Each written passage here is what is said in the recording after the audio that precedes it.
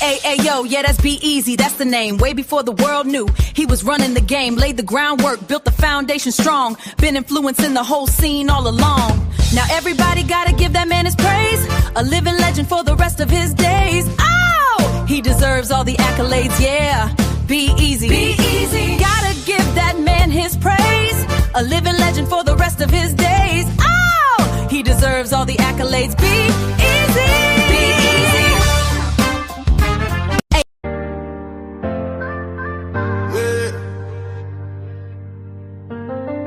B-Eazy Dat Dude.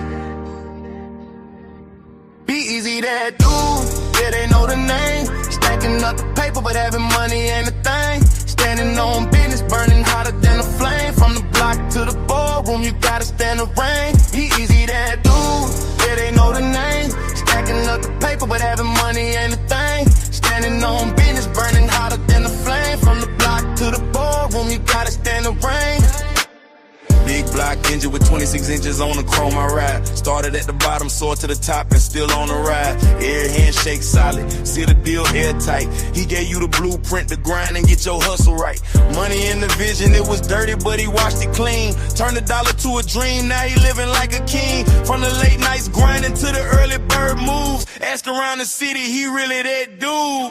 He love how we talk it cause he walk it too. Every step calculated, everything come through.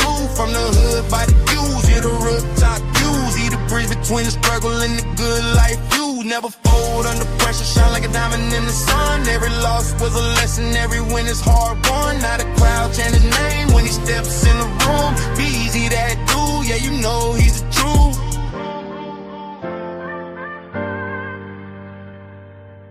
B-Eazy Dat Dude, yeah, they know the name. Stacking up the paper, but having money ain't a thing. Standing on business, burning hotter than a flame. From the block to the boardroom, you gotta stand the rain. B-Eazy Dat Dude, yeah, they know the name. Stacking up the paper, but having money ain't a thing. Standing on business, burning hotter than a flame. From the block to the boardroom, you gotta stand the rain.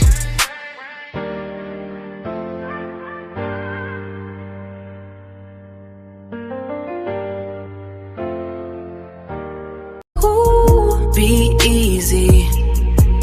He got that certain kind of profile, smooth and effortless style. He's so fresh, makes the whole room stop and stare a while. Hear him asking, who's that? Mama, there he goes again. The way he moves, you know he's gonna win. Oh, you ain't know? That's just B-Eazy. B-Eazy Dat Dude. That man right there. B-Eazy.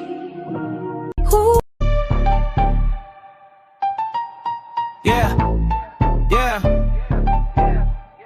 Listen up. It's B-Eazy Dat Dude, the great. He ain't fake, he one of the real guys. Spin fire every stream, you been late to the party, now it's time to realize.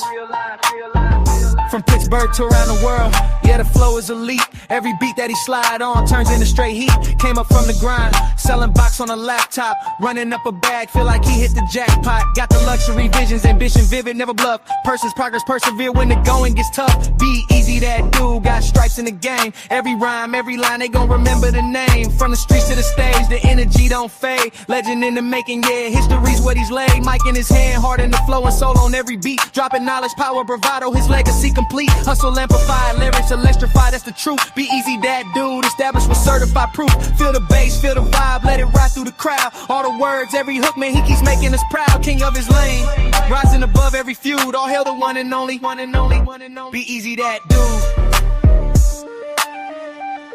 Yeah. Yeah. We all here to see B-Eazy. We wanna listen to B-Eazy. Ayy, we all like B-Eazy. Now, matter of fact, we love B-Eazy. Believe me, he really that dude. Subscribe to the channel, it's easy to do. If you care, then go ahead and share this fire content, extraordinarily rare. That's why I put that on my mama, he is that dude. And I put that on my daddy, he is that dude. So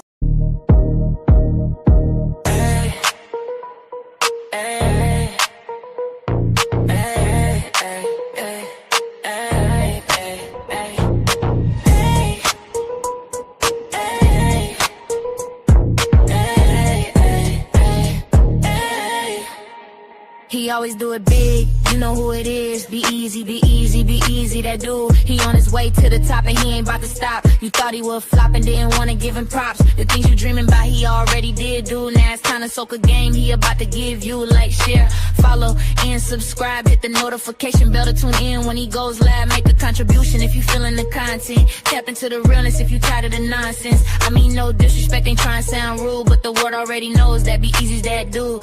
Ooh.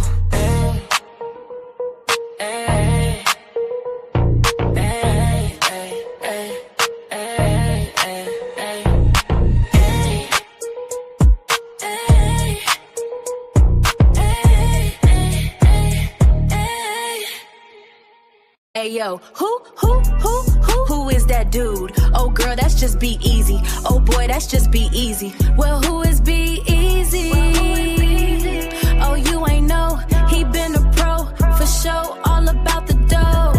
He been running up them racks and still trying to get some more. Don't care about the fame, just trying to gain and grow. He really one of them ones, his presence so pivotal. So hell yeah, he that dude, this is unequivocal.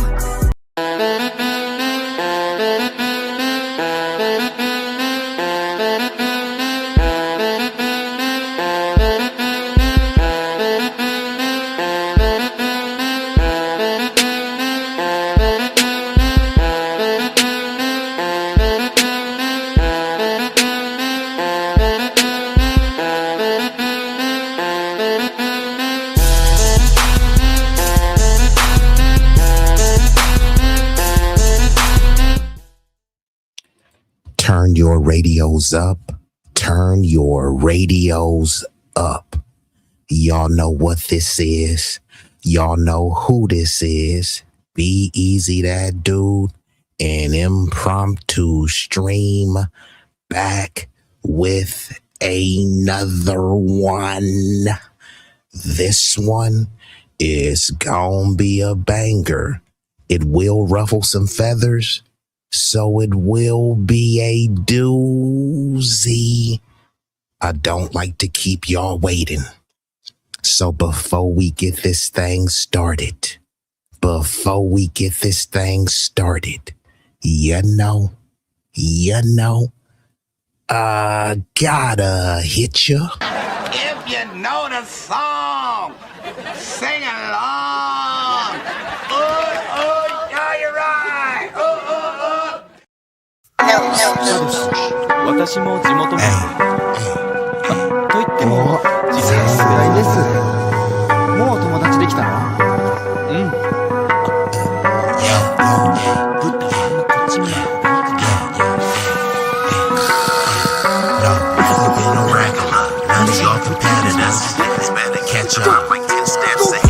This promethazine got me leaning like a cholo in the club. I'm 20 deep. I don't be riding solo. Pull some bad bitches, they vanilla and cocoa. They wanna take some photos when we kick it out in Soho. Chicks is showing tits and popping pussy for my promo. Told them like juvenile, baby, move it for me slow-mo. Then I'm right back to the block, cause I keep getting moto. I be flipping, not shrinking. I don't give a fuck about no. This nigga name ain't D-Lo, but pimpin' these bitches and stacking this bread forever be my stilo. This is B-Eazy Dat Dude in the trap making pass smooth. If I ever go broke, then I'm about to pull a jack move. Since a nigga healthy, I don't even gotta worry. With my bitch from Fiji, eating tandoori and chicken curry. That ism is really indie. My pimp game international. I design my own clothes, so I be always looking fashionable.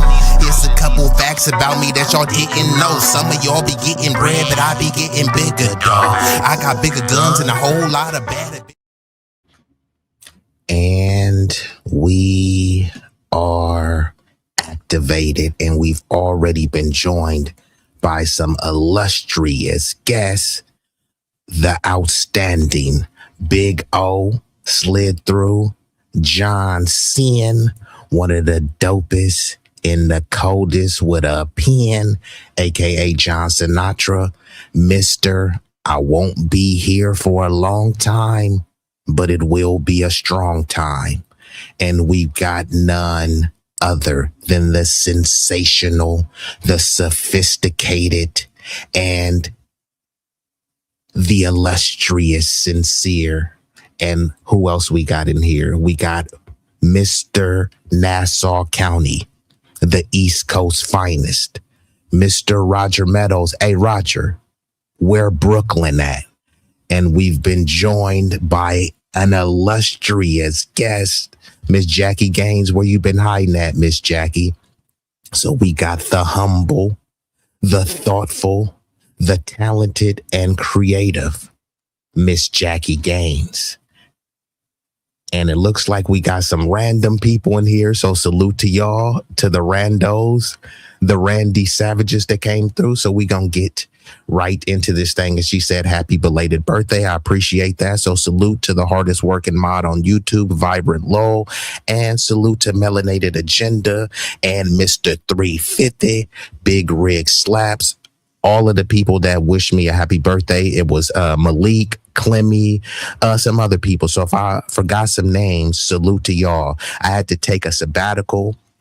I had to have a social media hiatus, so I can cleanse and purify my thoughts. You know what I mean? Because I am a dangerous thinker. So, sometimes, I got to take my time, to revitalize and reconfigure things. So salute to y'all. Happy birthday. I appreciate y'all. It does mean a lot to me. So, since I've kept y'all waiting long enough, let's get right into this thing. Now, in case you've been living under a rock, and hold on, let me go ahead and pull these banners down, because this one will be a doozy, but don't trip. It will be a strong time. Now, let me pull these back up here. Now, in case y'all been living up, you said, I knew the case of Mr. Child would bring you back. Yeah, that's what brought me back. I wasn't even going to cover this. I thought that many people in the new black media did a superb job of covering this, but I got to cover it from a different vantage point. As thorough as the coverage has been, I got to add my little special sauce to that. And, this isn't about bashing any particular demographic, because I'm a humanitarian. I love all people. However, I am FBA first. I am freedman first. It doesn't mean only. It doesn't mean that I don't support any other groups. It doesn't mean that I don't support the uplifting and enrichment of other groups. However, I am not going to be naive. I'm not going to play these games and pretend that we have some mythical people of color coalition. That term is idiotic. That term is offensive. That term is a misnomer. And no, groups don't have allies. They have interests. And it's not in the interest of these other groups to ally with us. You know what I mean? It should be, but they believe that it's in their best interest to be adjacent to dub supremacy. They believe it's in their best interest to kiss the booty cheeks of dub supremacy, right? So we can't build a coalition with that. So let's just get right into it, because y'all know what story I'm covering. Mr. Chow in South Carolina brutally unalived a black kid because it was self-defense. He feared for his life. He allegedly feared for his life. However, do y'all know how long a football field is? A football field is 100 yards. He chased this kid 130 yards. So a football field and some change. So imagine there's some bully, right? And the bully is running away from you, and you chase the bully an entire football field and some change and say that you fear for your life. What person chases after an alleged thug, an alleged bully, an alleged criminal, an alleged iller with a K? Make it make sense. I'm afraid of this vicious tiger. So what you gonna do? Oh, I'm gonna chase the tiger 100 yards because I feared for the tiger. Huh? It doesn't make any sense. This kid is a thug. He had a gun. Okay, won't you go barricade yourself in the store and call the police? No, I'm gonna chase after the thug with a gun because I'm scared. Huh? Make it make sense. You can't, because it doesn't. And like Sincere said, unfortunately, and look, Be with who you want to be with. Do who you do. I'm a humanitarian, so I love people. I don't care if you want to swirl and divest, but I will say interracial dating and mating has left people in this perpetual state of the delusions of grandeur, because they get to slide in some vanilla cooch, or they get to, do the Watusi on some pink pole. Then suddenly they think, oh, no, racism is over because, hey, my baby mama is black. Hey, my husband is white. Hey, my girlfriend is Asian. So they think because they have some sort of interracial sexual access that suddenly, why are y'all talking about racism? You know what I mean? So fine, bro. If you want to go swim in some snow bunny cooch, have at it. But don't try to pretend just because you got you a beautiful, humble Becky or Barbara, that suddenly the system of dub supremacy doesn't exist. Because you got you a Filipino or a Thai wife, that suddenly there's no anti-blackness in various Asian communities. Who are we kidding? And that's what unfortunately has warped many people's brain. They took a dip in the salsa, you know what I mean? They start eating a bunch of egg rolls with soy sauce, which is delicious. There's nothing wrong with that.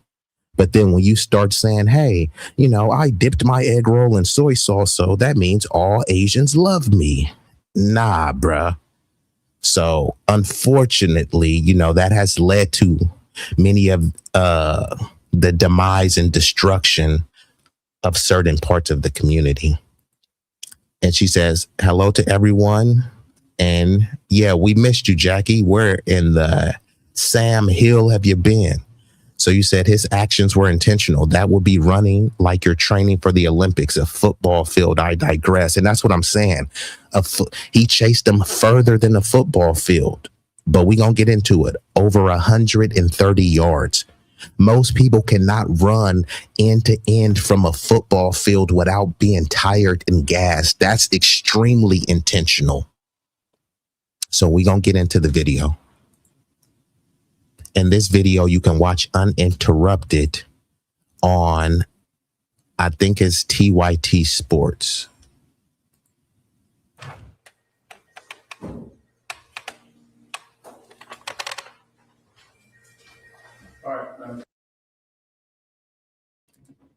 And just so y'all know, I will be switching back and forth like this. And already gave you a shout out to the hardest working mod on YouTube, Vibrant. And I said, I appreciate you for sending the birthday greetings and salutations. I appreciate that. So Sincere says the son did it. Now, the Pops is allegedly in his 60s, right? Most people in their 30s can't run an entire football field. So we're supposed to believe that this 60-year-old dude came from behind the counter, chased down a young teenager, literally walked him down after 130 yards. So again, they ran into an area where there were no cameras. So all you got to do is just take their word for it. And since they're the model minorities, you just take their word for it. They said, he pointed a gun at us, but there's no proof of that. The only proof is that, the dad and the son said that. But of course, they're not going to snitch on each other. The dad is not going to say something to incriminate the son, and the son is not going to say anything to incriminate the dad. So all we have to go off is the alleged, well, he pointed a gun at us, and the story doesn't even make sense, right? If someone allegedly points a gun at you and then runs away, why would you run after him? It doesn't make any sense. But then again, like I said, you feared for your life. You feared for your life by someone running away? Okay. Sir, will you please publish? Yes, sir, Your Honor. Indictment number 2023 GS400740, State of South Carolina, County of Richland versus Chike Rick Chow. We, the jury, unanimously find the defendant, Chi Rick Chow, as to the charge of murder, not guilty. Signed number 302, foreperson, June the 1st, 2026. Madam Forelady, this is your verdict and the verdict of the entire jury. These were the scenes in the courtroom as the verdict was read. 257, is this still your verdict? Yes. Number 63, was this your verdict?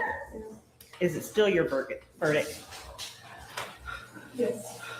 Number 208, was this your verdict? Most people using ChatGPT and Claude are leaving 80% of the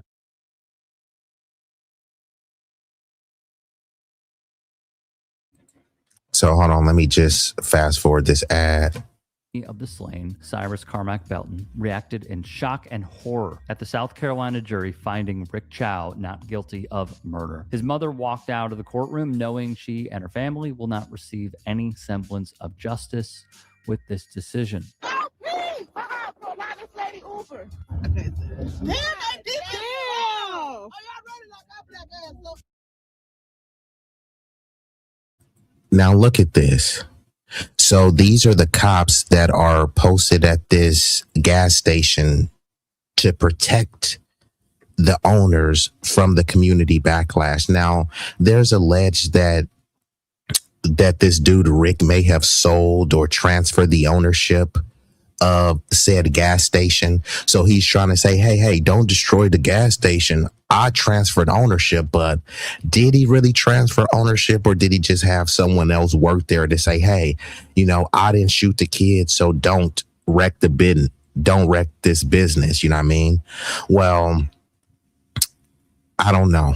You know what I mean? But this is an awful lot of cops to protect a child, a teenage unaliver. You know what I mean? I'm just saying, like, why is this dude getting all of this protection and treatment? We know why. He has the complexion for the protection of the collection. Let's look at this again. Damn, they did it! Oh, y'all running like our black ass. Look, oh, that's dude's 19. Oh, hell no. Okay.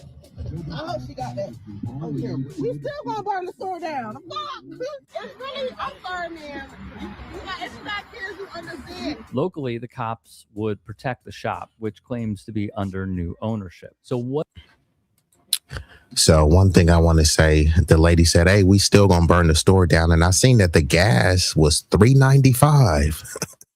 Out here it's like $6.25 and up. I'm in California, the belly of the beast. How much y'all paying for gas? That's, I know this off topic, but, let me see that again. Y'all see this sign right here? It's really, I'm sorry, man. It's not kids who understand. Huh? $3.95? Where they do that at? I mean, this is supposed to be the California price of gas, and down south is supposed to be $2.95 or $1.95.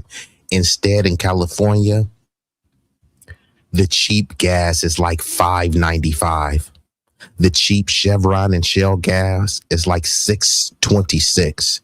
So that's on a side note. But this chick said, yeah, man, we still gonna go turn up and burn, burn the place down. Hey, it is what it is. Locally, the cops would protect the shop, which claims to be under new ownership. So what exactly happened in this case? Let's break it down.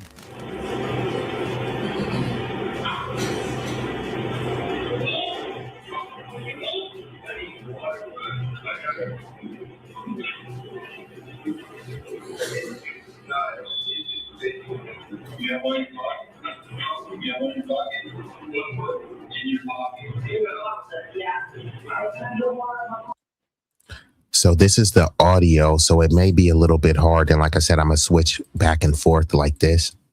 So the audio may be a little bit hard to hear, but they asked them, hey, what do you have in your pocket? And let's just go through the motions and do a hypothetical concession of the points. Let's just say that he did steal the water, right? How much does a bottle of water cost? $1? This is in South Carolina, right? $1 or $2. So he was willing to run down a young black kid and slaughter him over a $2 water bottle. Okay, I get it. People shouldn't be stealing. He didn't steal, but let's just go out on a limb and say that he did. If he did steal, you already have cameras, so you can ban them from the store. You can blow up the camera picture, print it out, and then report it to the local police. I mean, this dude has been watching too many episodes of The Punisher. You're not Frank Castle to run around doing this vigilante justice to where you chase a kid an entire football field and gun him down because you feared for your life.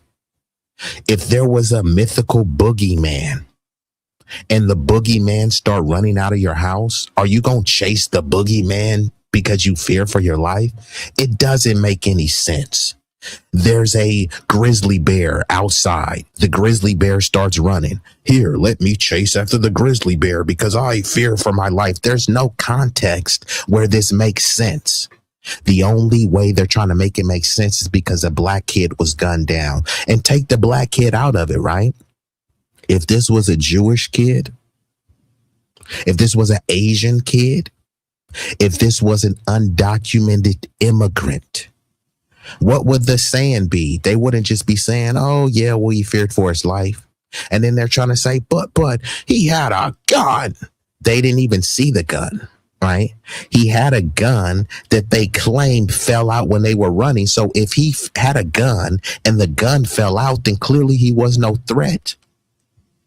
If somebody is a sword wielding ruffian and he drops the sword and keeps running, and then you say, hey, I thought he was going to slice me with the sword. You mean the sword that was on the ground? Huh? It doesn't make any sense, but they're trying to convince you that this does make sense. And he had a right to chase that kid down over a bottle of water.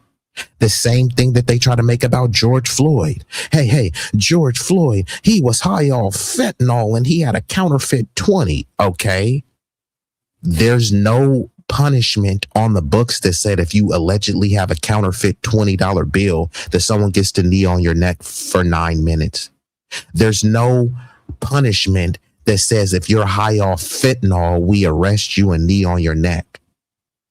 Right now, there's a bunch of white junkies pervading through major metropolitan areas, high off fentanyl, heroin, and whatever drug cocktail you can think. Nobody would advocate for kneeing on their necks just because they're junkies.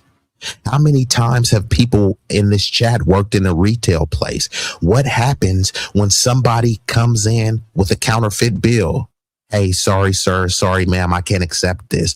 Or you keep the bill and then you try to stall them out and call the police. And then when the police get there, they don't just immediately start kneeing people's neck.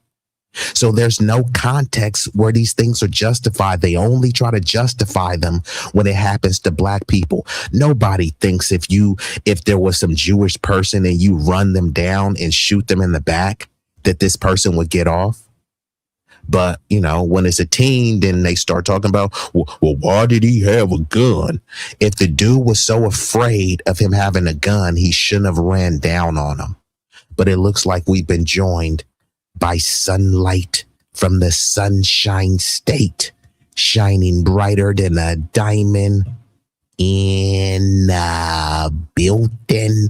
Shout out to the Florida fam.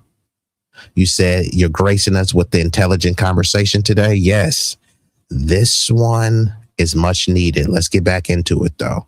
But again, this dude, Mr. Chow, was not no victim. His son is not no victim, right? But this only is allowed to happen when you're unaliving black people. If the roles were switched and there was a black clerk chasing after an Asian and he shot an Asian in the back, we know what would be happening. But we have to pretend it's like, no. There's equal standards of justice. And yeah, this is what Sincere said. Yeah, I believe this too, because most people cannot run an entire football field, let alone a football field and some change. They chased them 130 yards over the length of a football field. Does anyone believe that old, frail, 60-year-old Asian dude ran after this, young teen who was considered a spring chicken? Come on now. So let's get back into it. And this is another thing too. And I know you've seen this too, Sunlight. Yeah, like you said, let alone an elderly man. And Sunlight, I know you've seen this. You said, might be, but tell me this. Anyone in the chat, Sunlight, Jackie, Sincere, anyone that's still in the chat, Roger, y'all let me know. Tell me one Asian creator that's condemning this or I'll pull it up right now. Could y'all point to an Asian creator, public figure, or influencer that's covering the story?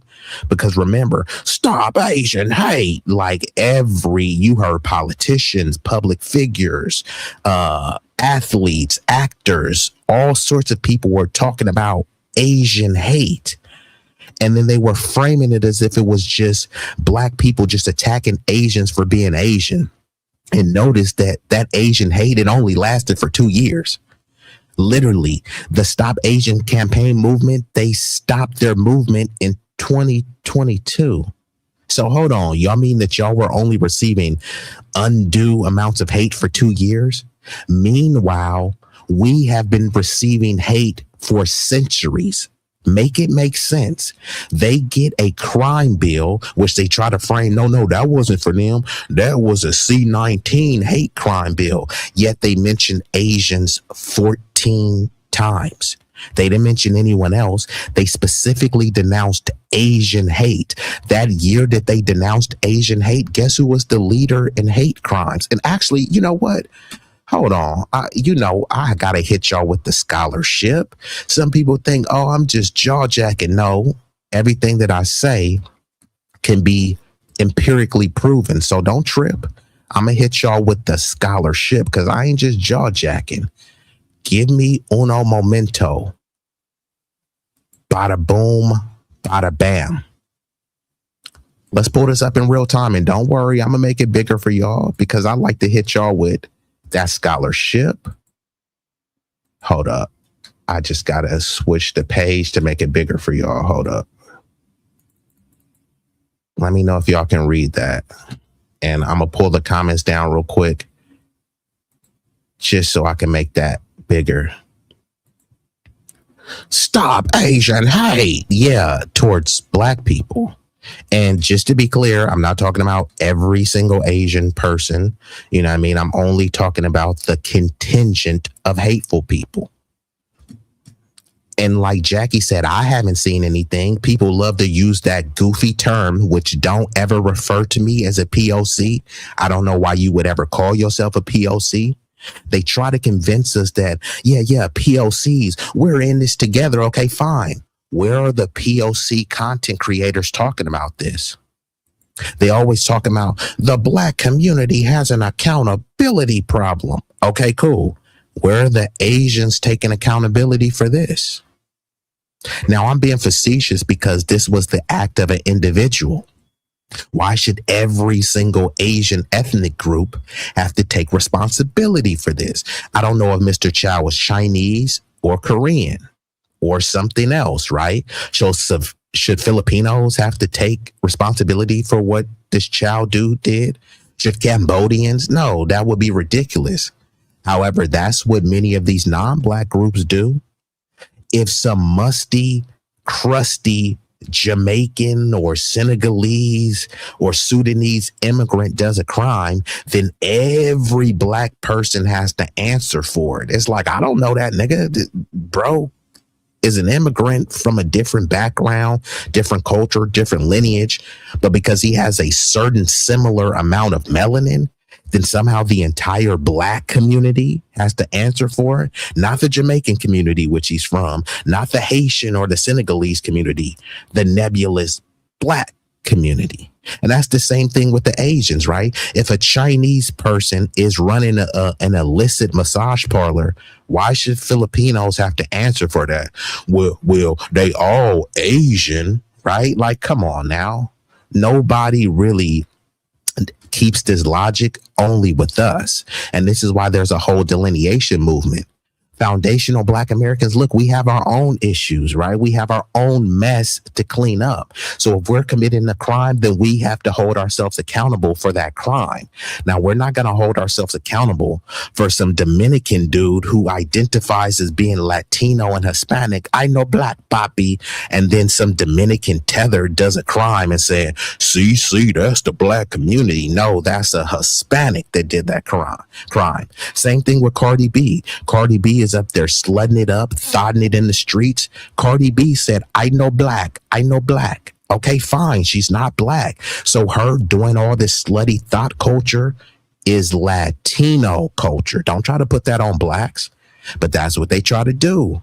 So fine, same energy, same logic. If one individual is enough to generalize the whole community, shouldn't I be generalizing the entire Asian population of what this Chow dude did? Fair questions to ask. And we got Mr. Frank Nitty putting on for the biddy. What it do? And you said wrong answers only. Kamala Harris. Yeah, where's Kamala Harris? Where is Jim Django Coonburn? He's in South Carolina. Where's Bakari Sellout? None of these people have anything to say. There's no people of color coalition that's saying anything. Where are our Asian allies? I forgot. We don't have any. So let's go through this stuff because, like I said, I'm going to hit y'all with that scholarship. In 2021, while hate crimes against Asian Americans rose sharply, the largest, and y'all know what the largest means, the largest number of hate crimes overall was still committed against, you guessed it, Black people. So again, stop Asian hate. And then most of the hate was committed towards Black people. Interesting. But hey, let's get into it a little bit more. You know what I mean? Hold on. Right here. Anti-Black crimes accounted for 31%. 31% of hate crimes. So remember the people that love to say, but per capita. But they don't ever say per capita. They love to say 1350 and make up these numbers, right? But they don't ever talk about 1330. And we're more than 13% of the population, but let's just go with that, right? 13% of the population accounted for 31% of the hate crimes. Now, Asians are about 6 to 7% of the population. They accounted for 7% of the hate crimes. Very proportionate and commiserate. Now, no one should have hate crimes committed against them. And our hate crimes are underreported because many of these crimes are voluntary, which means the institutions, they volunteer the information and it's up towards their discretion. So they don't always have to report this stuff. They may collect the data and say, yes, we know you guys are experience hate, but they don't turn that data over to, the governing bodies.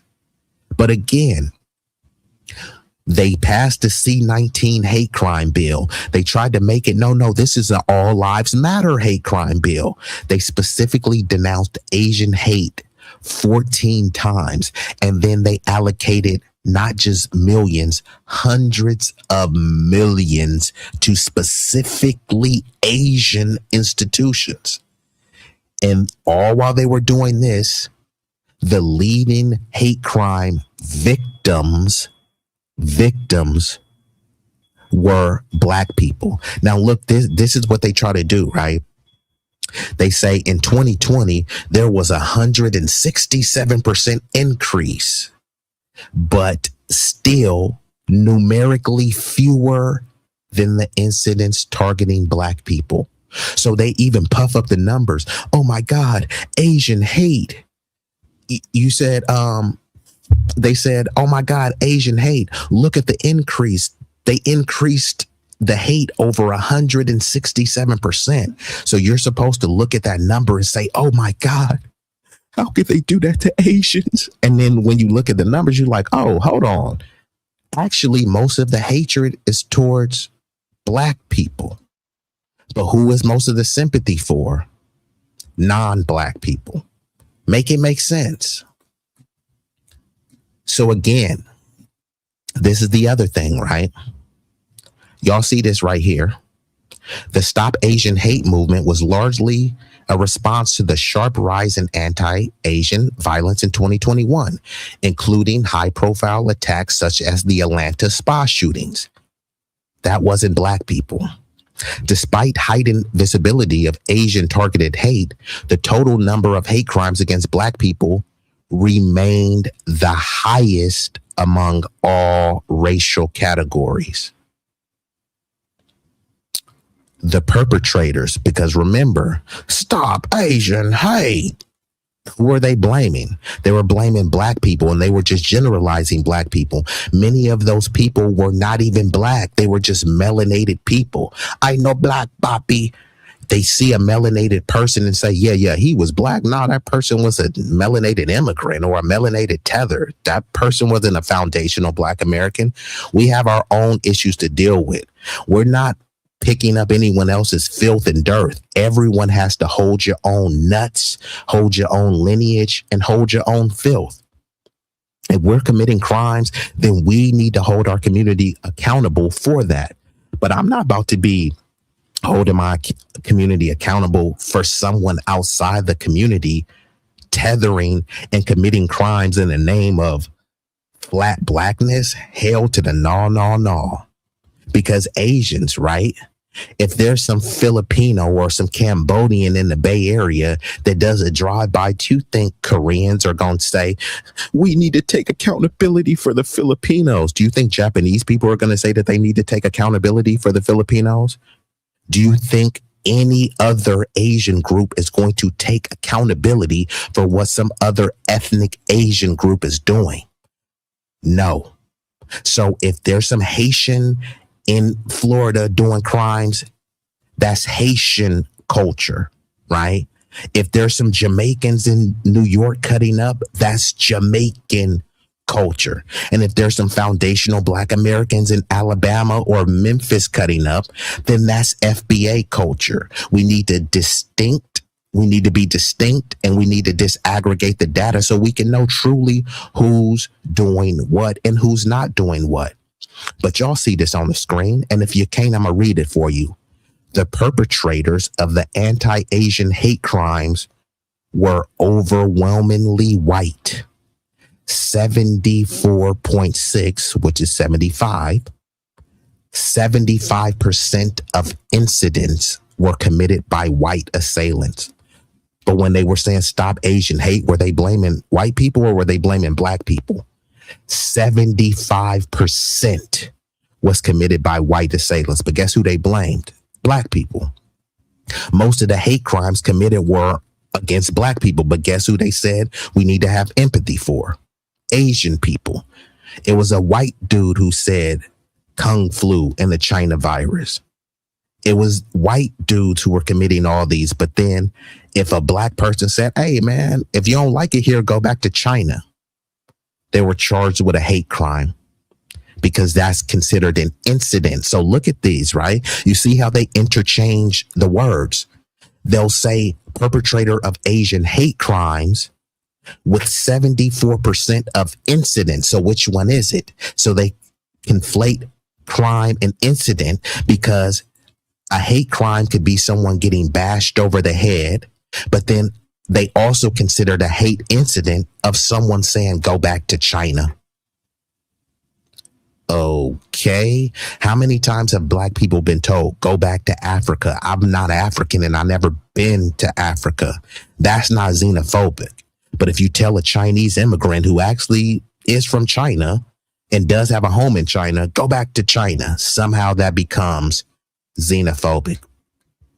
But these are not my stats. Y'all can look it up. Y'all don't got to take my word for it. I've done the liberty of looking it up for you. The overwhelming perpetrators of Asian hate crimes were white, and they overwhelmingly blamed black people. These were the model minorities who were doing this, and already gave a shout out. It looks like Jackie, you said what happened to Jackie? It looked like Jackie is still right here, and already gave you a shout out.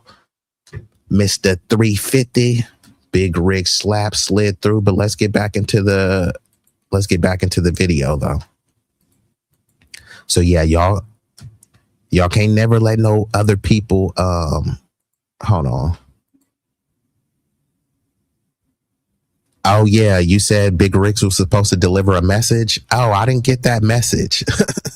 Hey, Big Rig, you slacking on your messaging duties. So yeah, I never got that message, Jackie. Message, never got it.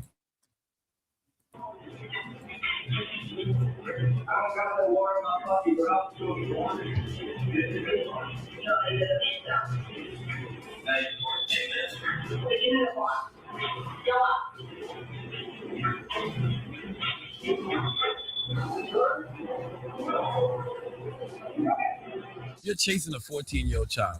Okay, and prosecutors said child chased the teen more than 130 yards from the store. I don't see how that's self-defense. Okay, how are you protecting your son if you're the one in pursuit? Okay, according to prosecutor, Cyrus never stole the water, put the bottles back, ran from the store, and was eventually shot in the back after a chase. You just heard the news report. Defense argued that child was protecting his son because the teen had a gun and pointed it at him. Hey, if that happened and you would have pulled your gun out and defended your son in that scenario, then I would completely understand. But here's the thing. I don't see no proof that happened. Don't do that. This nigga said he ain't seen or heard from me, but you ain't reached out to me. Niggas always do that. Man, I ain't seen him. Did you try to call him? Nah, man, I ain't heard from him. Did you try to call him? Nah, man, ain't heard from him. Did you try to call him? Nah, just ain't heard from him. Nigga, you know my number. You didn't call. You know my DM. You didn't DM. So did you really try to reach me? Just saying.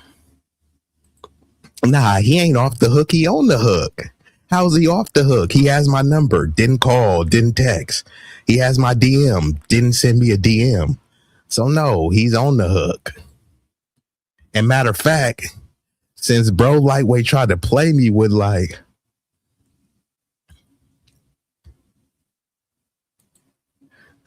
you say I'm wilding because the nigga didn't call. Come on now. It's almost like somebody like, hey man, I was trying to get that job interview, man. I just don't know what happened. Did you call the place and follow up? Nah, man, I don't know what happened. Did you send them an email? Nah, man, I don't know what happened. Nigga, you're what happened. You have my number, didn't call, didn't text. You have my DM. Come on, bruh. And matter of fact, hey, Big Rig, hold on, man. Bruh, where's it at, man? Do I gotta hit, bro? Hold on. What? Bro, what are you talking about, man? Big Rig act like he tried to reach out to me. Hey, Big Rig, Brody. Stop the cap. Stop the cap right now. Stop the cap. Niggas got my number but didn't call. Sick of you niggas. Every day the same shit. Damn, I'm just saying. And we've been joined. Hold on. I'm back. The marvelous my boo. What it do? Yeah, I had to have a sabbatical. I had to have a social media cleanse, you know what I mean? But yeah, everything is peachy. Yeah, we know. Nigga, we know Stevie Wonder could see that you didn't call, bro. So bro really wasn't trying to reach me. Hold on. Let me give me 1 second.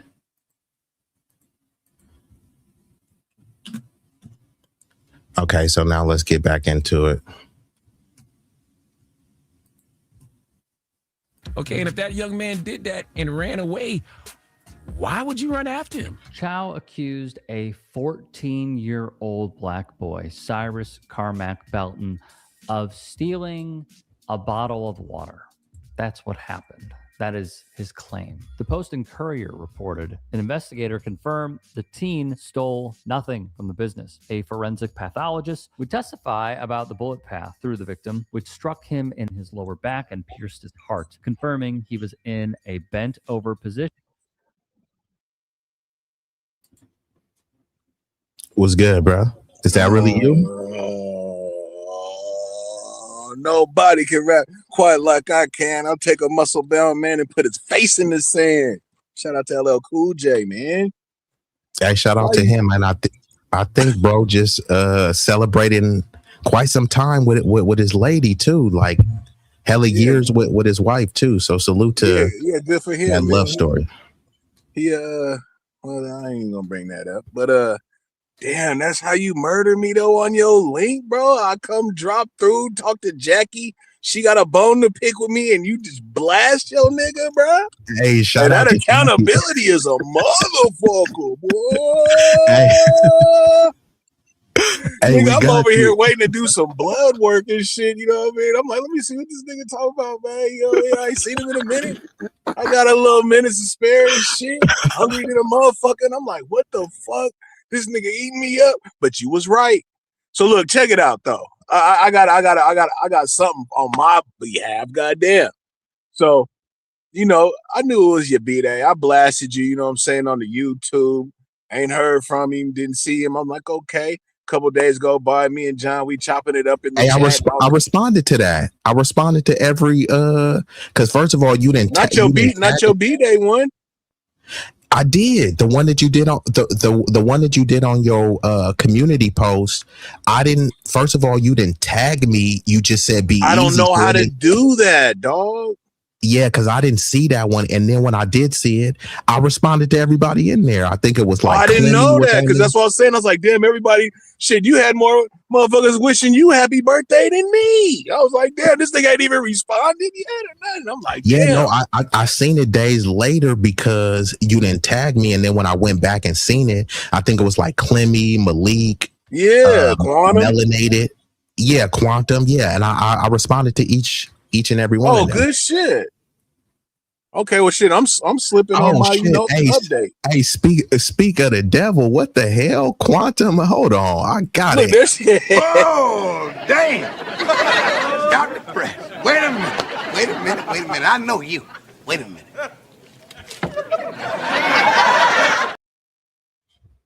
What the hell, that's that old school shit, man. You know what I'm saying? When Quantum pull up, it's like, damn, okay. Exactly. No, but how you been though? Like before I get back into the stream. Yeah, I ain't gonna hold you too long, bro. Good, bro. I'm just glad you popped back up, man. You know, me and John was wondering what was up with you, man. You know, we ain't heard from you and shit. You know, it's been almost a week, my nigga. So I didn't know what was going on. When I was gonna go live tonight, I was gonna put out an Amber Alert on you, bro. But I'm glad you good and shit, man. So I'm gonna let you rock out, man. But I'm just glad you back on the scene, bro. Did you have a good birthday and shit? Yeah, you know what I mean. It was cool. Like I said, I had to take a sabbatical and a spiritual sabbatical and a social media cleanse. You know what I mean. Sometimes you gotta detach. Yeah, you gotta detach from the virtual reality because what happens is there's real things going on in people's life, but sometimes things could get distorted on social media, and sometimes you gotta kind of put on a certain character face. You know what I mean? Like, you know, you may be dealing with some family issues, and then somebody may want you to stream, and what I gotta, you know what I mean? I gotta get into, you know what I mean? So it's a lot of stuff that goes on that's more important than streaming, but sometimes, you know, people are not privy to that information, and they really don't need to be because, you know, people just looking for information to dox you. But like I said, if somebody really wants to reach out, they know how to contact me. So if people haven't really reached out to contact me, it's like, bro, were you really trying to contact me? You know, man, what I mean? don't you start that shit again. Hey, because actually, this was the one I really needed to hit you with. Hey, Big Rig. Hope, please. Nigga, please. Hope. Nigga, what? Nigga. Nigga, please. Nigga, please. What?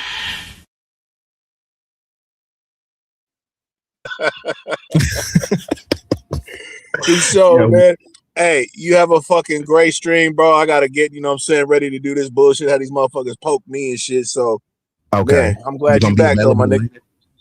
What's that? You gonna be available later? Yeah, man, I'm gonna go live later on tonight, man. So if you ain't doing nothing, man, slide through. Got you. I'll pull up All right, on you. pimpin'. All right, peace out. Yep. And Lady Quantum coming in said, always go missing the ghoster. Well, you know what? Call me Casper. The friendly ghost, you know what I mean? And shout out to Frank Nitty. I appreciate that. But Lady Quantum, hey, maybe I'm rubbing off on you because you've been, if I'm Casper, you Casperella or Casperisha. Which one you like, Casperella or Casperisha? You look like a Casperisha because you always be going ghost too, Lady Quantum. That's why I thought I was squinting. Was it the cataracts? Is Quantum? Is this really you? You said, 2 HDL 2 points below normal, 2 weeks waiting for my kidney, liver function, prostate. Okay, well, salute to Roger, salute to Big Riggs, and I do have to do that health summit stream really soon. So if anyone of y'all want to participate in it, they say health is wealth. So, you know, let's help each other. And like my boy Water God says, when you come over here, we talking about health, wealth, and a better understanding of self. And Quantum, we miss you too. This is why we like Casperisha, Lady Casperisha. You can't just keep disappearing like that. You know, you pulling your David Copperfield. You said great news just came in from my Lifeline screening this morning. Blood pressure came down. Okay, good. Roger, you know, we need you, you know, Roger, for you to keep pushing that message. So salute to my brother, Roger Meadows. We want to keep you healthy and living a long and prosperous life. And like the marvelous My says, if you enjoying this content, Cash App, you know what I mean? And that actually would be the perfect time to cue this up. If you haven't hit the like button, go ahead and smash that. If you're feeling generous, then you can hit the Cash App. $ easy stack. It's easy to remember. All them donations that you contribute make it feel like it's the 25th of December. Hit the Cash App. It's preferred over Super Chat because YouTube takes 30% off the top, and that's stupid whack. So if you want to see growth and watch the content get greater, send a Cash App to B-Eazy Dat Dude. So if you're unable or unwilling to make a financial contribution on Cash App, then guess what? It won't cost you a fee. The likes, comment, and sharing is all free. And you said, I don't have to tell sisters this, but brothers, get yourself out and get your checkups. Yeah, this is real, you know what I mean? Because some people are reluctant to do it. So, and this isn't a sexy topic, but this is true. You know, some people have a fear from doctors. They also have a fear from what the outcome is. They know that most of the times you go to the doctors, they're going to give you some sort of bad news, but it's either go and get the bad neutral news, or you wait and then the news becomes worse, if not fatal. So I get it. This is not the sexy topic that you want to hear, but you won't be here, you know, to listen to any other topics if you don't get yourself checked up. So salute to Roger and salute to all the people that are, you know, putting their health first. You said, keep in mind, Be respectful to the host in the chat to avoid timeout or blocking. Yeah, we don't mind contrarian views, trolling, or anything, but yeah, be respectful to not only the mods, but of course the host. You know what I mean? Or you will get kicked up out of here. Oh, you like Casparella better? Okay, Casparella does have a ring. It's just, you know, you got the Casparisha vibe. You got that Isha vibe, but we can go with the Ella, we could go with that. Okay. All right. Now let's get back into it though. Hold on. Let me pull Casparella's comment down. When he was shot. When the state's expert was on the stand and Nothing from the business. A forensic pathologist would testify about the bullet path through the victim, which struck him in his lower back. Oh, snap. What it do? What it be? Dropping the T. Salute. And I believe dropping the T is over in the UK, if I'm not mistaken. So cheerio. I would like a spot of tea. So salute to dropping the T. And pierced his heart, confirming he was in a bent over position when he was shot. when the state's expert was on the stand and explained how the bullet entered Cyrus's back, it was pretty compelling testimony that this seemed like you were shooting somebody in the back. It could not possibly be self-defense. You said, how did I know? Hey, just call it a educated guess. Hey, what type of tea y'all drink over there? Let me know. Dropping the tea, you look like you like that black tea. Just a presumption. And the prosecutor had like a little red dot on his white shirt to show exactly the way the bullet traveled. And then when he explained it in closing argument, it was, again, very compelling. Through the back, hit the lungs, I believe also hit his heart. Incredibly sad. Some of the eyewitness testimony of what Cyrus did after he was shot. Incredibly sad. Trying to get up. Also, the eyewitness testimony for the state, and something the state really highlighted in closing, and they talked about it in opening as well, is everybody not named Chow. None of them are going to say they saw Cyrus pull a firearm and point it at somebody, or that anybody else would possibly be in fear for.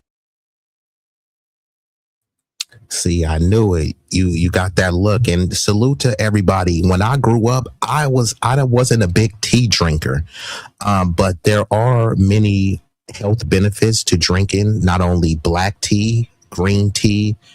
They have other types of tea. You can make your own infusion of tea. So salute to dropping the tea. And like Miss Jackie says, your health is your wealth.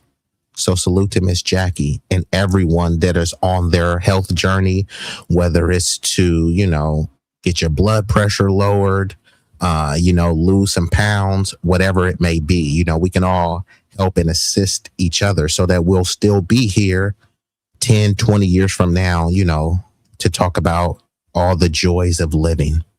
Their lives, except for Cyrus, who the state actually argued he was probably acting in self-defense. Anything he was doing, he would have been within his right to do so, because he had two grown men, one who was armed, chasing after him. Defense attorney Jack B. Swirling would speak. So again, in this particular story, and just in case y'all didn't know, we're covering the South Carolina where a young black teen was unalived. He was run down by an elder Asian man and his son and shot in the back because they allegedly feared for their life, right? But they keep saying, oh, why did this 14-year-old have a gun? You know what I mean? So actually, let me pull that up here too, right? Because, these aren't my facts. So let's see. Hold on. Let me pull this up because, we like to hit y'all with that scholarship. So let's see this right here. Why would young people have guns? Young teenagers in challenging neighborhoods may carry firearms or seek control over spaces as a response to fear, safety concerns, or lack of trusted support networks rather than as a straightforward choice. Now, what they want to try to make it think is this is black culture. But then if you look, they have multiple young kids, young white kids at the age of 12 that are practicing shooting firearms. They go in competitions. Now, people can try to frame this as if, no, that's different. Yeah, it's different because those kids live in gated communities in neighborhoods where there's not dilapidated buildings. It's not crime and gang infested.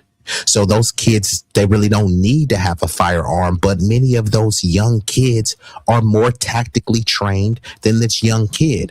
Many of these kids, you can say they shouldn't have these firearms. Okay, fine.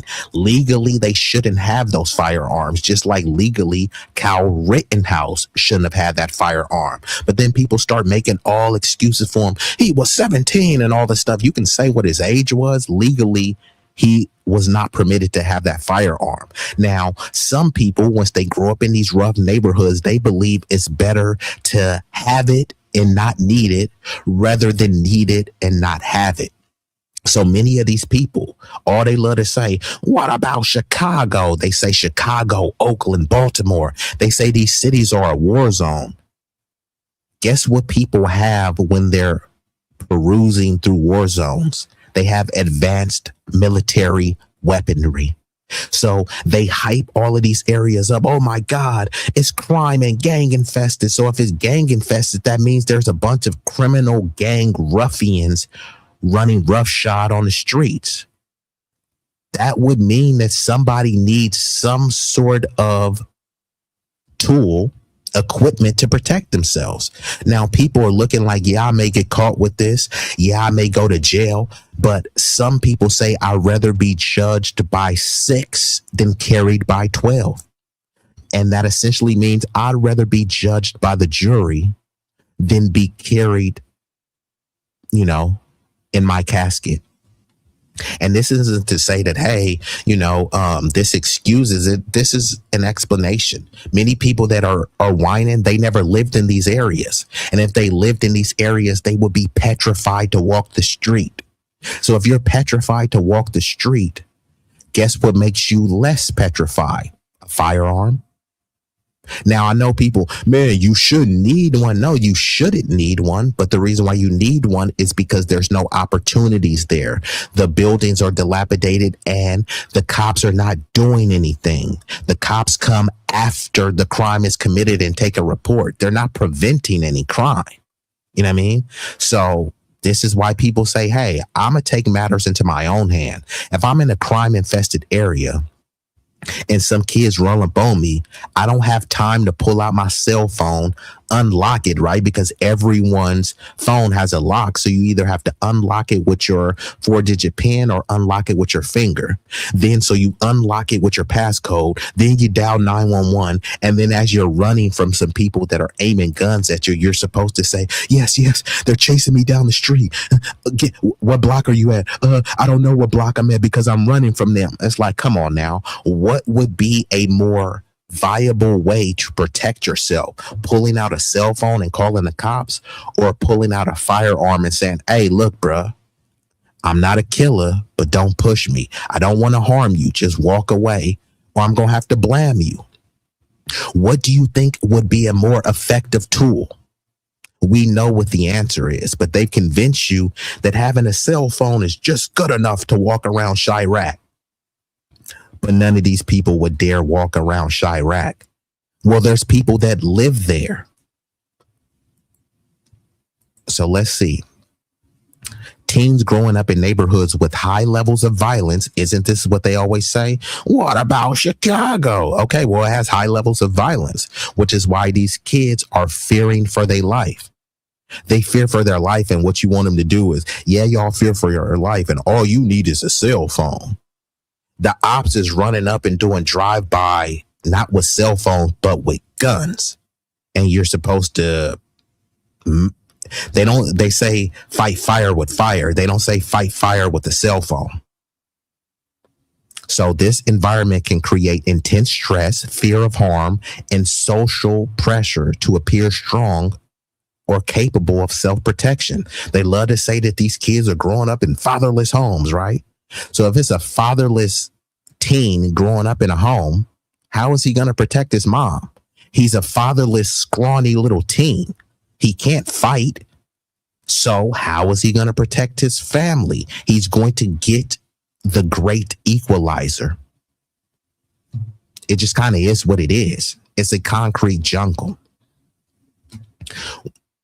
Hold on. When a team creates, occupies, or is associated with a local space, sometime referred to as theater, it may not be for formal entertainment, but rather as a communal location where socializing, safety, or resource sharing occurs. Teens in such environments often seek areas where they feel some control or predictability amidst a chaotic neighborhood. So many of these people, they look and they say, oh, dang, the bodies is dropping, the ops is sliding and pulling up, and the cops are not doing anything. All the cops are saying, what about Chicago? Yeah, what about it? What are you doing about it? They're not doing anything but just blaming, hey, it's just their culture. It's just the fatherless homes. They come after the bodies drop and take a report, and then they just blame the Black community. And then they say they need more funding, but more funding for what? They're not stopping anything. So unfortunately, many of these kids are taking the law and matters into their own hands.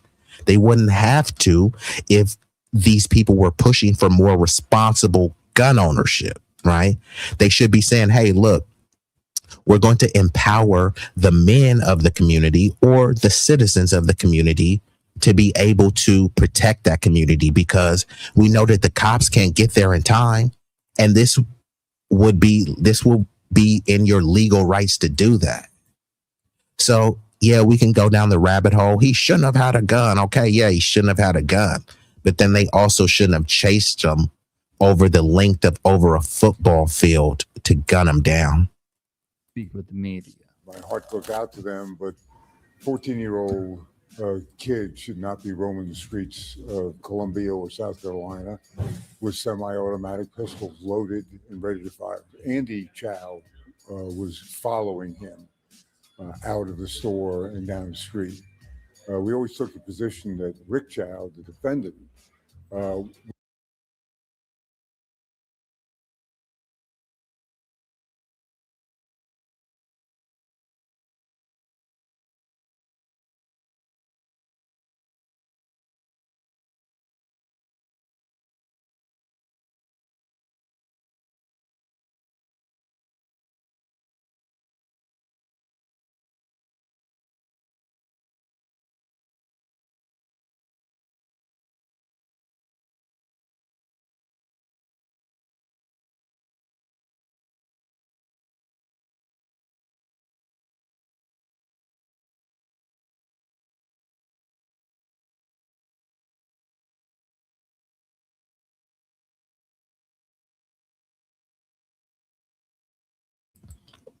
Oops, my bad. I was on mute.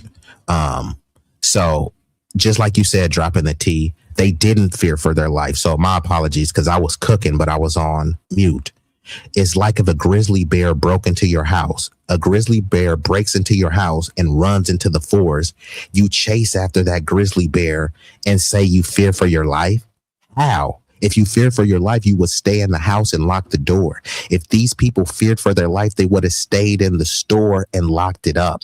Instead, they feared for their life and they grab a gun and start chasing the kid down over the length of a football field. How many in the chat could run the length of a football field without getting tired, without being out of breath? They ran the length of a football field and longer to gun a kid down that they said feared for their life. Come on now. And you said it doesn't matter if he had a gun. If he was running away, he wasn't a threat. Correct. They claim that he pointed the gun at him, but there's no evidence. It's just he said, she said. And even the prosecution, they kind of bungled this case, but I'll get into that a little bit later. And you said, here's a better argument. Don't have to justify why I'm a pro Second Amendment, just like South Carolina, why I had a gun. It is my constitutional right. I don't have to justify it. Well, it is a constitutional right. However, based on his age, it wasn't legally permitted. Like I said, B-Eazy, he doesn't have to justify a damn thing. He's well within his constitutional right to have a gun. Yeah, no, I hear what you're saying. No, it is sad. And not only that, this is very deranged, because let's just say that let's just concede everything. Let's say that he did have a firearm and he did steal a bottle of water. Okay, is that what you're saying someone's life is worth? I'm going to go after someone and unalive them just because they stole a water from me. And, I mean, how is this any different from those movies that you see in back in the day, the Game of the Thrones, the Roman Empire? A little kid steals some bread and they chop off his hand. At least that kid will still be alive. He chased this kid down and shot him in the back. And like I said, you said, the right to bear arms shall not be infringed upon. I concur. However, I have to look at the legalese by them saying that he was 14. Legally, he wasn't permitted to have the gun. It doesn't matter because there's no proof that he pointed the gun. And just all of this story is just a crock of you know what. But let's play a little bit more of the story, though. That was not his objective. His objective was he was going to protect his son, and that's what happened. So the main argument that they made was the following from. And you said, I'm glad the UK doesn't allow guns like that. Dropping a T, you're going to have to come on here one point, because there's a big story in the UK and now they're trying to bring George Floyd into it. I can't remember what the young kid, I believe there was a white kid that was stabbed. And what I don't know the name of the case, but you know what case I'm talking about, right? There was a young white kid that was stabbed, and apparently he told the cop that he was stabbed. The cop didn't believe him. And then they talking about all these grooming gangs. They're basically blaming Muslims, which there are some Muslim grooming gangs, but they're blaming Muslims in general, right? And it's specifically like a bunch of Pakistani Muslims, and it's not all Pakistanis, but there is a contingent of people that are RAPN, white women and stuff. But when you look at the stats, most of the forcible penetration is white dudes forcibly penetrating white women. And I'm specifically talking in the UK, you know what I mean? But they like to frame, it's the minorities, it's them, it's the browns and all this other stuff. It's like, no, you need to take accountability for your own community.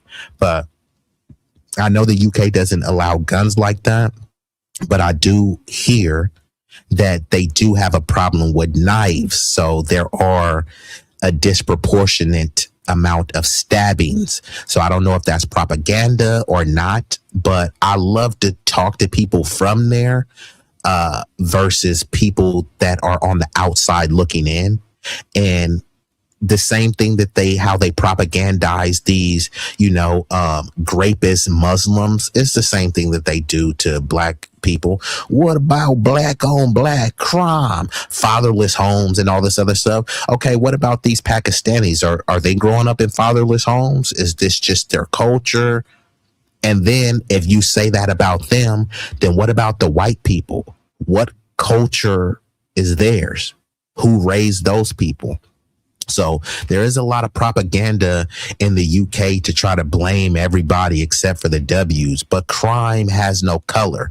I'm sure there's a bunch of disgusting Pakistani people that are committing those forcible penetrations. That doesn't mean the entire community is doing that.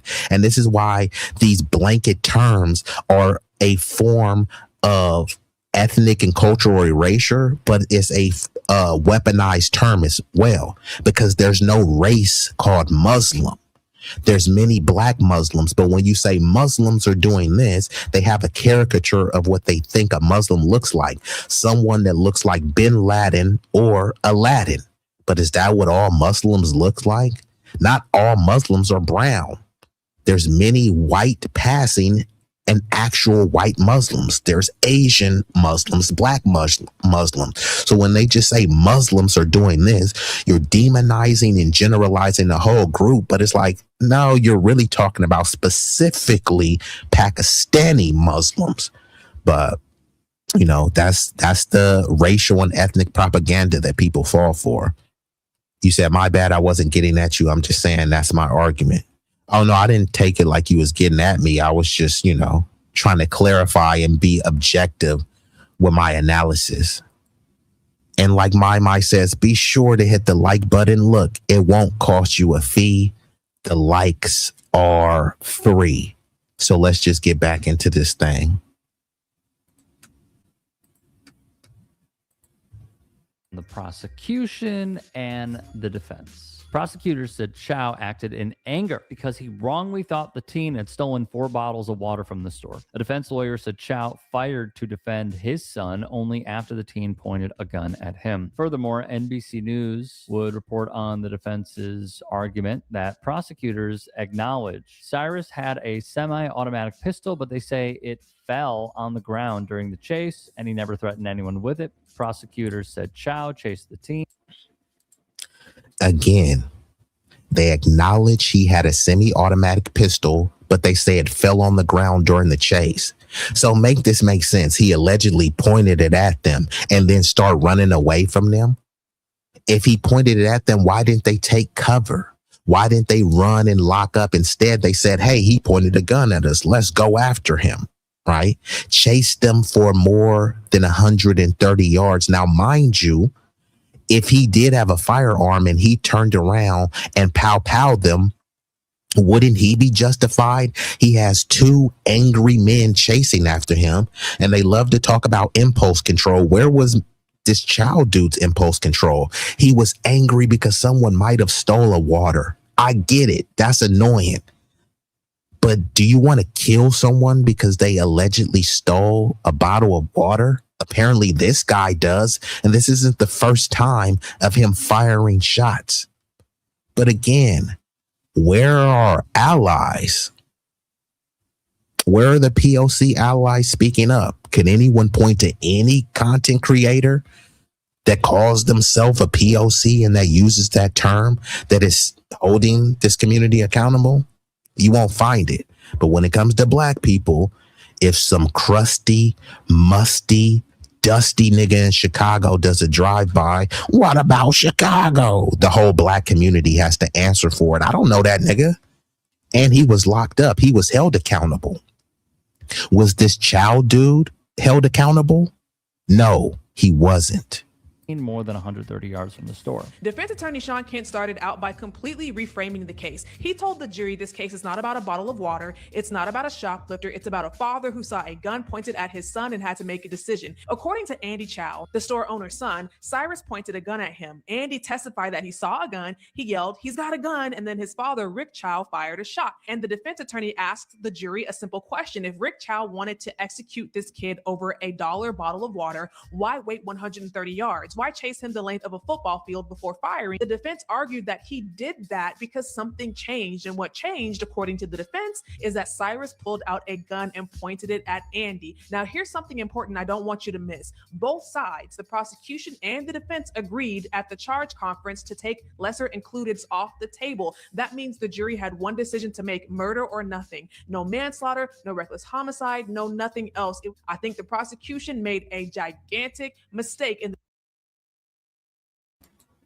So did the prosecution make a gigantic mistake, or is this them playing good cop, bad cop? Yes. Like Dropping the T said, it is Schmurda, right? It's Schmurda Inc., right? That's what happened. However, by him not introducing those lesser charges, if you can't prove it's Schmurda, right? Because Schmurda means that it was premeditated. And, you know, you have to prove beyond reasonable doubt. That's going to be a high bar to pass, especially when you're dealing with a model minority and a black teen. They've already painted this black teen as a troubled youth growing up in a fatherless home. And why did he have a gun, right? So once they frame it that way, then they adultify the black kid. So he's not a kid anymore. You know, they just see him as a thuggish ruffian terrorizing the community. So many of these people think that Chow was some hero by ridding you know, the community of this scum of the earth, right? That's how it's framed. But no, I think it's a lot more sinister than that. This dude didn't fear for his life.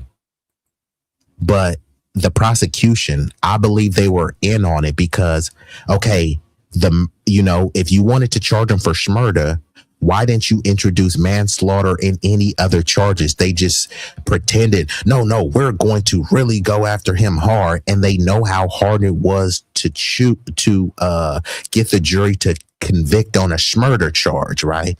So this is them playing good cops, bad cops. See, we tried, and it's just so sad, that you guys didn't get justice. It's like, bruh, you didn't really try the case the way you were supposed to be. Mind you, these are supposed to be the high IQs. Is this the best the high IQs have to offer?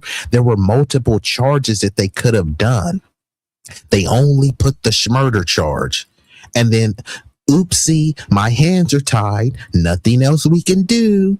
He. You know what I mean? Like, come on, man. This is disgusting. But they say we have a justice system. But no, you can see that it's an injustice system.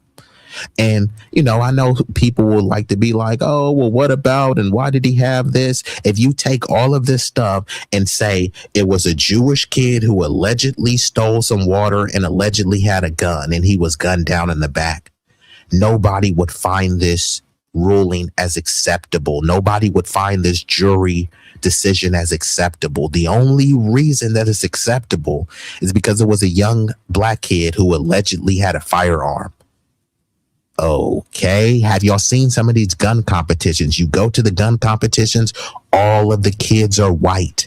Guess what the youngest age that they usually start with competition? 10 to 12. Usually 12 is a solid number. Last time I checked, 12 is younger than 14. So these people come from communities where they're training their 12-year-olds how to shoot. And then they're saying, but why did he have a gun? And then you look at the neighborhood and they talk about how bad the neighborhood is. Well, that's why he had a gun. That means the jury had one decision to make: murder or nothing. No manslaughter, no reckless homicide, no nothing else. I think the prosecution made a gigantic mistake, and the defense attorneys were completely right to not have any lesser includeds on the table, though who knows, right? The sheriff would note there was no indication that Cyrus pointed the gun at the Chows. What must also be stated is this.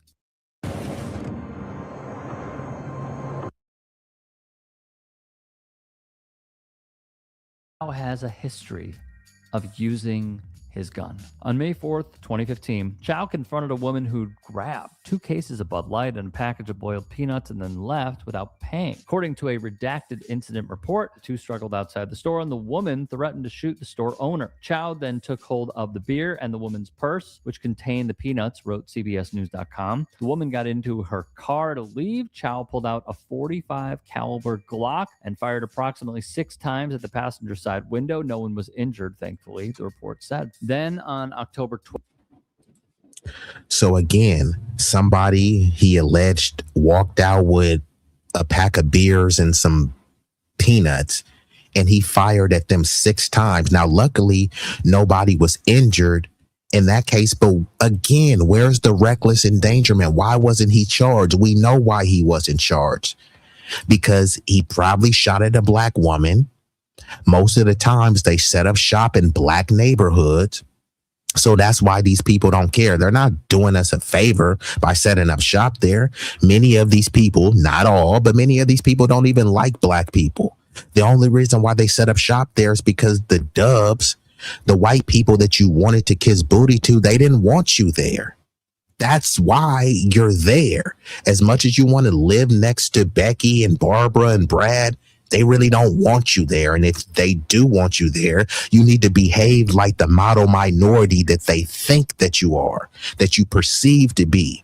So you're over here tiptoeing to try to assimilate into their community, and they still don't want you there. And if they do want you there, it's only if you act accordingly, according to how they want you to act.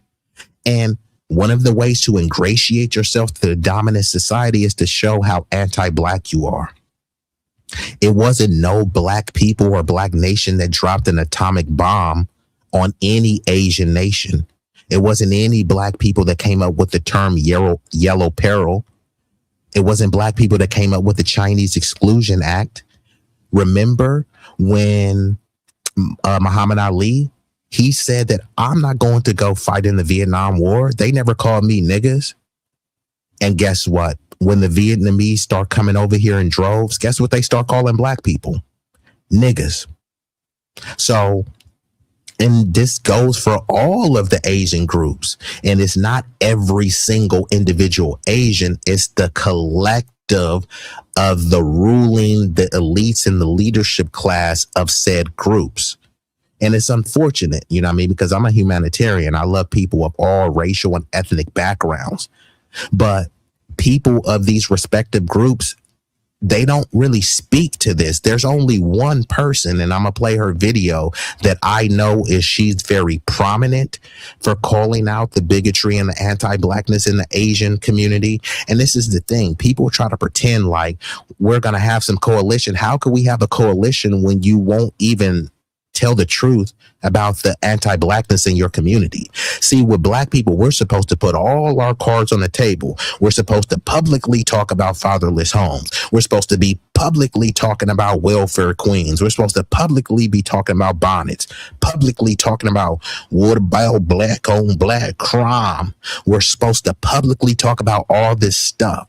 We're supposed to publicly be shamed as degenerate. Okay, what other group is doing that?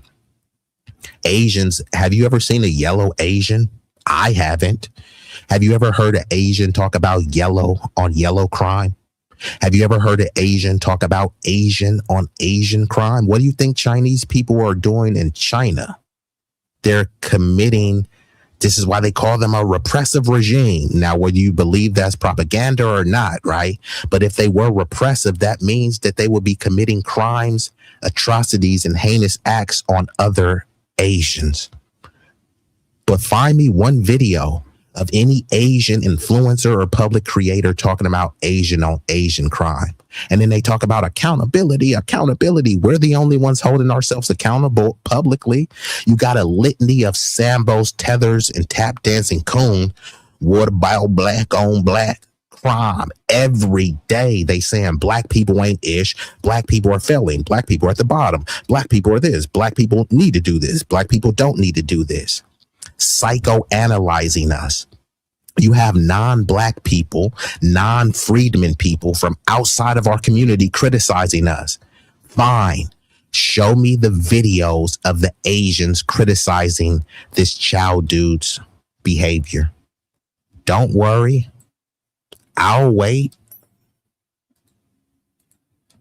Well, 2018, a shoplifter had taken a $6.49 can of oven cleaner and hid it in their clothes, according to the incident report. The shoplifter assaulted Chow after the gas station owner would confront him. Chow then fired at the man twice, striking him in the leg. The shoplifter pled guilty to charges stemming from the incident. Chow's name is redacted on the incident reports that were reviewed by the outlet, but those reports identify the shooter in both incidents as the store's owner. Richland County Sheriff Leon Lett, pictured here, would speak with CBSNews.com and say the following: even if he had shoplifted 4 bottles of water, which he had taken out of the cooler and then put back, even if he had done that, that's not something you should shoot anybody over, much less a 14-year-old. Why would you run after him? Okay, see, that's the problem. Too many people want to play police officer, judge, jury, and in this case, executioner. Okay, if you think someone shoplifted, call the cops. Okay, if you say this young man pulled a gun on you and threatened the life of your son but then ran away,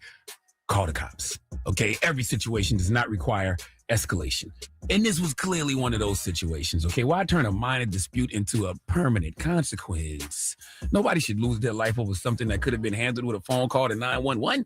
All right, being angry doesn't give you the right to be deputized. Okay, you are not the law, Rick Chow. All right, hell, it wouldn't be justified if they did it either. All right, just because you think somebody did something wrong doesn't give you the authority to chase them down and kill them.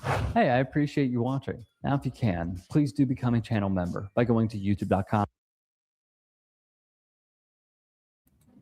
Okay, so that's the video right there. And I'm actually going to play one more video because there's still some backlash from this. There's people in the community that are furious and they saying, you know what, we need to boycott Asian businesses, right? Now, I think that that's misguided. I say boycott any business where they won't hire you. So that's if it's an African Caribbean immigrant business that won't hire you, if it's an Asian business, if it's a white business, it doesn't matter.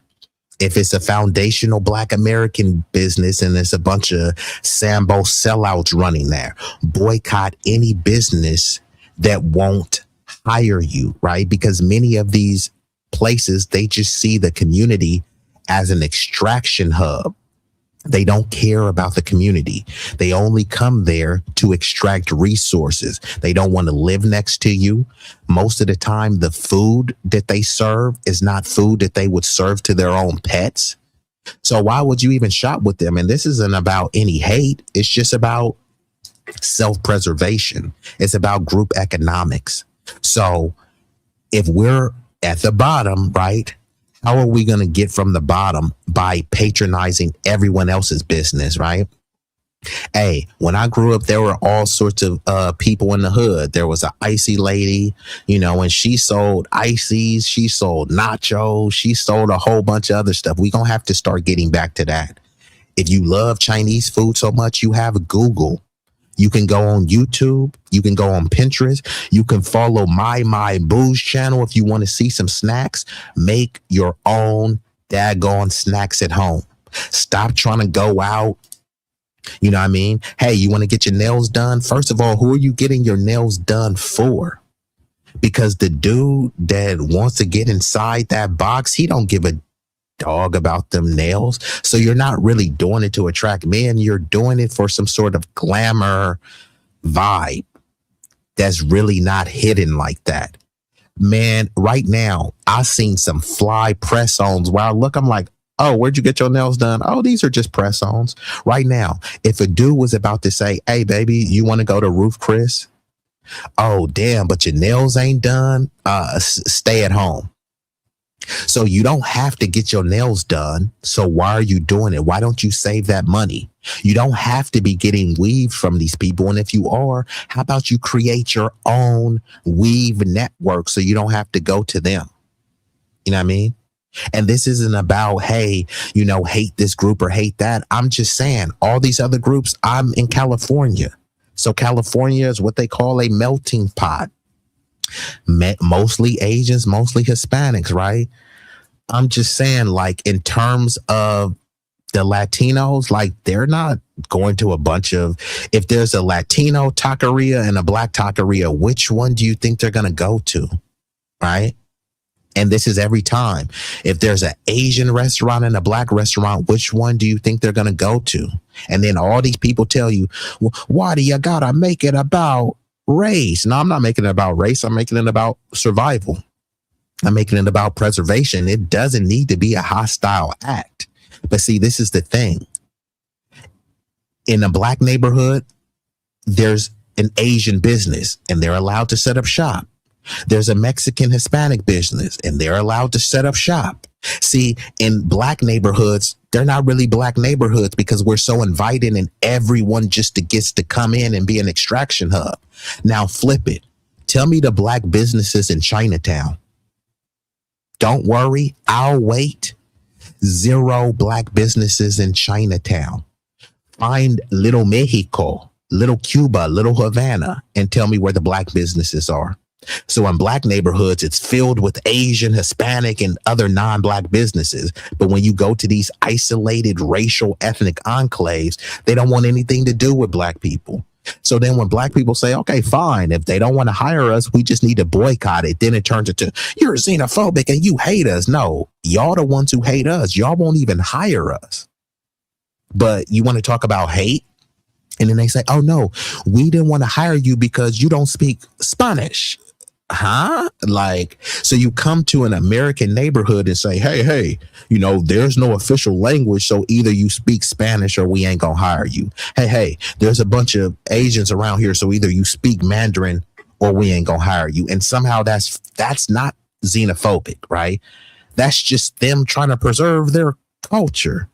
But then when I want to say, hey, well, I'm an American, I'm foundational Black American freedman, we speak English, I want to preserve that culture, you know what I mean, of English, Ebonics, Black American vernacular English, right? I want to preserve that culture, right? That's xenophobic, and I have to look to Africa or something, someplace that I've never been. Make it make sense. You can't, because it doesn't. All of these other groups, we openly patronize their businesses. We allow them to set up shop. And then all they do is, you know, turn around and give us their derriere to kiss. The only reason why y'all have to set up shop in our neighborhoods is because the dubs don't want you there. We said, hey, man, we love egg rolls. We love sweet and sour chicken. Bring it on. Welcome to 70 Living. Hey, fine. Bring it on. You know what I mean? And all of these other communities turned around and been anti-Black. Now, it's not every single person in the community. However, it is a significant amount of the elite and ruling class. And there's no prominent people that are speaking up. So unfortunately, I have to make content like this because nobody else will. And you said, don't remember the last time I got my nails done. Salute to dropping the T. And y'all, the lovely ladies in the chat, y'all let me know, how much are y'all paying for nails? Because I knew a chick and she was saying, if you ain't paying triple digits on your nails, then don't talk to me. You know how chicks like to floss. So I'm like, you paying $100, $120 to get your nails done? And they were fly, they were long, they had all sorts of designs and stuff. But again, why are you making another community rich to look good? Many of those nails, let's be honest, they don't really look good.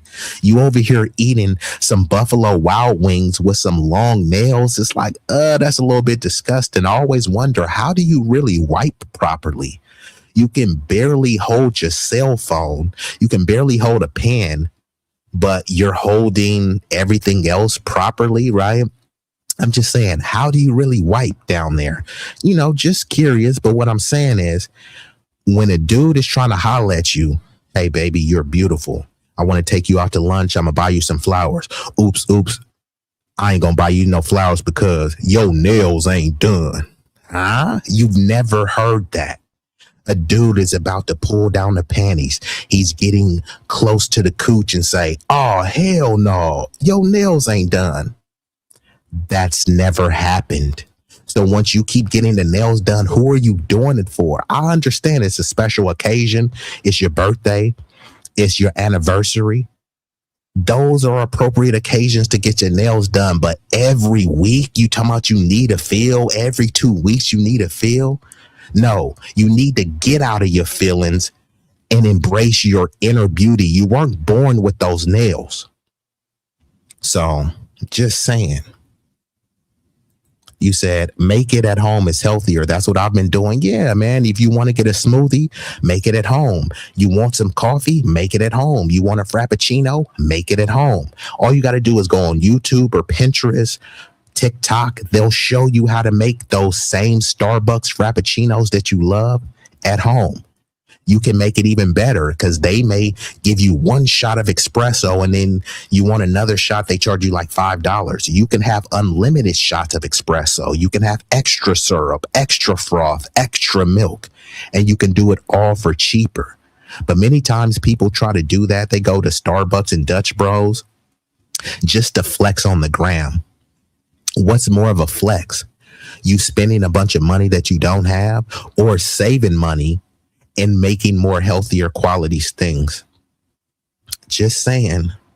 And my says, make it make sense. Well, you can't, because it doesn't. And you said Pookie or Spooky Crispy. That's one heck of a name. Women don't pay. They find a guy to pay for them. Yeah, that's oftentimes true. Now, you don't have to be that guy. You don't have to be that simp, but many guys don't mind paying because it's oftentimes it's an investment. Unless you a trick and you have no game, then you shouldn't be complaining, because if you got no game, then you're going to pay for a service, which is either an escort, prostitute, or companionship, right? So you're paying for a service. But the other people, I would say, if you're going to go out on a date, I would say make it free, make it no cost or low cost. So that way, if it doesn't work out, hey, it didn't cost you anything. And if a chick is really digging you, she'll be willing to go to something free, right? A walk on the beach, you can have some candles, you can have a picnic. That's a beautiful date, and it won't really cost you anything. If she don't want to do that with you, then hey, focus on yourself, player. You know what I mean? It's summertime, right? Many of free festivals going on right now. So it's a lot of things that you can do free. Now it's still going to cost you something because you may need to look good. So if you don't have an outfit, you're going to have to buy one. You're going to have to most likely pick her up or meet her there. So it's going to cost you gas. So it's going to cost something. However, it should be no cost or low cost when you're in the courting phase. And I'm not saying every time. I'm not saying if you go on 5 dates, all of them should be no cost, but at least 1 or 2, you know what I mean? Because you need to see if you can connect with this person, if y'all even have any level of attraction outside of the looks or the materialism. You said, I asked that question before. You don't want to go there because they get real upset about it. So I don't, I don't know. You said, so you said, if you want to break into the nail business, it's damn near impossible because they cornered the entire market. Correct. And this is what I'm saying. They also had the Alphabet agency corner the market. And this is what I always talk about. There's no minority coalition because they don't look and say, hey, look, there's other minorities that are trying to get into this market. Let's help them. No, they don't do that. They gatekeep.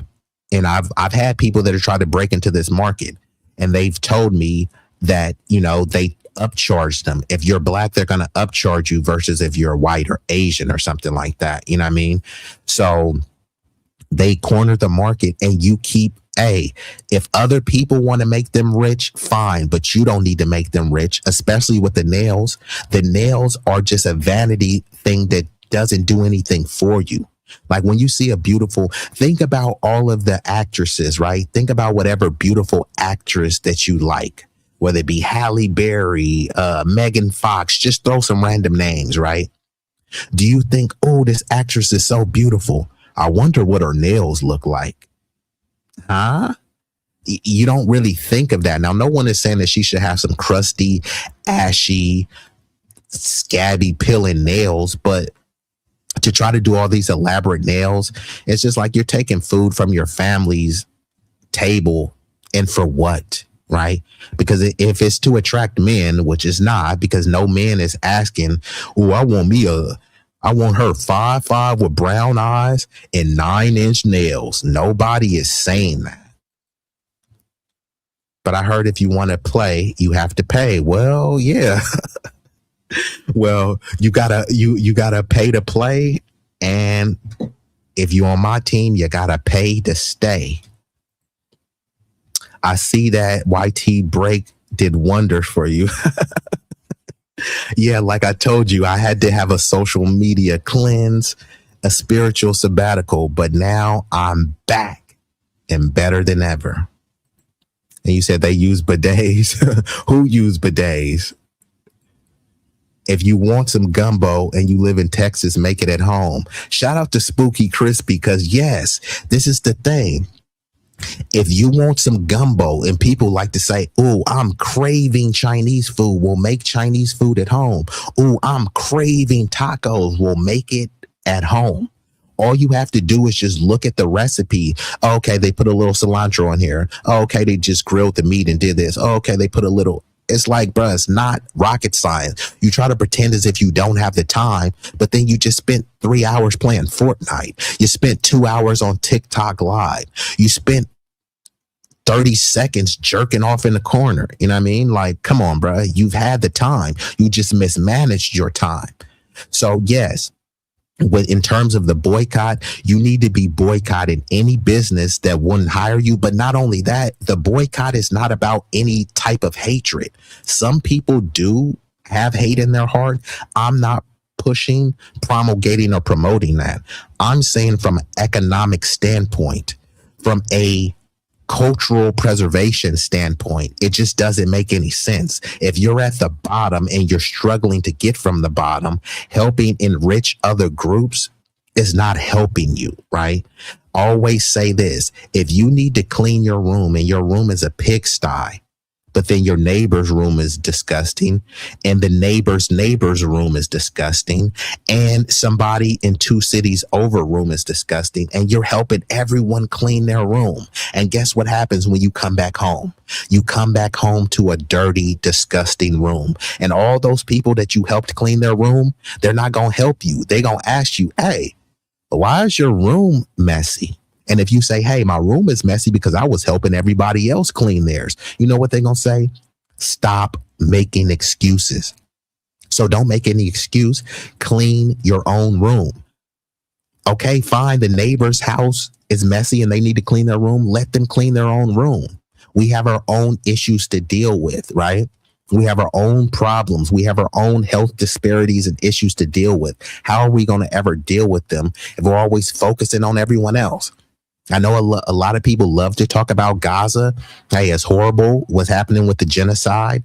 I want the Palestinians to have the right to return. I want them to have a Marshall Plan. I want them to receive reparations. Me wanting to see a better outcome from Palestinians is not a kitchen table issue for me. It's just something that I want to see. Right now, if you're trying to get a job in your local city, is that based on what's happening in Gaza? Your rent, you can't afford rent. Your rent keeps going up. Is that because of what's happening in Gaza? And unfortunately, many people want us to think and be focused on every other issue rather than our own. We're at the bottom here, but we should be focusing on Gaza. We're at the bottom here, but we should be focusing on undocumented immigrants trying to get into the country. We're at the bottom here, but we should be focused on trans issues. Every time it comes to uplifting and getting us from the bottom, it's like, no, don't focus on that. What about trans people? It's like, huh? You're not saying that trans people are at the bottom. They're not saying, what about trans on trans crime? They love to say black and brown. But do they say, what about black and brown on black and brown crime? Or do they say, what about black on black crime? Have you ever heard them say, what about brown on brown crime? You don't hear that. So if black on black crime is such an issue, then I need to focus on solely, primarily, and specifically the black community. Why are you bringing up any other community? There's a lot of health disparities. There's a lot of drug addiction on those Native American reservations. Do they ever bring that up? Have you ever heard the term, what about Native American on Native American crime? It's only them on those reservations. So who else would they be committing crime on? Who else would they be selling drugs to? But the black on black crime, we're the only one where our crime has a color. Charlie Kirk, white dude, unalived, shot in the neck by another white dude. Guess what they didn't call it? White on white crime. But guess what it was? White on white crime, allegedly. Okay, dropping the T. Dropping the T is not giving up our Starbucks. That's fine. See, it's all about moderation. Now, if you don't give up your Starbucks, you're going to have to give something else up. And I'm just speaking hypothetically because I don't know your situation. Like, if you say, okay, look, Starbucks is what I indulge in, but then that means you don't get your nails done as much. You don't get your hair done as much. It doesn't mean that you never get your nails done. It just means you prolong it or you treat it as a special occasion. Now, everything is like every holiday has turned into Christmas. When I grew up, it was Christmas, you got gifts, and your birthday. Now on Halloween, people are getting gifts. You get gifts on Valentine's Day. Why the hell are people getting gifts on St. Patrick's Day? Why are you getting gifts on Easter? So now every little minute holiday has turned into Christmas. You know what I mean? And that's what people are trying to do in their daily lives. Every day they want to splurge on something. I'm going to Starbucks. every day though. I told my cousin, I was like, bro, won't you start calculating that? He said he was spending $450 a month just on Starbucks. He didn't realize it because it was $5 here, $3 here, $7 here. But once you, and $3 is not a lot, $5 is not a lot, $7 is not a lot. But when you combine them, it's a hefty amount. And you said women are supposed to be equal. Why are men paying for them? You would have to ask the women in the chat. Do we have any women in the chat? Do we got any sugar mamas in the chat that are paying for men? Let me know. Who wants to fly me out? Who wants to fly that dude out? I'm sure we got some sugar babies out here, though. So salute to the sugar babies. You said girls with long nails use bidets. Oh, I got you. So the girls with the long curly fried fingers, since they can't properly grip the tissue and wipe properly, they just use a bidet to spray up in the, you know, the cooch in the derriere. I got you. I got you. I told a friend who thought I didn't care about other people. I corrected them. Don't confuse care with priority. I care, but I don't prioritize Palestine, Congo, Iran, etc. Yeah, because this is the thing. I'm gonna have to do a whole stream about the whole Gaza grift, because that's all it takes. Somebody has to just say, I support Gaza and Palestinians, and then you forget all of their bigoted views. You forget all of their anti-Black vitriol because somehow they see them humanity in Palestinians. But people always talk about they don't want people to play the oppression Olympics, but that's exactly what they do.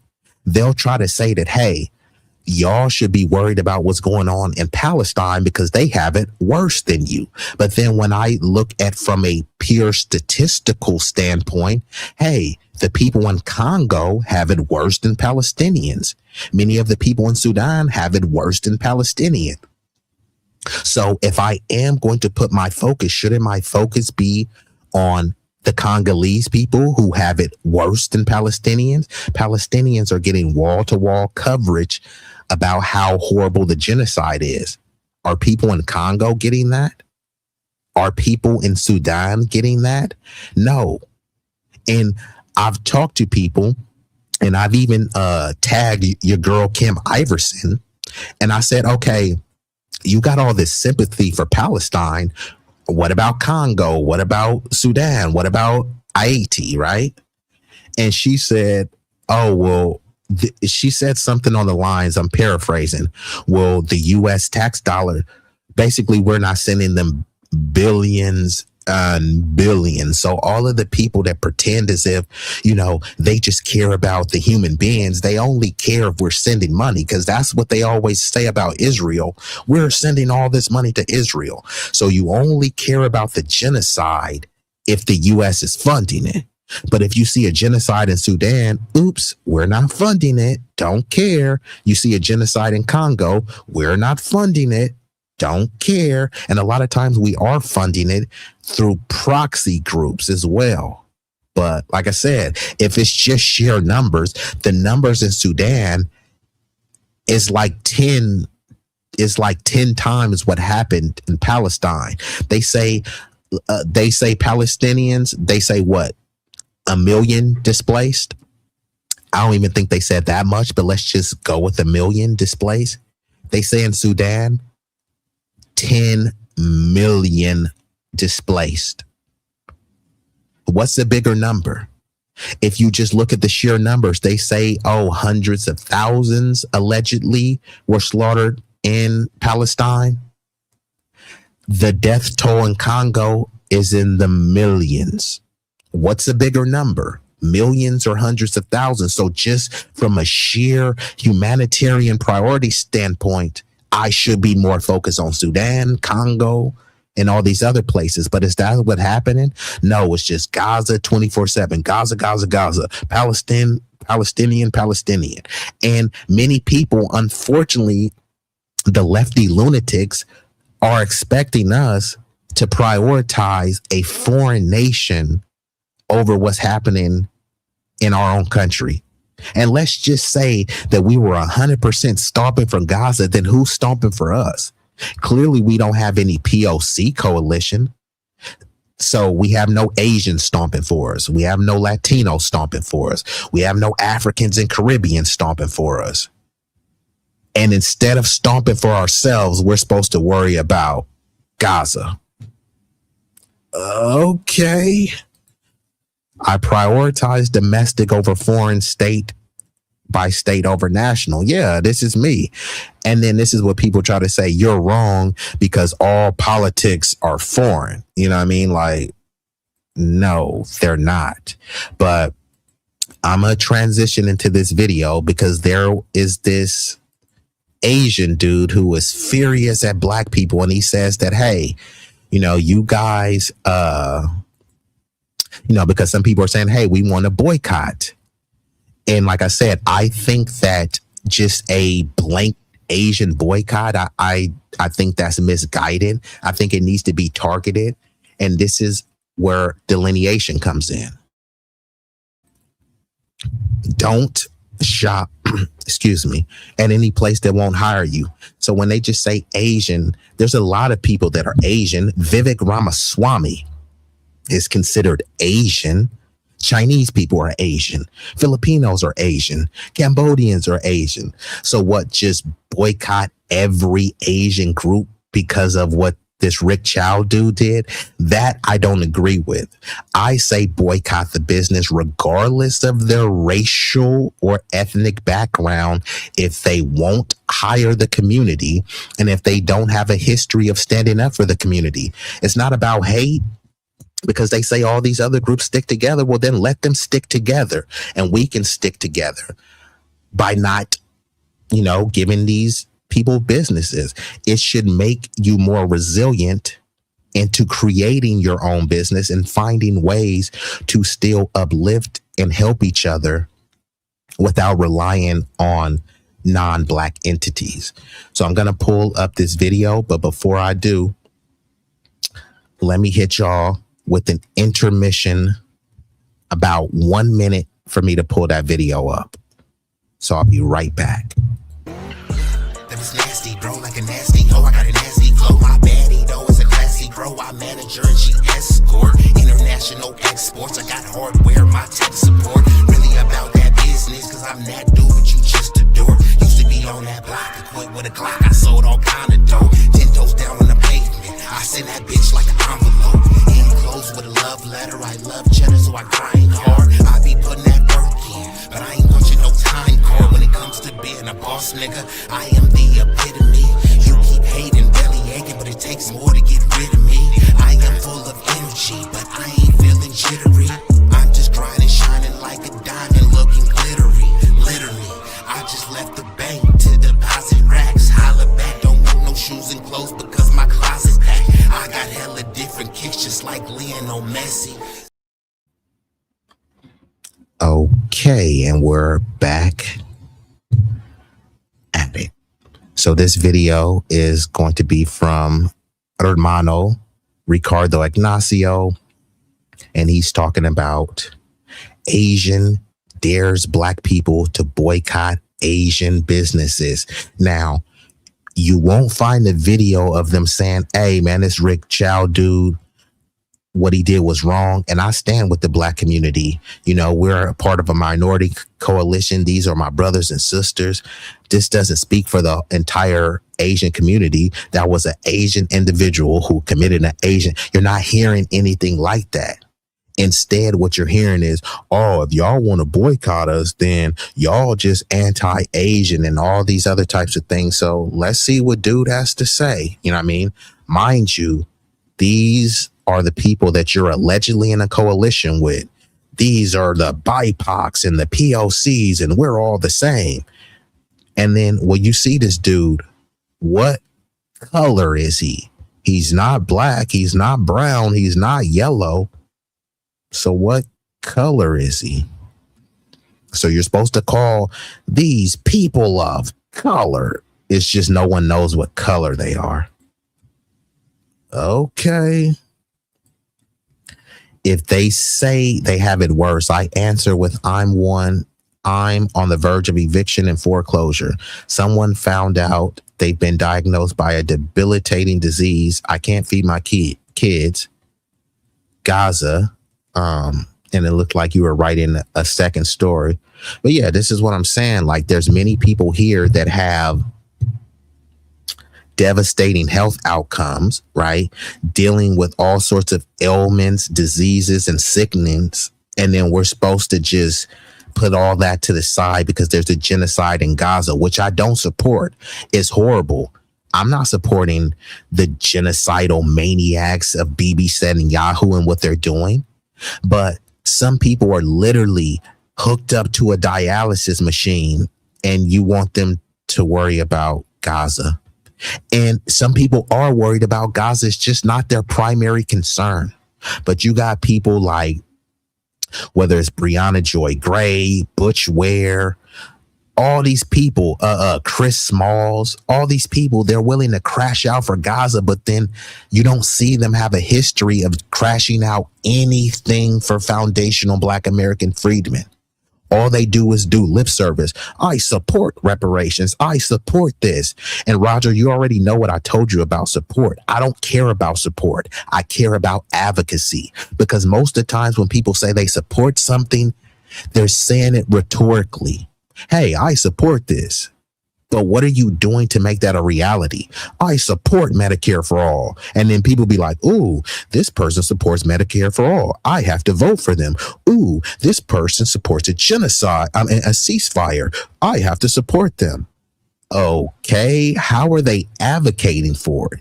Just like all these people have to do. Here, let me pander towards the Black community. I support reparations. And then you be like, see, at least they support it. If they support it so much, why wouldn't they advocate for it?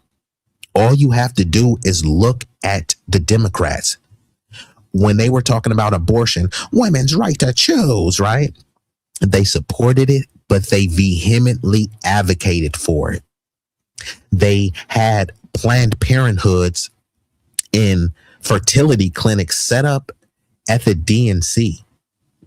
That's advocacy. If they're advocating for reparations, what have they done to advocate for it?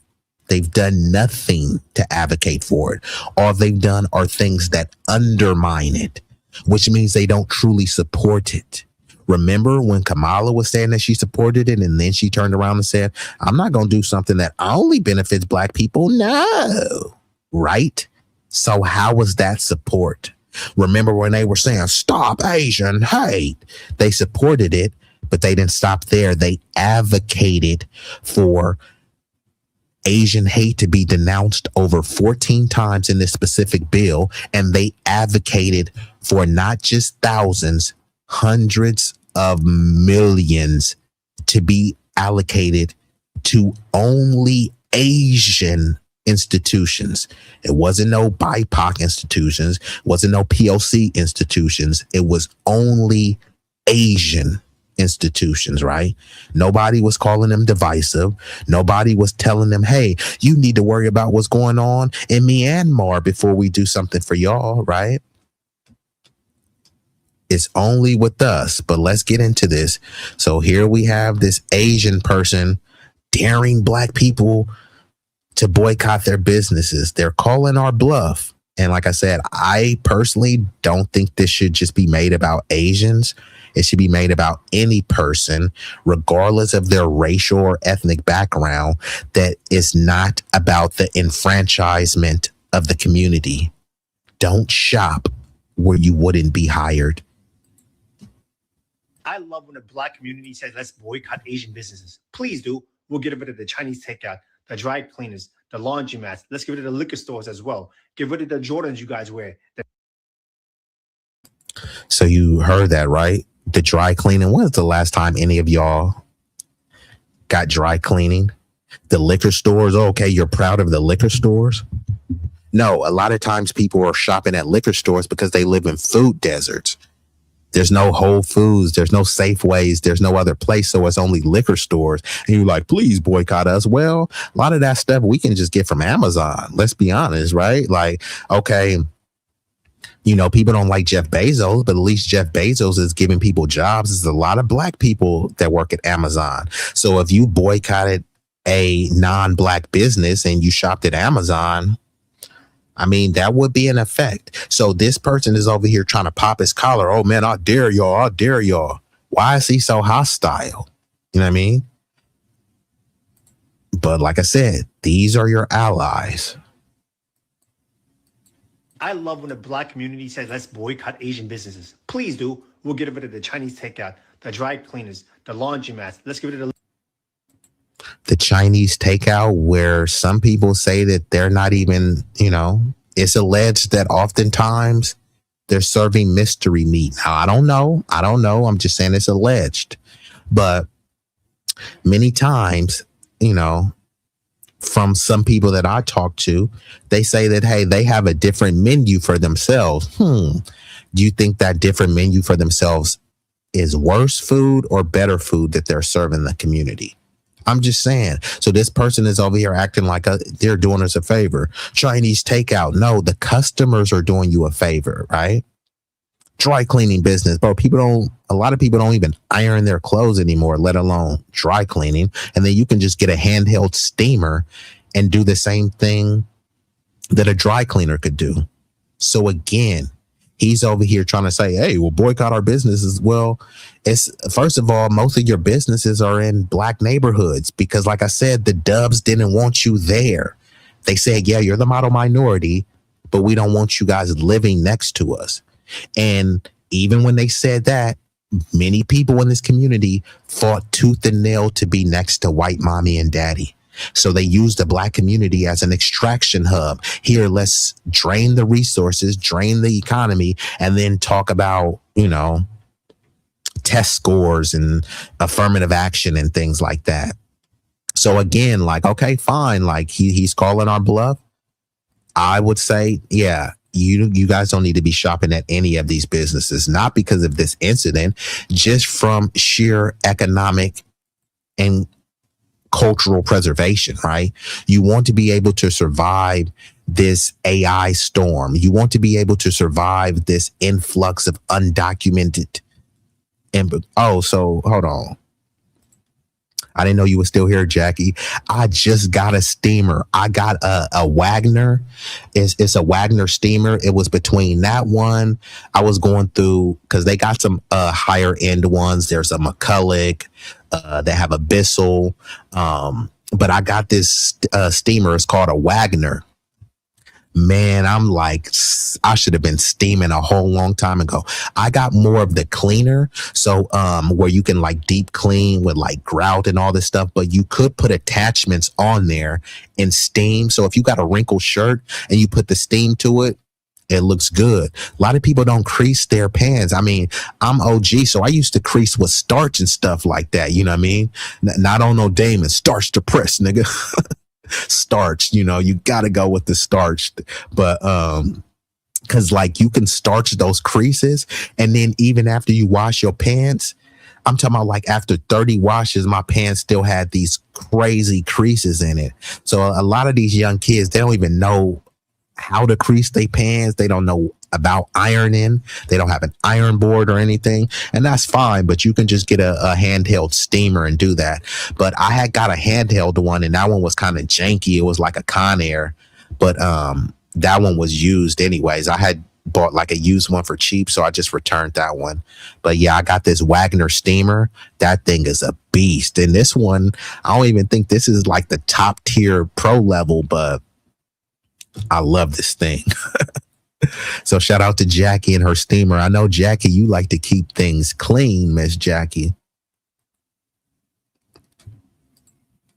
liquor stores as well. Get rid of the Jordans you guys wear. Then I love when the black community says, let's boycott Asian businesses. Please do. We'll get rid of the Chinese takeout, the dry cleaners, the laundromats. Let's get rid of the liquor stores as well. Get rid of the Jordans you guys wear, the Nikes you wear, the shower caps, the Hondas, the Hyundais, all your car electricians, the electronics in your house, the Sony, the TV system, your sound system, the microphones that you guys use to rap and speak about awareness for the black culture and the hip hop culture.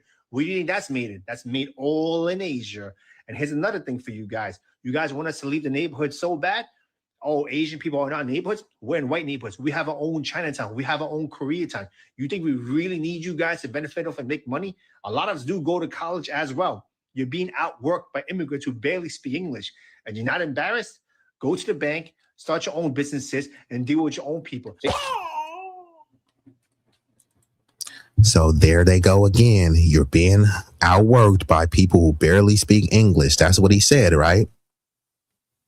But then if you tell them, hey, bro, you barely speak English, that's xenophobic when he just said that they can barely speak English.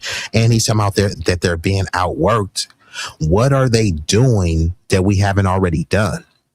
Right? This whole thing, and this goes back to the whole lie that the Chinese built the railroad and they try to frame it as these model minorities that outworked. No, they didn't.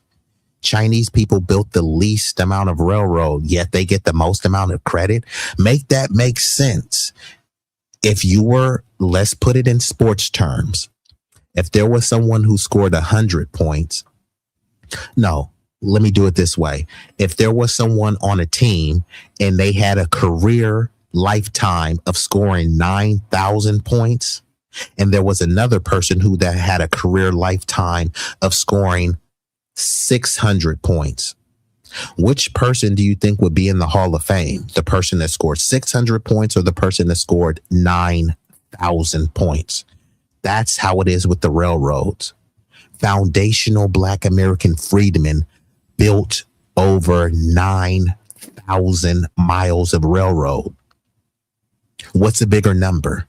9,000 or 694? Because that's what was estimated. They estimated that Chinese immigrants built 694 miles of railroad, which is a commendable act. Salute to them. How are we going to give them credit for building the railroads when they didn't even build 1,000 miles of railroad? Don't take my word for it. Look it up. Foundational Black American freedmen built over 9,000 miles of railroad. So again, oh, they're just coming over here to work harder, bro. Why didn't you work harder in your homeland? Once again, that's xenophobic. He just said they can barely speak English. But if you say it, xenophobic. If you ask them the simple question, okay, you work so hard, why didn't you work hard in your homeland? You know, you're so great that you can build all of these great things, but you didn't build anything in your homeland. Just simply asking that question is xenophobic. But him over here painting us as lazy and, oh, you're being outworked. And on top of that, actually, hold on, because we gonna hit y'all with the facts today. Right? Because this dude wants to, oh, well, we're the model minorities. Let me pull up this chick because she's probably one of the only ones that holds the Asian communities accountable. And first of all, no racial group is a monolith. There are Asians who study hard, there are Asians who don't. There are Black people who study hard, and there are Black people who don't. And second of all, can we take a step back and recognize how ridiculous it is to compare racial groups in a country that have completely different backgrounds and histories? But in the US, among high selectivity immigrants, African immigrants actually have a higher education level than East Asian immigrants, and in particular, Nigerian immigrants have a higher education level than Chinese and South Korean immigrants. So again, did y'all hear what she said? These Asian people are being hyper selected. So they're selecting the creme de la creme from the Asian communities and then trying to compare them to the entirety of the Black community, right? And not all Asians are on equal footing. Do you think that Filipinos have the same test scores and SAT scores as Chinese people? Do you think people from Myanmar, from Bangladesh have the same test scores as someone from Korea or Japan? They're all Asian, right? So it's framed as, oh my God, the Asians are doing so much better than you. But which Asians are you referring to, right? And this is a whole model minority myth, you know what I mean? has nothing to do with Asian or Black. But do you know why we started comparing Asians and Black people in the United States?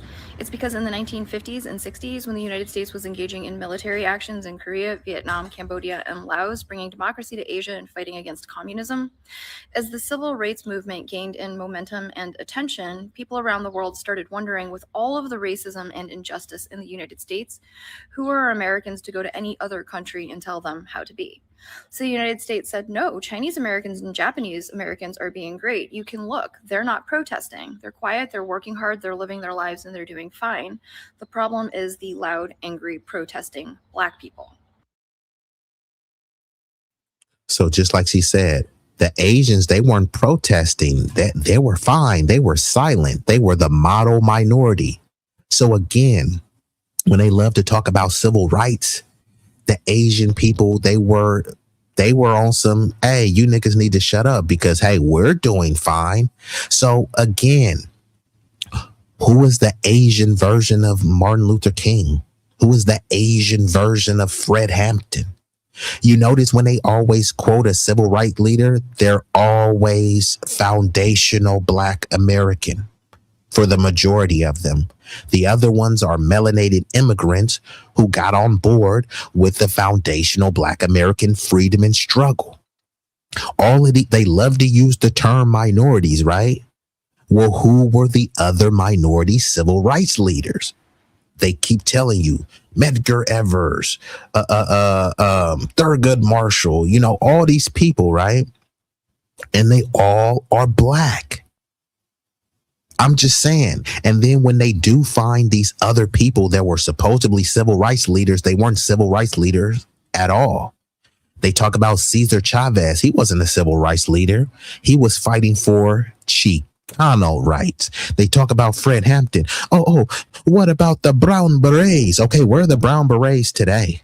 Right? There's still Black Panther factions today, but where are the Brown Berets? What did the Brown Berets do when Fred Hampton was assassinated by the FBI?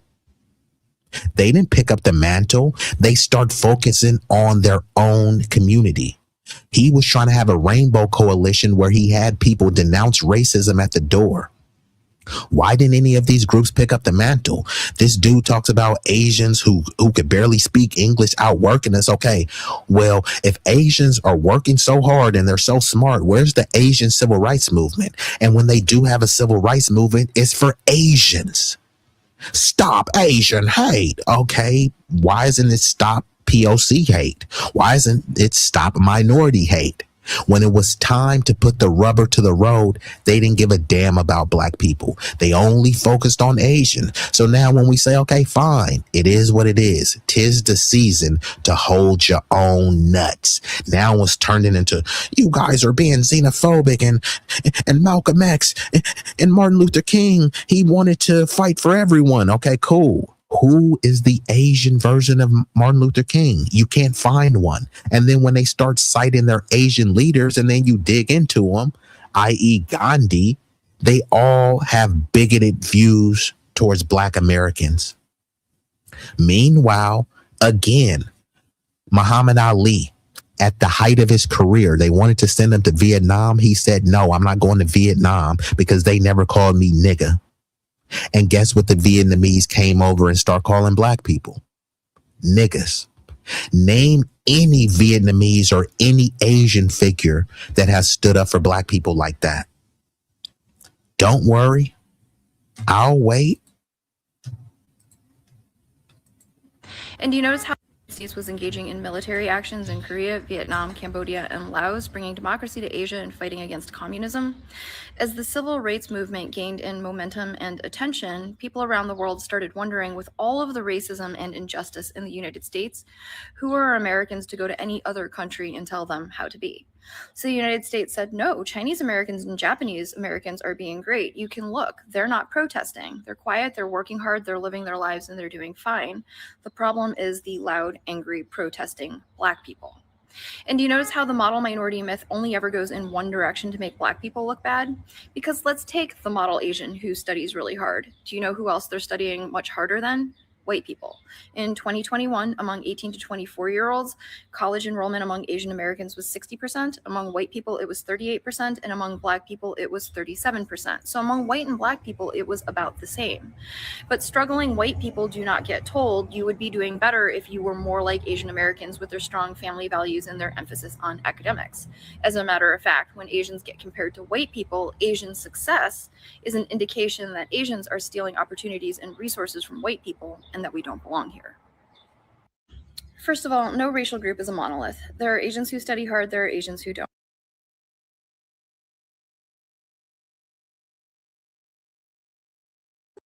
Let's look at a clip from Amanda Seale's recent appearance on Jubilee, where a participant tries to refute her claim that reparations for Black Americans are just and necessary by using the model minority myth. For example, we had the Chinese Exclusion Act of 1882. We prevented Chinese people from getting citizenship and even entering the country. We discriminated against them and basically put them under apartheid, even here in the United States. Yet they have the highest median household income. How is that possible? How come they don't complain and feel entitled? Now, usually clarifying the record on the model minority myth involves pointing to the significant wealth gap among Asian Americans, the need to disaggregate data to look at varying Asian American ethnicities and backgrounds, as well as the significant role that the H-1B visa program plays in Asian American income. However, the simplest approach to exposing the flaw in that participant's particular use of the model minority myth is to simply ask, what percentage of Chinese Americans today are survivors or descendants of the exclusion era versus what percentage of Black Americans today are survivors or descendants of the Jim Crow era? And the answer, Again, it's not an apples to apples comparison. It's literally comparing apples to a baseball. They're comparing these newly arrived immigrants who came over here with wealth and affluence. These people didn't go through Jim Crow. He's talking about the Chinese Exclusion Act. Most of these Chinese immigrants are not descendants from those people, but the majority of foundational Black Americans are direct descendants of those who were enslaved in America, those who were emancipated in America. These Chinese people didn't go through Jim Crow. There was no mass lynching campaign of Chinese people. The whole redlining, yeah, there was redlining, and Chinese people and other Asians were redlined, but you know what? They fought to still be included. Hey, white mommy and daddy, accept us. We're not like those Blacks. You know what I mean? That's what happened. And Roger says this Asian beating his chest obviously doesn't own a business. No business owner would say, I dare you to boycott us. If his dad does, he's doing them a serious disservice. Correct. It's just like if there's a backlash at McDonald's, even if McDonald's is in the right or wrong, they're not going to dare people to boycott them. But this is what they think of you. These people don't care about Black people, unfortunately. And I'm not saying all of them, but what I'm saying is it doesn't even matter if it's all, because Roger, I told you this, right? If somebody gives you a delicious stuffed crust pizza with all the fixings, pepperoni, bell peppers, sausage, extra cheese, but there's a turd on one slice of the pizza, where there's not a turd on all the pizza, are you going to eat the rest of the pizza? I mean, you should eat the rest of the pizza, right? Because it's only a turd on one slice. Or are you going to say, nah, I'm good. I'm going to just throw out that pizza and I'll get a new pizza, right? So the analogy is that it doesn't matter if all of the community is like that. It matters if a problematic or a significant amount. A turd on my pizza is a problematic thing. So let's just say it was 5% of the community. That's a problematic amount. So it doesn't. So when people say, well, it's not all and it's not most, doesn't matter. That turd wasn't on most of the pizza, but you still don't want to eat a pizza with the little turd on it. I don't want to deal with the community with the little anti-Blackness, right? Because a little anti-Blackness goes a long way. They still have redlining, but they hide it now. Correct. Some of these areas, and I've pulled it up multiple times, many areas now are more segregated than it was at the height of Jim Crow. Redlining never stops. So when they try to say, y'all got a victim mentality, but it's like, bro, you're still victimizing people. It's like someone that's forcibly penetrating your daughter, and then they saying she has a victim mentality. Bro, why don't you stop ripping her clothes off and forcibly penetrating her in this hypothetical scenario?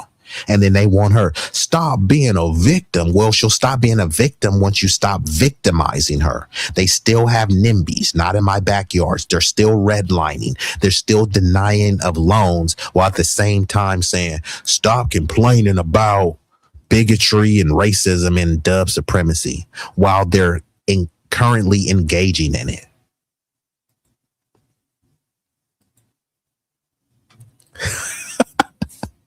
Hey, Roger, I knew you was going to say that. My bad, bro. Roger mouth was drooling, thought he was about to eat a slice of pizza, and then, oopsie, he seen a turd. My bad, Roger, my bad. But that turd analogy, for some reason, it always paints the picture so vivid. Model minority myth involves pointing to the significant wealth gap among Asian Americans, the need to disaggregate data to look at varying Asian American ethnicities and backgrounds, as well as the significant role that the H-1B visa program plays in Asian American income.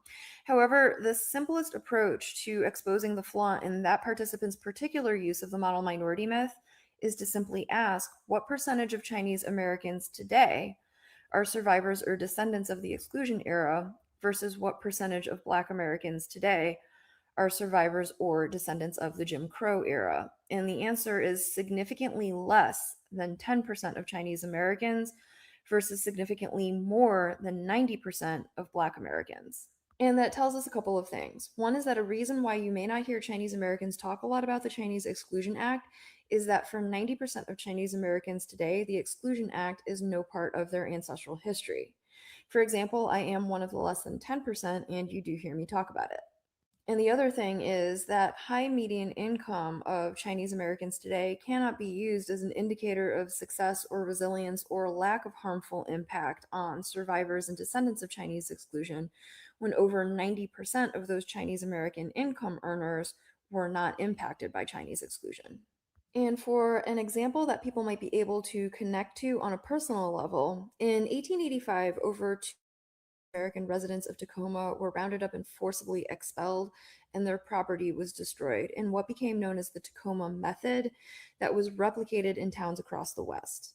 Over a century later, a foundation was formed to engage in the process of acknowledgement and reconciliation for the harm caused during the Tacoma Chinese expulsion. But after a decade-long search, no descendants of the Tacoma Chinese could be found, whereas there are still 2 living survivors of the Tulsa massacre and destruction of Black Wall Street, and they are still fighting for compensation. And finally, I want to make clear. So even right there, she talks about how there were living survivors of the Tulsa massacre, right? So they can't try to say, y'all was never a slave. No, these people actually went through the racial terror of the massacre, which was aided and assisted by the government, right? They said, hey, we can't pay them. But then they were looking for some long lost Chinese people to say, hey, you guys were unfairly mistreated, right? So this whole they're against reparations and it will bankrupt the country. No, these people are not against reparations. They support reparations. They just don't support it for foundational Black Americans. Last time I checked, this is the United States of America, not Armenia, but they paid people in Armenia. The Armenian genocide, the U.S. helped facilitate for them to get money. Guamanians helped facilitate them getting money. They helped facilitate Jewish reparations. This is in Germany. So why are we helping facilitate Jewish reparations? Kathy Hochul. Roger, you out there in New York. Kathy Hochul. It was, I believe, last year or 2024.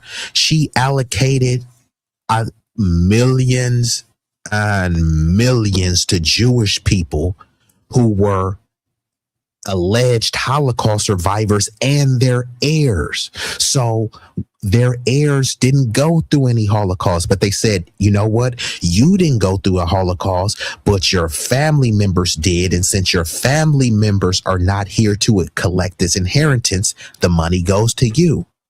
That's the same concept of the slavery. Y'all was never a slave. Well, y'all never paid the slaves. I'm a descendant of those slaves. You still owe the slaves. Since the slave is not here, you pay the inheritance to their direct descendant. People already know and understand this. When they pay the Japanese reparations for internment, not all of those Japanese survived. So guess what? They paid the money to their heirs. They didn't look at those Japanese people and say, hey, you were never interned. No, they weren't, but their family was. And that's why they were paid. So people understand inheritance. They just don't understand it, or they pretend not to understand it when it's a debt accrued and it's owed to foundational Black Americans. Right now, all of these people, if their parents own a house and then their parents and the house gets left to them, hey, you never owned a house, but it was your parents' house and the inheritance was transferred over to you, but you never bought that house. You never put any sweat equity into the house. All you did was be a descendant of the person who owned the property, right? So people understand the concept of inheritance and reparations. They just only try to pretend like they don't know when it comes to us. Even with Trump trying to whip up this reparations fund for the January 6ers, now he made it vague so that other people could try to apply for it, but they have a bigoted panel and you have to like tap dance and convince them that you were wrongfully tried, convicted, or mistreated, etc. You know what I mean? So this whole concept of trying to compare us to these model minorities and newly arrived immigrants, it just doesn't even make any sense. If you were doing a psychological evaluation and you compared a girl who was molested as a child and forcibly penetrated over and over and over, and you did a psych eval and compared her to some other Asian kid or some white kid that grew up in an affluent neighborhood with a silver spoon, and you did a psych eval and you're expecting them to have the same mental capacity, to have the same emotional aptitude, this shit doesn't even make any sense. And I got a hitter. Oh, damn. Stop the press. Wait a minute. I know you. Wait a minute.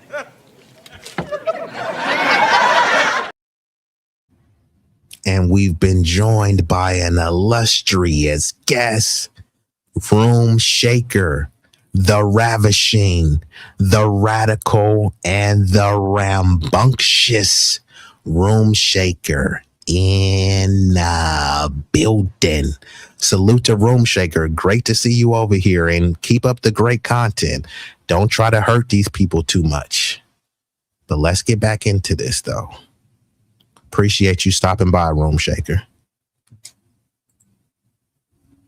And I am not contrasting the relatively few Chinese American survivors and descendants to the large number of Black American survivors and descendants to say that reparations should be an issue of scale. I do not believe that a large number of people have to be harmed in order for reparations to be warranted. I am pointing it out to illustrate why today's Chinese American community does not seem to place particular importance on the Chinese Exclusion Act.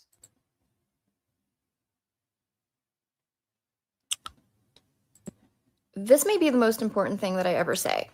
Asian Americans did not crack the code. It is that Asian Americans are white supremacy's favorite cipher where it comes to writing the fiction that white supremacy doesn't exist. Asian Americans do have the highest median household income by race in the United States, and we also have the highest wealth gap, with the highest income Asian Americans earning approximately 11 times as much as the lowest income Asian Americans. Also, Asian Americans are not the highest earners in the United States. Those individuals are white people. The logic being exercised here would be as if I took Jeff Bezos' household income and the household income of an unhoused person and used it to prove that the unhoused person has no problems because their median household income is billionaire. But the short answer to this is the Asian ethnicities that earn the most in the United States correspond to the Asian ethnicities that receive the vast majority of H-1B visas.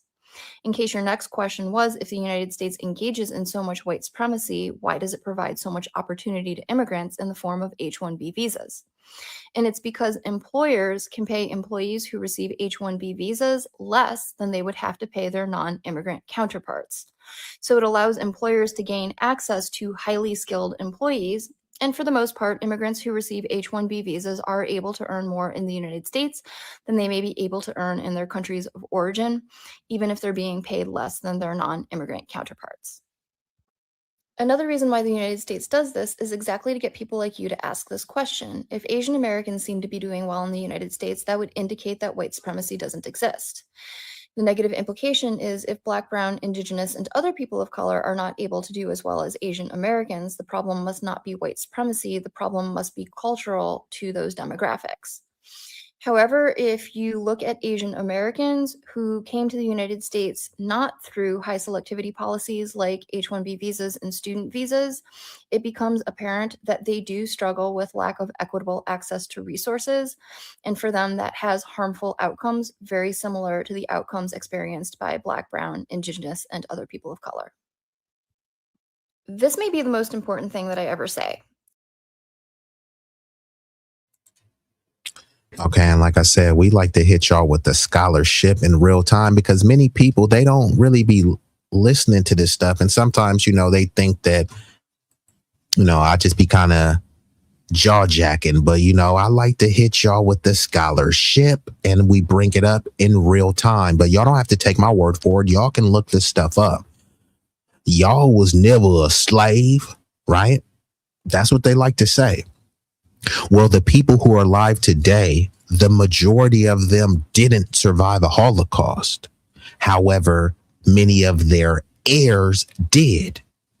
So they're saying, hey, your heirs weren't here. Your ancestors weren't here. So as an heir, the money is going to go to you. New York secured over $183 million. They didn't require a study. They're not trying to give them health care. They're not trying to give them pats on the back. They're not trying to give them a statue. They're saying cold hard cash. So all of the people that say the dollar is faltering and what about bricks and all this other type of stuff? Okay, fine. I can hear that.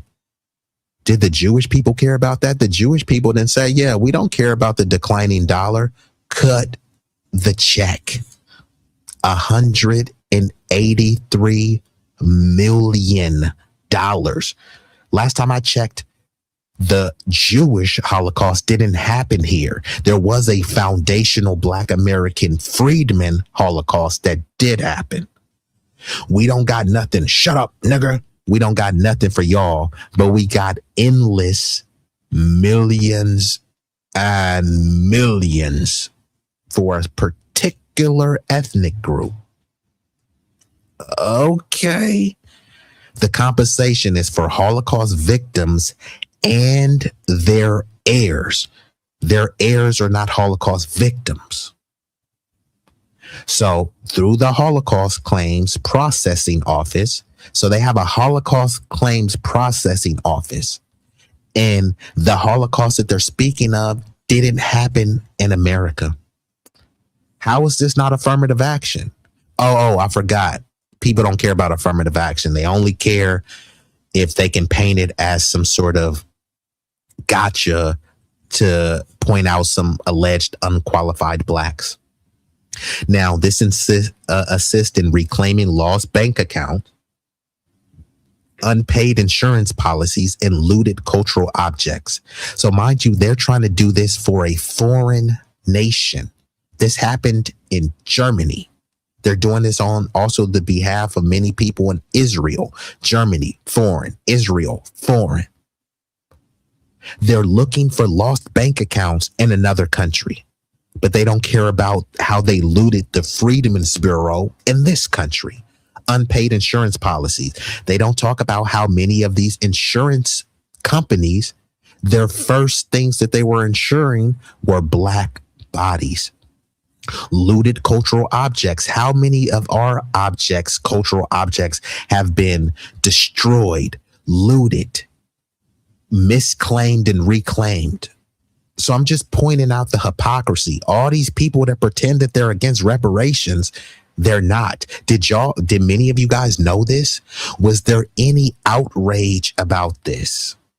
No, because it's from a group that has the complexion for the protection. And this is going to a bunch of Jewish people, but I can almost guarantee you that all of these Jewish people that are getting this compensation is white. There's no race called Jewish. So who is this money going to? More ethnic white people. They're Jewish. Yeah, they're white Jewish people. Don't take my word for it. Do I got to pull it up in real time again? 92%. Let me say that number one more again. 92% of American Jews identify as racially white. There's no gun to their head forcing them to identify as that. They're being accurate with their identification because many of them descend from Europe. And to be clear, there's nothing wrong with being white.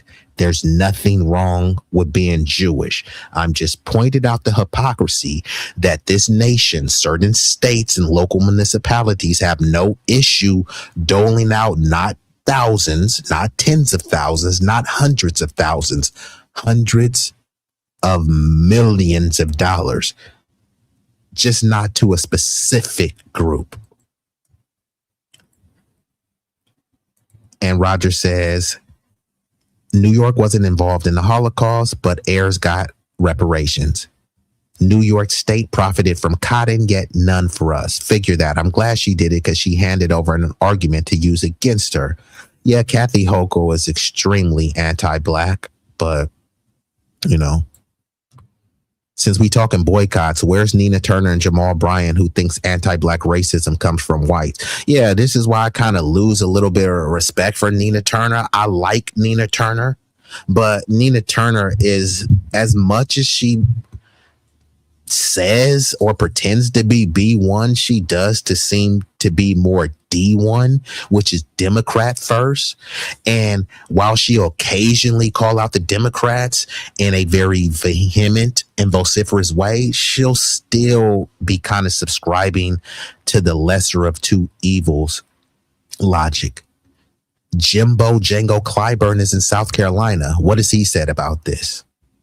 Bakari Sellout is in South Carolina. What has he said about this? Right? So again, find me any of the POCs, right?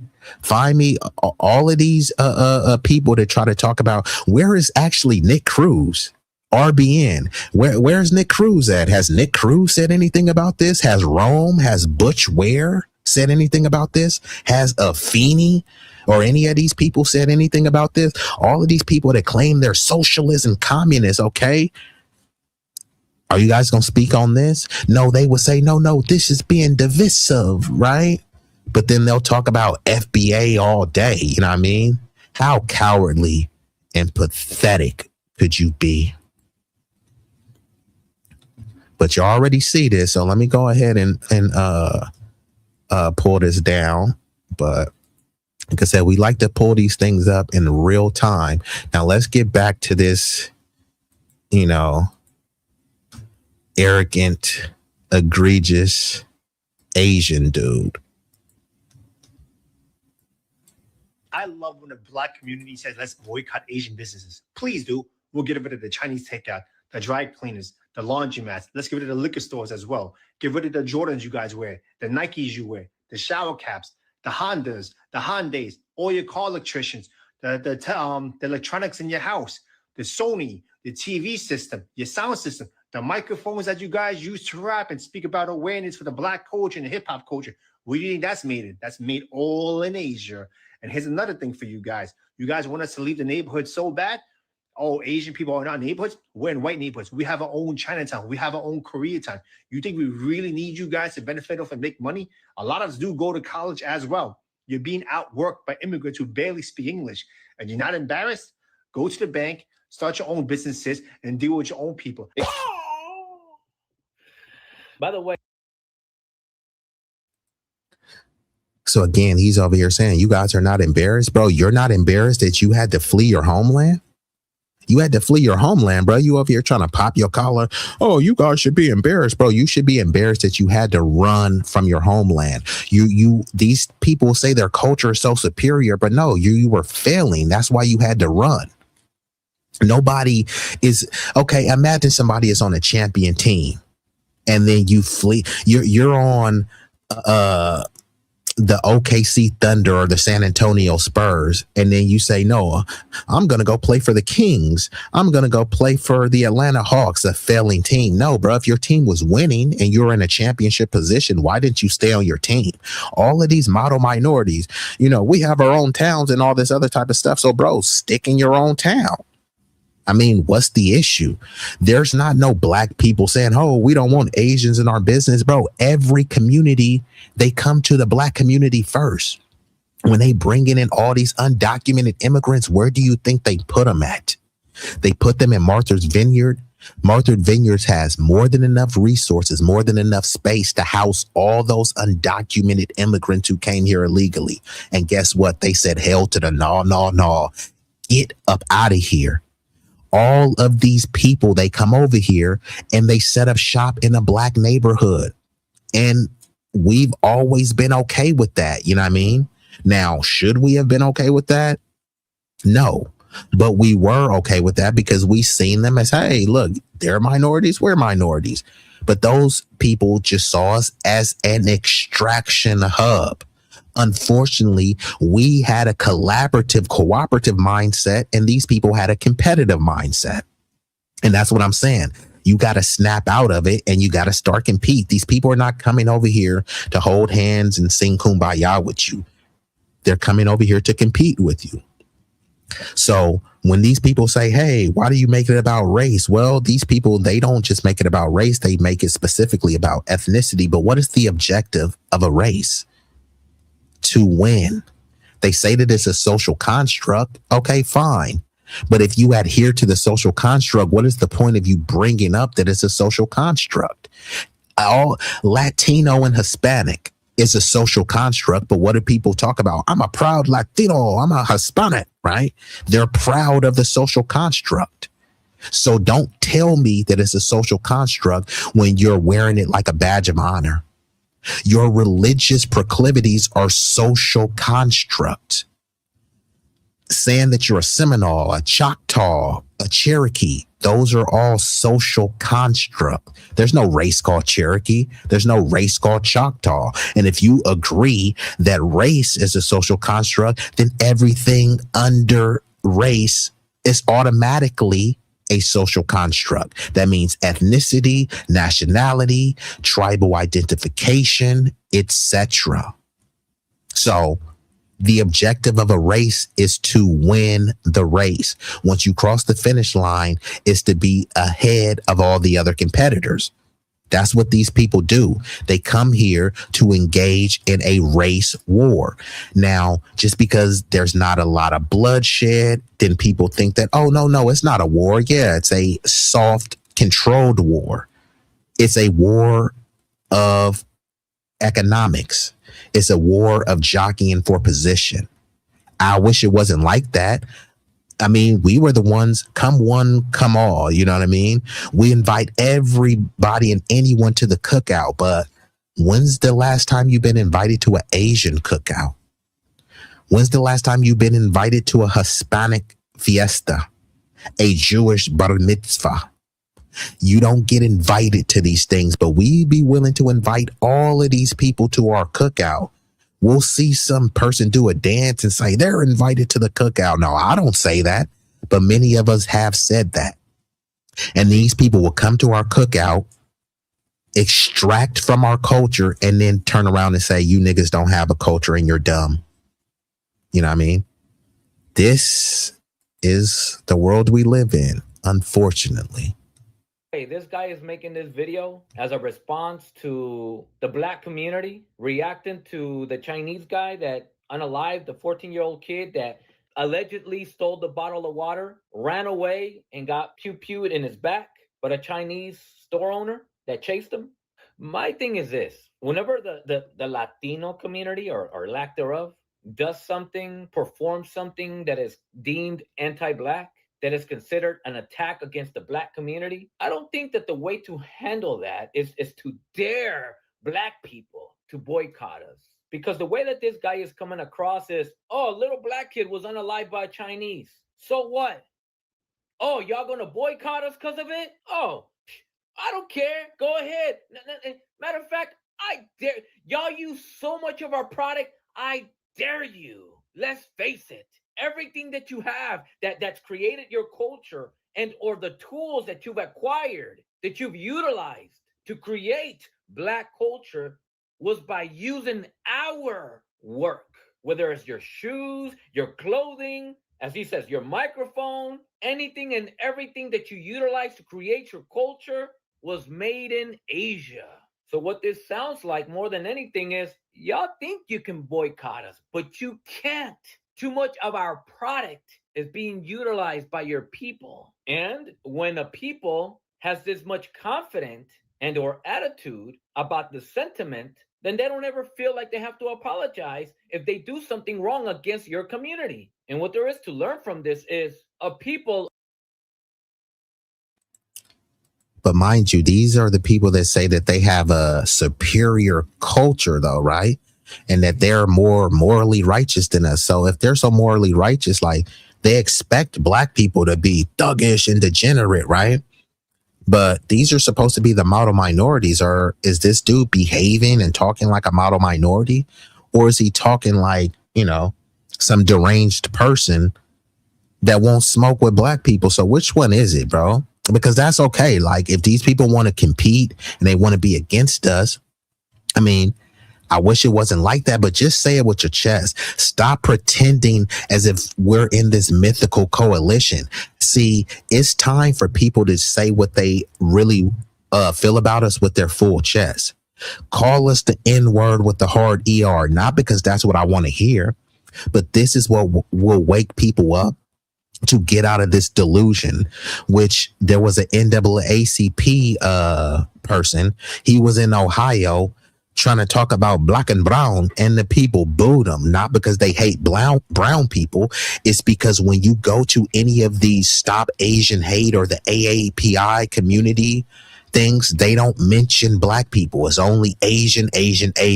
And then when they did try to have some sort of minority pack, it was Asian and Latino. That's it. So fine. Once there's ICE out there, it should be Asian and Latinos crashing out. Instead, they weren't asking where the Asians are. ICE out, ICE out. They weren't asking for the Asians. They were saying, where the black people at? But y'all hate us, right? So this stuff doesn't make any sense. And Roger says, Rome called me a raccoon because I ain't stand up for immigrants. I thought coon meant one who is black who throws his community under the bus. And this is what I'm saying. People are misusing and misapplying the terms coon, sambo, and tethers. If anything wrong, I know you ain't listening, but if you were listening, bro, you are the coon. Because you're over here crashing out for every other group, every other issue except for us. And Rome's favorite word is solidarity. Okay, what is the solidarity got you? They can never point to anything. All they can point to is, hey, they did a rally and they spoke about some other issue that didn't have anything to do with us. They'll talk about here, hey, look, we're organizing. Yeah, but you're organizing stuff that has nothing to do with the black community. And all they do is try to frame what their organizing for, that it helps the Black community. So Rome and Nick, they're always crashing out for Gaza, but how does that help the Black community? Then they try, and I heard Nick say this. He said when he was out there on, we have solidarity with the Palestinians because when Nick was out there and there was some tear gas, there was some Palestinian that told him how to get the tear gas. I'm like, bro, are you fucking kidding me? Right now, I can pull up right now, and if y'all want me to in real time, I can type in. All you got to type in on Google. How do you get tear gas out of your eyes? What would I use to get tear gas out of my eyes? I can find that on Chat GPT. I can find that on Copilot. So what's the dude? Sam Altman? Is Sam Altman showing solidarity with the Black community because he created Chat GPT and Chat GPT helped me on how to get tear gas out of my eyes? Like when I asked these people, okay, cool, what could you show me of the solidarity? This is literally what they told me. Nick said that the Palestinians told him how to get tear gas out of his eyes. So that showed him solidarity, and they painted a mural. Okay, fine. I'll give the Palestinians some tips on how to, not inhale many of that toxic smoke from those bombs. And then let's paint a mural. Wouldn't that be enough? Shouldn't that suffice for Palestinian support? Painting a mural of George Floyd. Hey, thanks. Salute to y'all. That's not anything tangible for the Black community. You can't feed your family. Hey, but the Palestinians painted a mural of George Floyd. No one asked for that. They did that on their own. Hey, thank you. Salute to you for that. But no Black community was saying, I can't feed my family. I can't put gas in the tank. But you know what will really help me is if they paint a mural of George Floyd in Gaza. No one was asking for that. But somehow we're supposed to praise. And how many people actually painted that mural? It wasn't the entire Palestinian community painting a mural. And it's alleged that the store owner of where George Floyd allegedly had the counterfeit, it's alleged that the store owner was Palestinian. I'm just saying. So, and you said, keep in mind, Missouri, Nick foreign-born population is less than 5%. Michigan and Rome, less than 8%. Yet Miami, almost 19%. New York State, 23%. CA, 28%. Easy to talk that coalition stuff if not dealing with the problem. Yeah, and this is what I'm saying. They always talk about that coalition stuff, but what has it actually translated to? Like, I'm not even trying to be a hater or anything like that. They're saying, oh, well, it's mutual aid. Well, I'll do mutual aid. You know what I mean? And they can't point to anything. They can't point to anything tangible that we've gained from this alleged solidarity. You know what I mean? And shout out to Dr. Soapy. I appreciate you sliding through. The people's doctor in building. And we got Miss Jackie Gaines. Unfortunately, the lovely Miss Jackie Gaines is clutching her pearls, but I know it's one of those days, Jackie. And I've seen bootlickers in the thumbnails. And you know what? I'm about to actually, after this story, I'm about to transition into the Democrat adults and bootlickers. So, hey, you gotta chill. Salute to you. I appreciate you coming through. And I ain't know Mr. Gritty putting on for the biddy. Yeah, Butch Ware got exposed. He did an interview with Jason Black and he just got completely, utterly outclassed. Bro was getting hella annoyed and stuff. If you ask him about Palestinian stuff, he's hella passionate. He's very meek. He's very humble. He's articulate. He's specific. You ask him about Black people, it's like, he just starts splaining and stuff. It's like, bro, you're not B1 and that's okay, bro. It's just like, go focus on, your all lives matter solidarity. And what Butch Ware tries to do is he tries to pan-Africanize in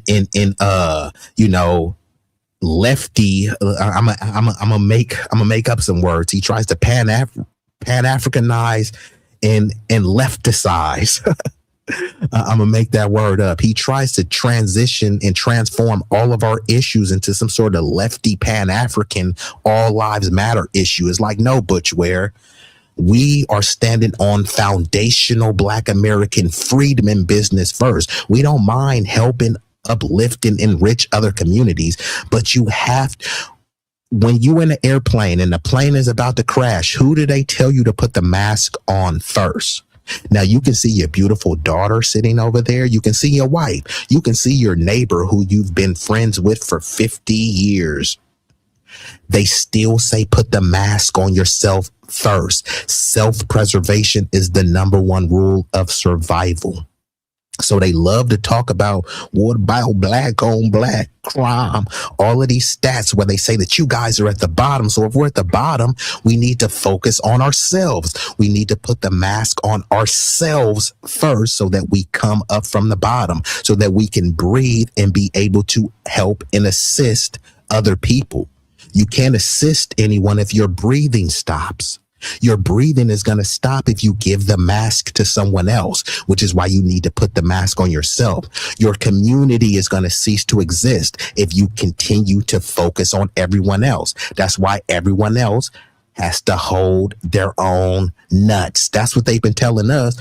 Why y'all big in the government? Ain't that what they always say? What's the first thing immigrants do when they come over here? They ask the government for something, for goodies, giveaways, and guarantees. Don't take my word for it. Just type it up. Every major city has an office of new Americans. What the hell is a new American? A new American is a newly arrived person that they're trying to resettle. They have resettlement funds for those people.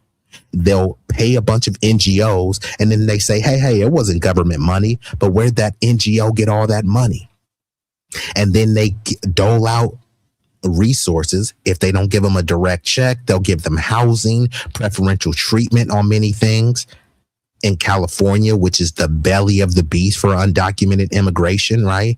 All the people say they can't vote. Yeah, they can. There's over 17 municipalities where undocumented people can vote. And on top of that, you think that they brought them over here to just be undocumented forever? Eventually, there's going to be a mass amnesty. And once they do that, those people who they said couldn't vote, now they're able to vote. So a lot of people have this whole short-sighted strategy of, hey, they can vote. Yes, they can. And even if they can't vote, their numbers are still being counted and they're used as a buffer group to displace a particular population. Many people pretend as if they don't know this, but then how are you at one hand purporting yourself to be a high IQ, but you don't know how immigration is weaponized against Americans, specifically Black Americans? And you said, that's my word for these goofies. I got you. Hey, you gotta chill. You gotta chill. No, actually, you don't gotta chill, because if you against the Democratic shills, don't chill. Don't let up. Don't chill on these shills. You said they not in white neighborhoods, they are in ours. And this is what I'm trying to say. They over here whining, talking about we have our own neighborhoods and all this other type of stuff. Okay, then go to your own neighborhood. If you tell them that, then somehow that's xenophobic, and they really don't want to live next to Black people. They want to use our neighborhoods as an extraction hub so they can, here, let's take the resources from there and then go live in Chinatown. Because if their neighborhoods are just flourishing so much, why would they even want a business anywhere near a Black community, right? Y'all don't like us. Y'all say that y'all outworking us and y'all barely speak English. Okay, well, cool. We don't speak Mandarin at all. And y'all outworking us. So why would they want to be around these lazy, thuggish Blacks? It doesn't even make any sense. They'll pretend as if they're so afraid of us. Oh my God, the Blacks are attacking Asians. No, they're not. And if you guys were so fearful, then why would you want to set up shop there? Just fair questions to ask. You're afraid of the jungle. Oh my God. The jungle safari. But here, let me go set a business up in the middle of Madagascar. I thought you was afraid of the jungle and the animals, right? So on one hand, they try to act like we're these violent ruffian thugs, but you know, it's just hypocrisy. Someone should have asked Butch, Should you lose, will you run your platform in CA as ballot measures? This separates the politician filled with ego from the statesman who wants to solve problem. Many people won't ask him that. I know Brianna Joy Gray interviewed him. She didn't ask him that. All they're going to ask him is about Gaza, then Medicare for all. And this is all you got to say. Hey, I support a ceasefire. I support Medicare for all. So you should vote for him because there's some sort of lunatic liberal or neocon on the other side. But no, like I said, just you saying you support something is not enough. What about the advocacy? So imagine there was a strapping young lad and a young, beautiful dame, right? And he says, hey, baby, I support the union of each other. I support marriage. Okay. What the hell does that mean? You support marriage? Are you advocating for marriage? Are you proposing to this woman? Did you get her an engagement ring? Because if you truly support it, what are you doing to advocate? What actions are you taking? Just simply saying, hey, you know what? I support us being married, but he didn't buy no engagement ring. He hasn't planned the wedding. He hasn't done anything that's taking an action towards moving the marriage forward. But hey, he supports it. How stupid does that sound? That's what people are doing with these politicians. Hey, they said they support it. Okay, show me a tweet that they wrote about it. Show me an op-ed that they wrote. Show me an interview where they were advocating for it vehemently and vociferously. You can't find it. All you can find is someone vaguely saying, I support it. And since people are unfortunately too gullible, and many of them are low IQ, they just accept it. So I'm not convinced of Butch Ware. I think Butch Ware would be better than Becerra, Tom Steyer, Steve Hilton, the people that they have running for governor. But like, did he really want to win? Yes, they rigged it against him. But bro, you were running as a Democrat. Why didn't he run as an independent? Is he running as an independent now? He knows that the Democratic Party is corrupt. Or I don't know, is he running as a Dem or as a Green? Honestly, after that interview with the Black Authority, I kind of like tuned Butch Ware out. You know what I mean? To be honest, bro, I don't really take dudes serious. Instead, he is now considering a presidential run. Good luck with that, Butch. Hopefully the Latino community will be behind him. Yeah, like I said, forget support. I want action and advocating. If you're not doing that, then you don't truly support it, right? Because there was a bunch of people that said they supported the civil rights, but what did they do? Look at Bernie Sanders, right? Bernie Sanders was going around pretending as if he was marching with Dr. King, right? So he supported civil rights. But he knows that Dr. King was advocating for reparations. And then what did Bernie Sanders say? Oh, reparations, what is that? It's not feasible. So reparations for us is not feasible, but for his white Jewish family members, it is. So Bernie Sanders, Butch Ware, all these people are phony. I never understood asking a politician running for a seat to work in local and state government about foreign policy. They did it to Mamdani too. Which is why these lefty lunatics are just as bad as the liberal lunatics. They're just as bad as the MAGA morons because they know that many times, look at that dude, Jose Vega or something, right? The dude is from the Bronx. You know how bad some people are doing in the Bronx, but he wants to convince people in the Bronx that here, vote for me because I'm going to stand up for Palestine. But it's like, bro, I'm in the Bronx and I'm broke. Yeah, but your main kitchen table issue should be Palestine. And then if you don't support that, then they try to make it frame like, oh, you're inhumane and it's a genocide. And basically what they're saying is that they do believe in a hierarchy of oppression, right? If somebody is shot on a city corner and riddled with 50 bullets, they're saying, yeah, but they weren't genocided, so you can't really worry about that, right?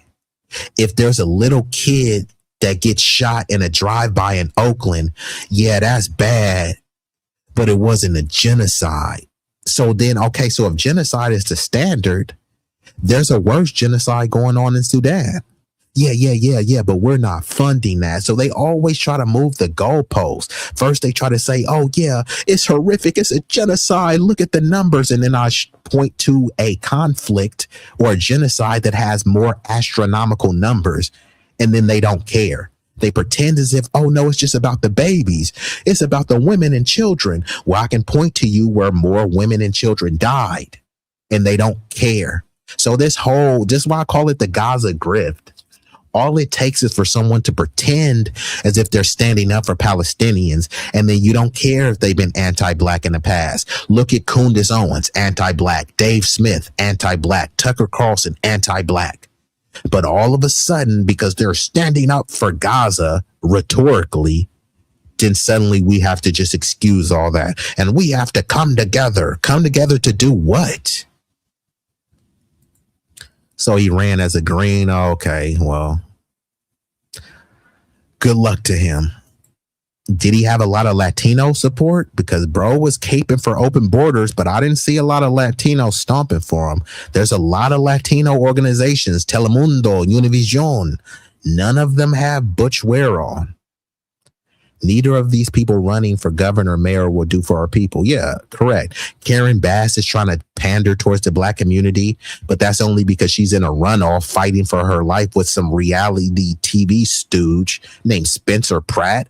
She doesn't give a damn about the black community. So fine, Miss Mayor Bass loves the Latino community so much. Hey, salute to the Latino community.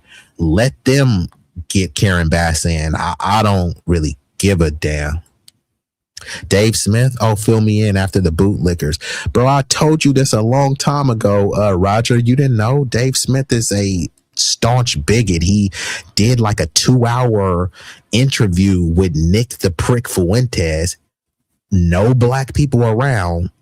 But of course, black people get brought up, and he's talking about, oh, we blame everything on racism, and that, like as soon as he bought his house with his wife, he made sure there were no black people around, et cetera, et cetera. Like, so I may cover it one day, but even those dudes at the Vanguard, they even called him out. You know what I mean? And I don't really rock with those dudes because they're like Democrat shills as well, but at least they did call out, the anti-blackness.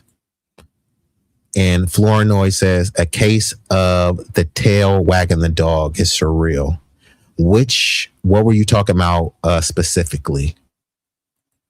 And shout out to my boo. I still appreciate you rocking with me. So let's get back into the video. And I'm going to try to speed through this so I can get into the final story so I can get ready to shut her down. Only apologize to you when they believe that your boycotting will actually hurt them. But in this particular case, you can't boycott us. Even if you tried, too much of our product is used on an everyday basis by your community. You cannot boycott us no matter what. And there's something very important to learn here, is that when a people apologize to another community, it's not because they feel sorry for the harm that they've caused your community. It's more because, oh no, we can't afford those people to stop giving us their money. So let's apologize. It's not a matter of, you know what we've done is wrong. This is dehumanizing. This is degrading towards those people, towards their community. It's not a matter of that. It's a matter of their boycotting is going to affect us severely. Let's apologize. But in this particular case, these people can't boycott us even if they wanted to. All of our hair product businesses are in their communities, are in their neighborhoods. We plant them there. All the hair product stores, hair salons, Asian. And Flournoy says, I was talking about Israel's hold on the United States. Yeah, I hear you.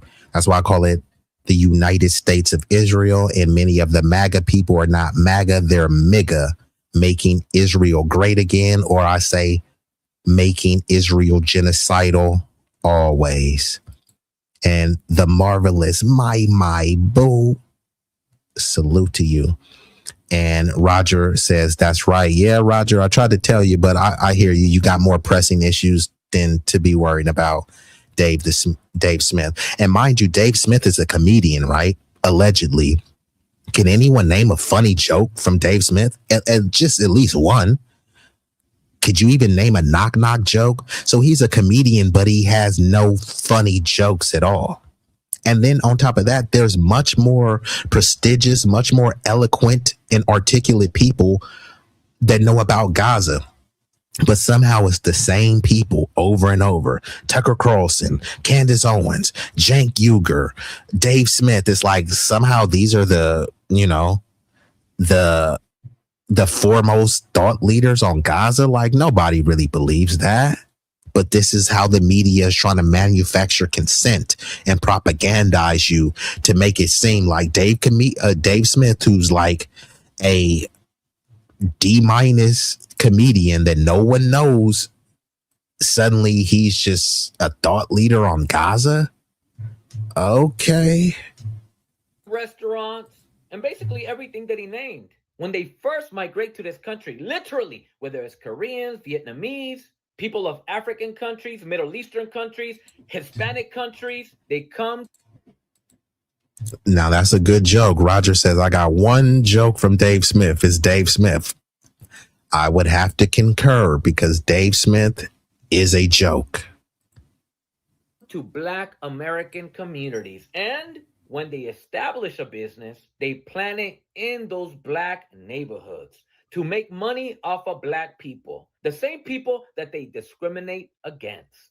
I made a video, I think last year about this, and not a lot of people listened. So I'm going to repeat that video and insert it in here to see if that logic finally starts to, let's go. I just created simple product videos for all these different products using Veo, Nano Banana, and Airtable. Go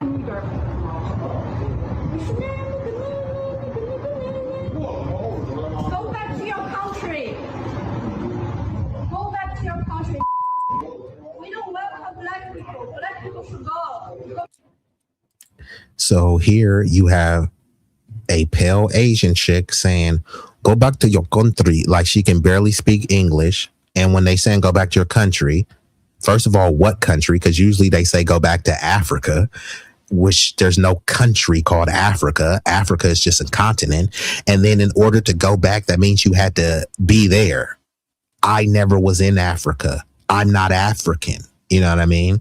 So this is the thing, because they try to say, hey, well, you have some African ancestry or genetics, right? Many European people have African ancestry and genetics, but you don't call them African, right? This person could barely speak English and is saying going back to your country.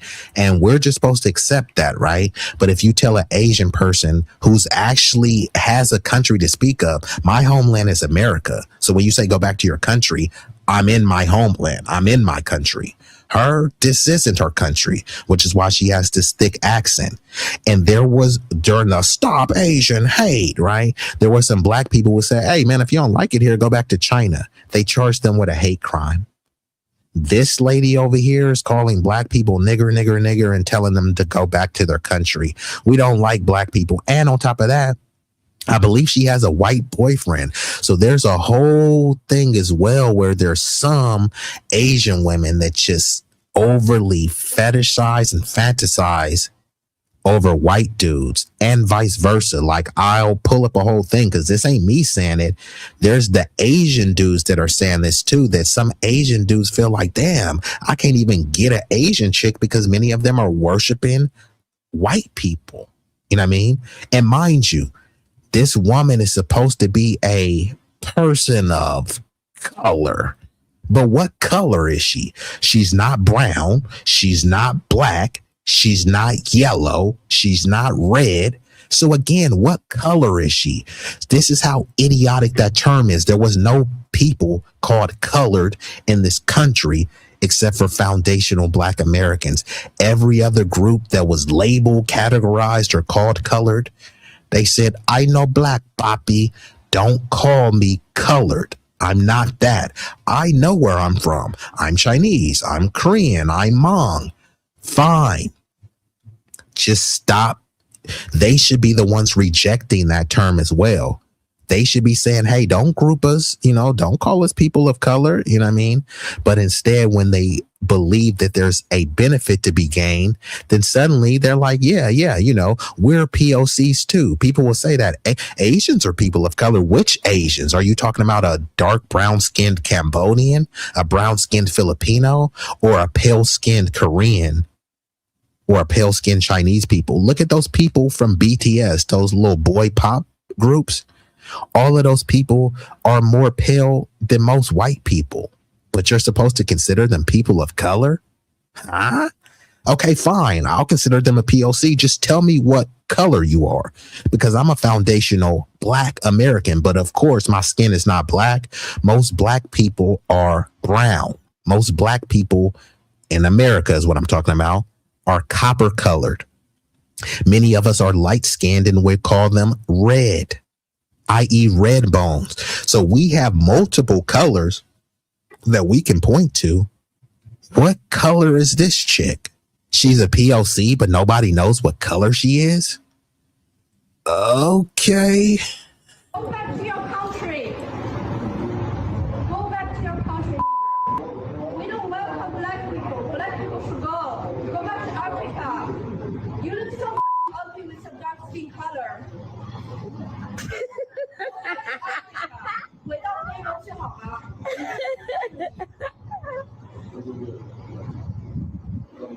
Go back to your country. You eat watermelon? I'm going to send this to my boyfriend because he's white and he's your master.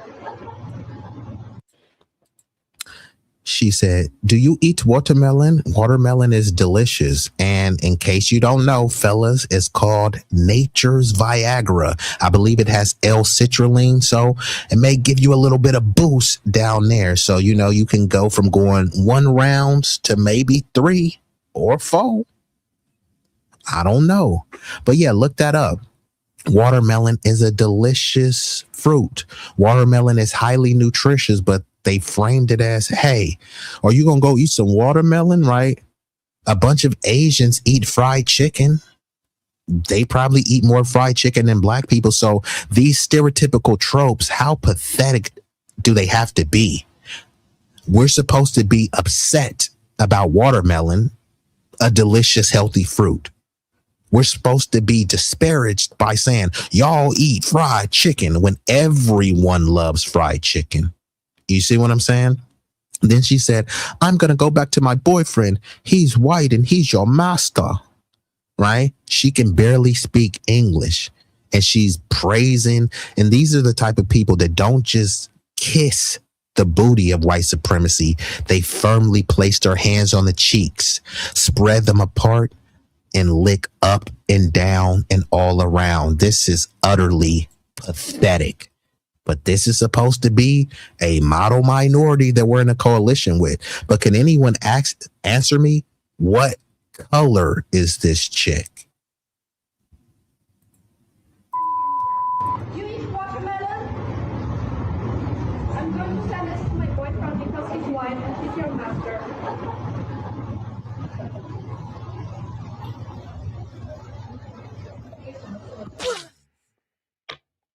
The phrase and or term people of color, POC, should not exist. Because although there are a few Asians that would watch that video in disgust and feel embarrassed to see an Asian behave and speak like that, the reality is that the collective of Asians, especially Chinese, they are very anti-Black culturally. So although a lot of them may not speak and behave like this in public, they do feel this way and speak like this in private, in their own homes, and do raise their children to feel like this. But here's the bigger picture. Asians are not the only one that collectively have anti-Black views and ideals in their culture. Middle Easterners also are raised with these views. People of Latin America, of my community, also have those views. And so here is the educational part. And I mean this with all due respect as a non-Black person. I promise you, I mean well when I say what I'm going to say. It is a horrible idea for Black people to use person of color, POC, to identify themselves as if Black people are in the same struggle with Asians, Middle Easterners, Punjabis, Latinos. How could there be a category that exists called POC, people of color, and all non-white people are placed and or categorized in this bubble as if we all share the same struggle? Because sure, systemically, there is injustice and discrimination. Yeah, and that term, it try to lump us all together. Hey, we're POCs, right? And now it's framed as, when you're looking at the civil rights, they're trying to say, hey, people of color fought for the civil rights. Like, no, it was foundational Black Americans. There were no POCs out there, you know. And then they'll try to point to some random Asian or some random Latinos, and it's like, bro, that wasn't the norm. Most Americans, whether it be Black, white, or otherwise, they didn't support the civil rights movement. Like, there's a saying, you're nobody until someone kills you, right? At the height of MLK, before he was assassinated, they did a Gallup poll. Over 80% of the country, mainly white people, were vehemently against him. So if these people were against him, why are we pretending? And you said, put his link in the chat, please. Are you talking about this current video that I'm watching, or which one? Right. But yeah, these people were against civil rights, but now they want to try to pretend like, hey, they were out there stomping and stepping. No, you guys weren't. And Flournoy says, them Asians do the most to mimic Black color. They're getting afros and braids now. Yeah, this is a big thing in Japan. They pay top dollar to get afros, top dollar to get braids. And even some of the culture, they're trying to steal it and misappropriate it and say that, hey, so there were some Asians where in Japan, they were doing like crip walking and lowriders, and they were like, hey, look, they're embracing Chicano culture. Like, huh? The whole concept of lowriding comes from a foundational Black American woman. Don't take my word for it. Look it up. We were already doing that. We didn't look and say, hey, look what the Mexicans are doing. Like, no, we're already doing our own thing. We're already dressing in Dickies and wearing certain things, not because we want to look like them. That's what was affordable. But now this stuff is trying to be framed as this is their culture. No, it's not. I never understood the yellow reference of Asians when it's Hispanics that are more yellow. Asians are more of a beige color. Yeah, this is what I'm trying to say. This is why when I ask, what color are they? They don't never say they're yellow, and they don't even say they're beige. There's no color that they can say. And then when you look at many of them have the same complexion as white people. So I make this make sense. There's some white people that are darker than some Asians, but I'm supposed to consider Asians people of color? Huh? And not all Asians are a monolith, right? Filipinos aren't just interchangeable with Koreans. Koreans aren't interchangeable with Japanese people. Otherwise, then fine. Let Cambodians take credit for samurai culture, since all Asians are the same. Nah, matter of fact, let someone from Myanmar or Bangladesh take credit for samurai culture.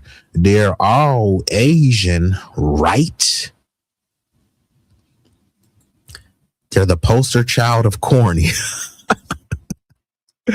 Hey, I can't hold you. And salute to Miss Jackie Gaines, still rocking.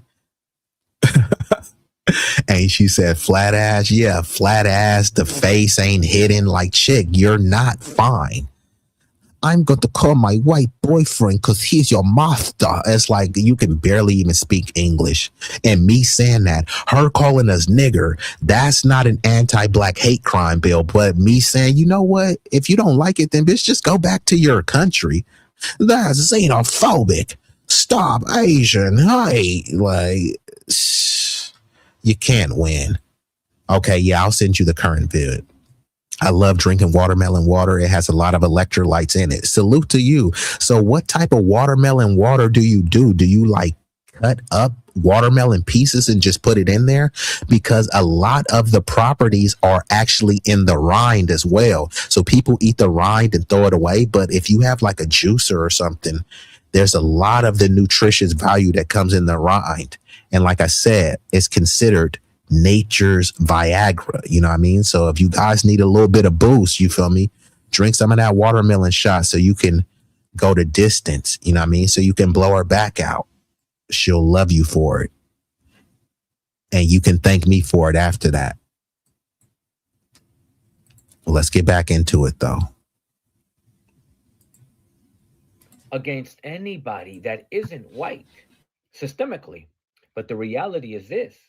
Outside of systemically, outside of white folks, we, as non-white people, the only one thing we have in common is that we live in a country where systemically we're discriminated against because we are not white.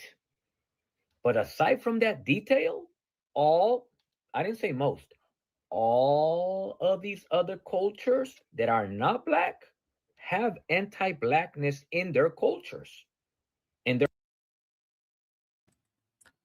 Correct. And this shouldn't be a shocker, and this shouldn't be like hateful towards anyone, because unfortunately, since nobody likes to do this with their community and we're the only community that's publicly holding each other accountable, this kind of triggers people. So I just got to give a disclaimer because I'm a humanitarian. I love everyone. So this isn't aimed towards all Asians. There's various nationalities and ethnicities within the term Asian, which is why I said I'm against just a blanket boycott of Asian businesses, because we don't know what Asians you're talking about. We should be boycotting any and every business that doesn't support us, that won't hire you. If you go into a business and there's no black people hired, you know what I mean, and it's in a black neighborhood, that's probably not a business that you want to support. If you're looking and say, hey, look, I love Chinese food, I love tacos, get with some people in the community, and there should be a house that y'all can go to and get unlimited tacos. Obviously, you know, you're going to pay, you know what I mean? But the price, you know, the quality of the food should be better. The price should be fairer, because this is going to be practicing group economics. If you love Chinese food, you don't have to go to a Chinese restaurant to get it. You can make your own Chinese food at home. Isn't that what your mama used to say? Hey, I want some McDonald's chicken nuggets. Boy, there's nuggets in the house. You know what I mean? You didn't need to go to McDonald's because you can whip up some nuggets at home. You can make sushi at home if you love that. Orange chicken, sweet and sour chicken, you can make that at home. Burritos, tacos, you can make that at home. You want to get your hair and nails done? You can do that at home. And you need to be, you know, not getting your nails done as much, because who are you really doing it for? Your kids love you if your nails are not done. Your man, if he's sliding in that slippery, ooey gooey box, he's not going to pull out just to say, girl, you ain't got your nails done. So again, who are you doing this money for? When you go on all these girls' trips to go bust it wide open in Cancun, who are you doing that for? How about you save that money and invest in yourself and invest in your community? Stop investing in these extravaganzas with institutions and individuals that don't truly support you, right? How many times you hear people go to the Gucci store or something, they get racially profiled and they say, they treated me wrong. Yeah, you already knew that they were going to treat you wrong, and you still spent thousands of dollars with them. So I don't want to hear it. But let's play this video real quick, because again, We're supposed to talk about Asians and there being POCs and all this other stuff. Now, this is not all, but there is a growing contingent of Asian women that prefer white men. Guess who it was that was dropping bombs and destabilizing their country? They say that the black people are too low IQ, too thuggish, and too stupid to run anything, to organize anything. Fine. I facetiously concede that point. Then that means it wasn't us dropping sophisticated bombs on you. It wasn't us human trafficking your kids and creating orphanages. It wasn't us going over there and creating a bunch of what they would consider bastard babies. It was the white men. And instead, many of them come over here and they call us niggers and then they praise whiteness. The same white people that were smacking them up in their homeland. Okay. Asian women like white men. That's a fact. Although most people don't want to talk about it. But anyway, since it's a fact, now we are going to look at why Asian women prefer white men. Hopefully, the raw truth won't offend you. Why do Asian women prefer white men? We live in a Western-dominated society, so of course, Asian women want white men. You need to. So that's an excuse right there. So now they're saying, oh, we live in a Western dominated society and that's why Asian women want white men. That's an excuse for anyone. So black women should want white men because we live in a Western dominated society, right? Every group should want white men because we live in a Western. Like, look, if you guys worship whiteness and you want to drink the bath water, and you want to, lick mayonnaise off of Brad's neck, that's fine. Just stop trying to frame it as if it was U.S. imperialism and they're forced. Like, you're not forced. You know what I mean? China has over 1 billion people. India, over 1 billion people. I mean, I'm just saying there's plenty of other Asian guys to choose from. So this is just the kind of cowardly excuse where, hey, we live in a Western dominated society. Like, you're not forced to be fawning over white dudes. And that's okay that you like white dudes. But just these kind of pathetic excuses is just save it. You know what I mean? And how would you feel as an Asian man, right? They don't want black dudes. But then again, they don't even want their own Asian counterparts because they're framing it as, oh, well, the whites dominate, so that's why we're in love with white men. Again, they say that these people stick together. They're more morally righteous. What is morally righteous about this? You know what I mean? Just saying, imagine, let's take it to the animal kingdom, right? There was a leopard or a cheetah, right? And instead of the cheetahs getting with the other cheetahs, well, the lions are the king of the jungle. And since they dominate as a cheetah, I should try to go mate with the lion because the lions are the kings of the jungle. Huh? That's exactly what she's saying. Oh, white men are dominating and that's why we prefer them. You can acknowledge that they're dominating, but then what is that saying? All Asian men are chopped liver? And then they put up this type of imagery and they want to say, oh, look, because we live in a Western dominated society. But then you heard the other Asian dude talking about they created this, they created the microphone and the TV and all this other stuff. You guys have your own Asian networks.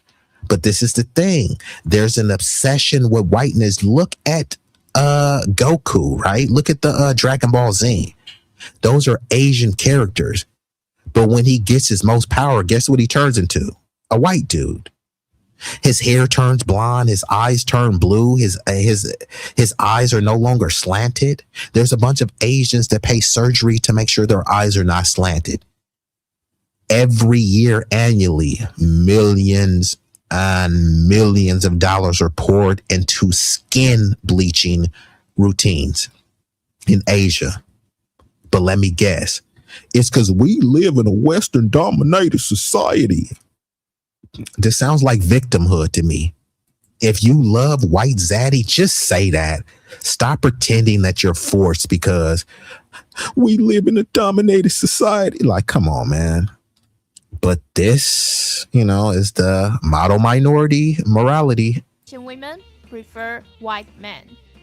We live in a Western dominated society. So, of course, Asian women want white men. So she said, of course, like, well, duh. But hold on, let me get to the chat. You said bring on the bootlicks. Okay, yeah, I'm gonna go ahead and shelf this one because most of this stuff, y'all, I've covered it already. So we need to gather up all these examples of their hating asses and deliver them to the Department of Justice. Demand that we rescind that dumb law that they granted them. Now, they won't rescind that law. However, we can use that law as precedent for why we need an anti-Black hate crime bill. So, yes, we do need people gathering and archiving all of this stuff. Chopped liver. I thought you were going to say chop suey. I was going to say chop suey, but, I think you get my point. Facts, Dragon Ball corny. And this is what I'm saying. I love Dragon Ball Z, but it's like, come on, bro. It's an Asian dude. And then when he gets most of his power, he turns white. Like, make it make sense. And then now they got a show called Invincible with what are they called? The Viltrumites or something like that. And then some Japanese people are trying to say, well, those are the black people and the black people are big and scary and attacking us. It's like, bro, it was some white people who dropped an atomic bomb on you. And they saying, yeah, but we're afraid of the blacks. It's like, bro, we didn't do shit to y'all. It's a bunch of white military bases set up there. But who are they mad at? Black people. So I'm going to play a little bit more of this, and then I'm going to transition. So let me just play. I think this video is only like 2 minutes, so I'll just play. You need to understand men are looking for replication value in women, whilst women are looking for survival value in men. I'm not saying men are superficial and only. So again, they're telling on themselves. She said that, which I get it. Like women, they want a provider. So she said they're looking for survival values in men. But if you're looking for survival values, isn't that what they say? Hey, Asians make the most, which I played an Asian person that said that's not true. What they try to do is numbers don't lie, but you can lie with numbers, which one of the things they bring up is household income. Immigrant families on average have way more people living in the house. So if you're comparing many people that live in single parent households, or at least it may be a household of 4, but it's only one earner and 3 kids, right? And you're comparing that to a Asian household that may have 5 adults there. So when they're doing the median income is based on the income of those 5 adults versus some other family member that's living in a house with 5 people, but there's only 1 adult earning and the rest of them are kids. But you're kind of comparing them and trying to say, hey, Asians make the most, but that's not necessarily true, right? An affluent Chinese immigrant is not making the same as some poor Filipino in Oakland. But you're supposed to look at, hey, Asians are earning the most. But when you look at most of the Fortune 500 companies, who owns them? They'll look at, look, there's an Asian CEO or an Asian COO. Yeah, but who owns the company? A white person. So he says all anime shows the colonization by whites after the atom bomb. Correct. And in their minds, it was like in a form of assimilation as well, where they're like, hey, look, this will further ingratiate us for being the model minorities, right? And in those animes, they stop slanting the eyes. Many of them start having more Euro white features as well, but they're supposed to be super Asian. Doesn't make any sense. Them folks straight from the pits of and I guess if you like cannibals, but yeah, let's get back into it. But remember, she says they prefer white dudes for survival and because we live in a Western dominated society, right? And see, in this where it gets confusing, right? When you look at the kid in the middle, right? That how is that kid going to grow up and identify? See, as many people that we have that are mixed race, 2 or more races, 3 or more races, right? Most people lean into one or the other. They say that it's a social construct, but people adhere to this construct. Now, when you look at this kid, is he going to be labeled as Asian or is he going to be labeled as white, right? White people, you know, they may not accept him. Asian people, they may not accept him, right? So it's kind of in between, right? This kid will be forced to identify as Asian because many of the whites could be like, yeah, you're white, but not quite like us. But if this person goes on and has a prominent career, then they'll say, hey, yeah, no, he's white just like us. Look at Keanu Reeves. I mean, what is Keanu Reeves? I mean, he's Asian, and what else? Is Keanu Reeves a white dude? Is he an Asian dude? Is he a mixed dude? It's ultimately up to how he identifies. But most of these people don't identify as mixed. They choose one or the other. And then they bounce in and out and say, hey, you can't call me that because I'm this, right? I.e. Barack Tether Obama. He's biracial. Obama called himself biracial. His wife called him biracial. But if you call him the first biracial president, then suddenly that's offensive. No, you have to call him black. But he's white too. No, don't call him white and don't call him mixed. Call him black, but he called himself biracial. So I want to call him biracial. No, he's the first black president. Well, actually, he doesn't even identify as black. He identifies as African American because he's really Kenyan American. But if you call him Kenyan American, no, you have to call him black. Well, no, he's not black. He's African American or Kenyan American. So it just goes back and forth where people try to play these games between race, ethnicity, and nationality. And they act confused, but they change as the winds blow. If he's in front of a certain crowd, he's biracial. If he's in the dirty South, he's blackity black. If he's around a bunch of white people, hey, I'm not black. I'm biracial. It's just pathetic, bro. So if you're biracial, you're going to be biracial all the time. Suddenly that turns to offensive. Calling Barack biracial, which he is, then it turns into, see, that's the problem with the black community and colorism. What the fuck is colorist about that? I called him accurately what he is. It just doesn't even make sense. Yeah, no, that's why I say I call them the other, because they try to say, okay, the one drop rule was in theory eradicated and abolished, but people still try to advocate for the one drop and try to say that if you have one teeny tiny drop of African Negro ancestry, then suddenly that makes you black. But if you have 100 drops of European ancestry, that doesn't make you white. Come on now. And the one drop rule only works one way. If you have one drop of Asian, you're not Asian. One drop of European, you're not European. One drop of blackness, you the blackest person on the block. Black. No, you're not. And like I always said, if you have 4 scoops of vanilla ice cream and you drop 1 drop of Hershey syrup in there, is that now chocolate ice cream? You know what the answer is. You need to understand men are looking for replication value in women, whilst women are looking for survival value in men. I'm not saying men are superficial and only want hot girls. And I'm also not saying women are superficial and only want rich men. I mean, the nature only cares about 2 things when it comes to the human species: to survive and to reproduce, because the nature only wants the human species to continue. So don't blame Asian women just because they want to date white men. It's human nature. It's not their fault. White men are generally more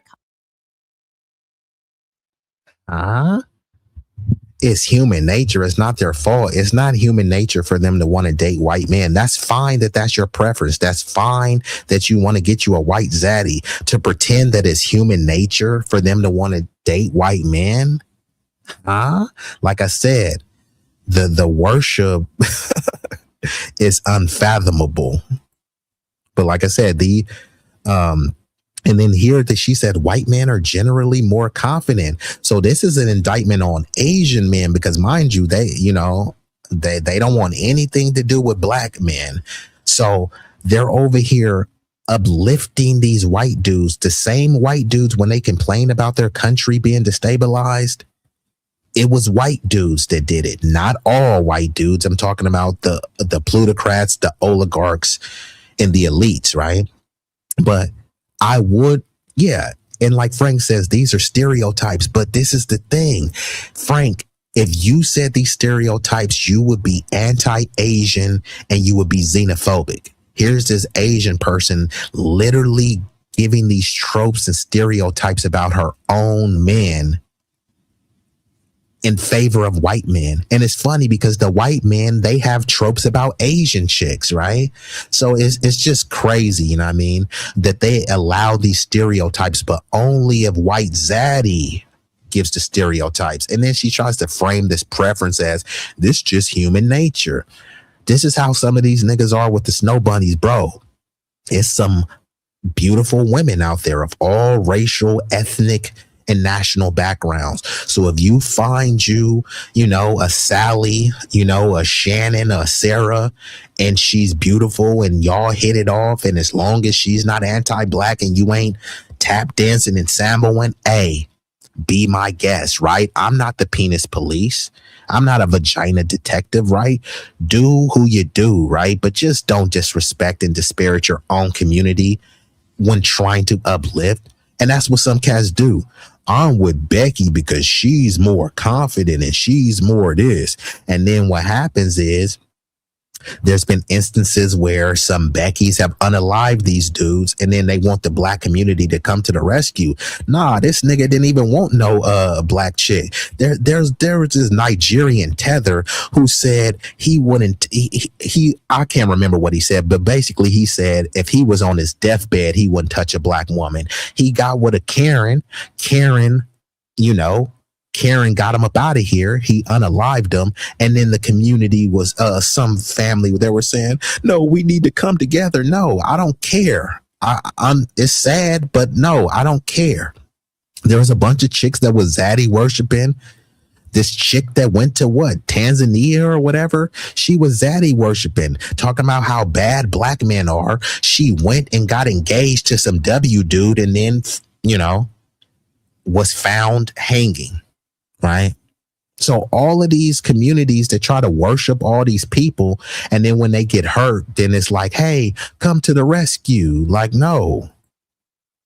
You said bar S hot dog. You said hot dog water smelling brag. Yeah, that's what I'm saying. They want to drink that bath water, and you're being generous with that bar S. You know what I mean? And this is what I'm saying. Some of these dudes, because they love Becky so much, they won't just only drink the water, they'll be sucking on some period cooch. I'm just saying, the obsession is real. You said beautiful is beautiful, but beautiful is beautiful, but when are the best looking? I think you were saying our women are the best looking.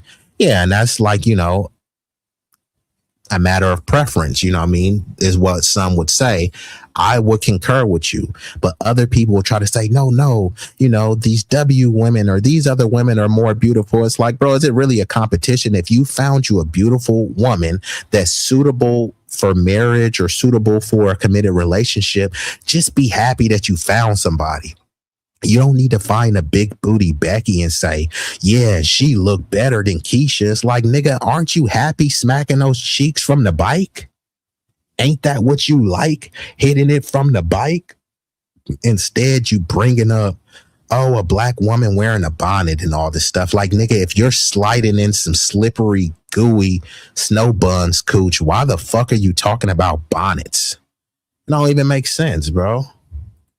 But it's only a couple more minutes of this video. And I'm going to play the rest. Confident. Again, we live in a Western-dominated society, so certainly easier to feel more confident if you're a white man.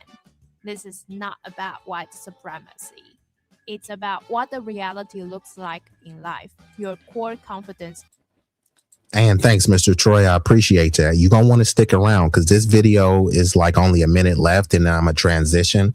But Mr. Troy also says real life will make them eat their words. Well, they say a lot of this stuff on the internet and then reality sets in. This is why they say reality bites, because all this stuff sounds good.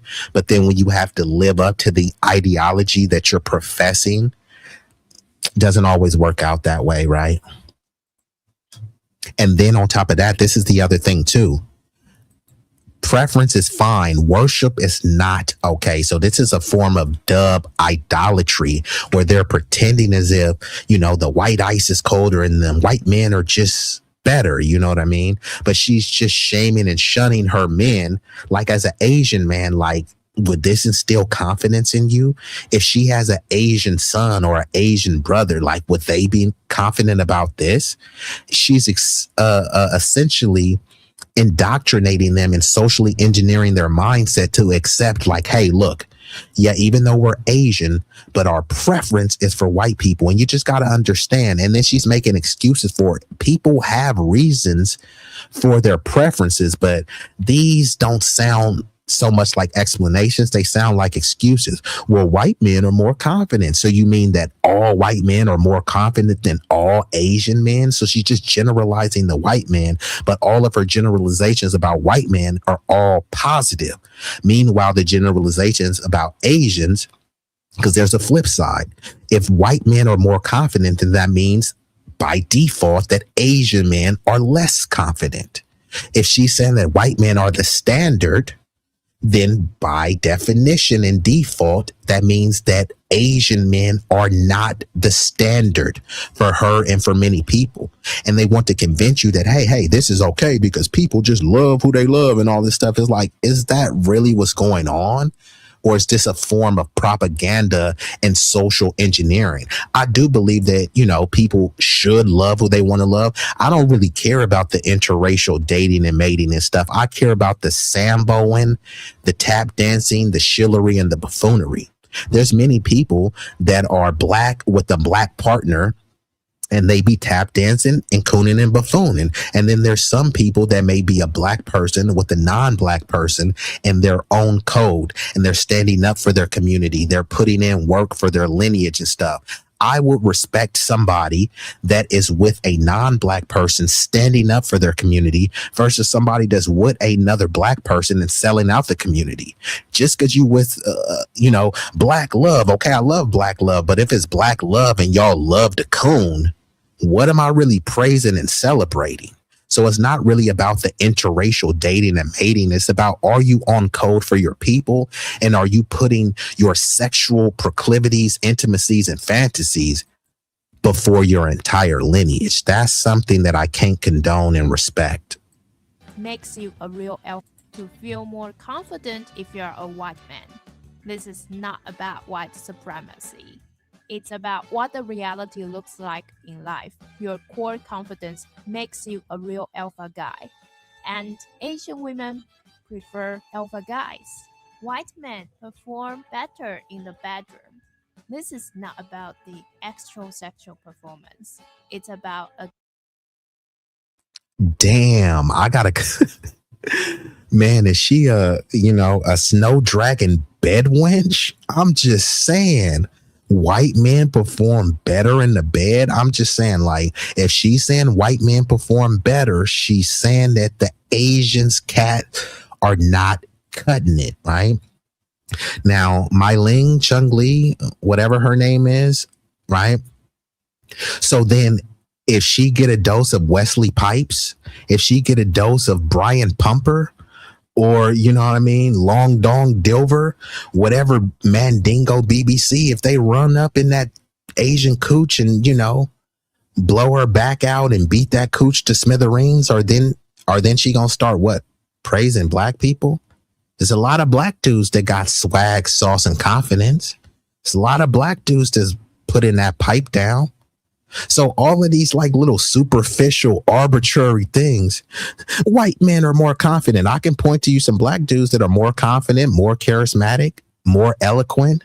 White dudes are performing better in the bed. Well, I mean, when you look online, right, they have a site called blacked.com. It's a bunch of Mandingo warriors with soul pole piping down the most beautiful Beckys that you can ever imagine, right? Where's the Asian version of that? Where's the site where it's just a bunch of white dudes piping down Asians? Yeah, people want to see that. But when people type in the search bar, the number one thing they type in is BBC. So I'm just saying, if these are her little arbitrary requirements, like, man, if she get a dose of Wesley Pipes, he hit that little Asian snow dragon cooch from the bike. I'm just saying, she may not want to go back. She may not want to go back to Brad. Just saying, if Jamal get a hold of her, if my nigga Jamal or Tyrone hit that, it's a wrap. White men perform better in the bedroom. This is not about the extra-sexual performance. It's about a guy's attitude when it comes to giving his woman pleasure.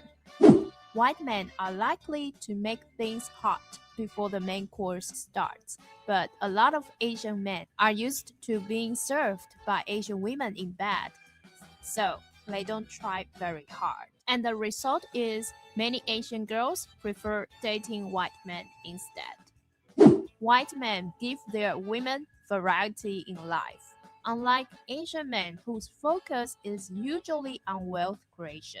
White men are generally more interesting and enjoying a stimulating lifestyle. Sorry if this is a generalization, but according to our observation, Asian women who marry white men oftentimes enjoy a more interesting and colorful life because white men are more likely to take their women to concerts, events, and trips. So that's it for today. If you have any... You've got to be kidding me. She said white men are more likely to take their Asian women to trips and all this other stuff. So what is this about going to Disneyland? Come on. She's willing to sell out her own community because Brad took her to Disneyland. This is crazy. Yeah, if she called Tyrone gonna beat them guts inside out and gonna have her face in the mattress. So yeah, stick to Brad. But like I said, if I was an Asian dude, I'll be like, God, Lee. You know what I mean? So they're already saying, hey, look, we don't want you Asians because the white men are more confident and they take us out and they're better in bed. And you know what? They dominate Western society. So we're choosing the winners. That's essentially what they're saying. And then on the flip side, the Brads are saying, oh, well, they're way more submissive and all this other stuff. They love to get people from what they call third world or underdeveloped nations and stuff. So, yeah. So salute to all my Asian fellas out there. Y'all got your work cut out because unfortunately, many of your women are worshiping Brad. And the reason why I played that is because this is not just the mentality of the women, it's the mentality of the men as well. Even many of the men that get with other Asian, they still see, you know, whiteness as the virtue that they want to be adjacent to, that they want to assimilate into, no matter how much, you know what I mean? The whites had the Yellow Peril, the Chinese Exclusion Act, the Japanese internment, you know, the Pearl Harbor bombing and things like that. They're like, yep, still better than the blacks. Now, without further ado, I'm going to get into what some of y'all have been waiting for. I'm going to address the bootlicks. Now, there's many of these Democratic dolts that were saying, hey, y'all stupid, you know, how y'all gonna sit the couch? How are y'all gonna vote against your interests? Vote blue no matter who. vote the lesser of two evils. All of the people that were saying, y'all stupid, y'all don't know politics. Roland Martin, roly-poly, rotund Martin, swollen Roland Martin, stupid fool. Shut up. Y'all don't know politics.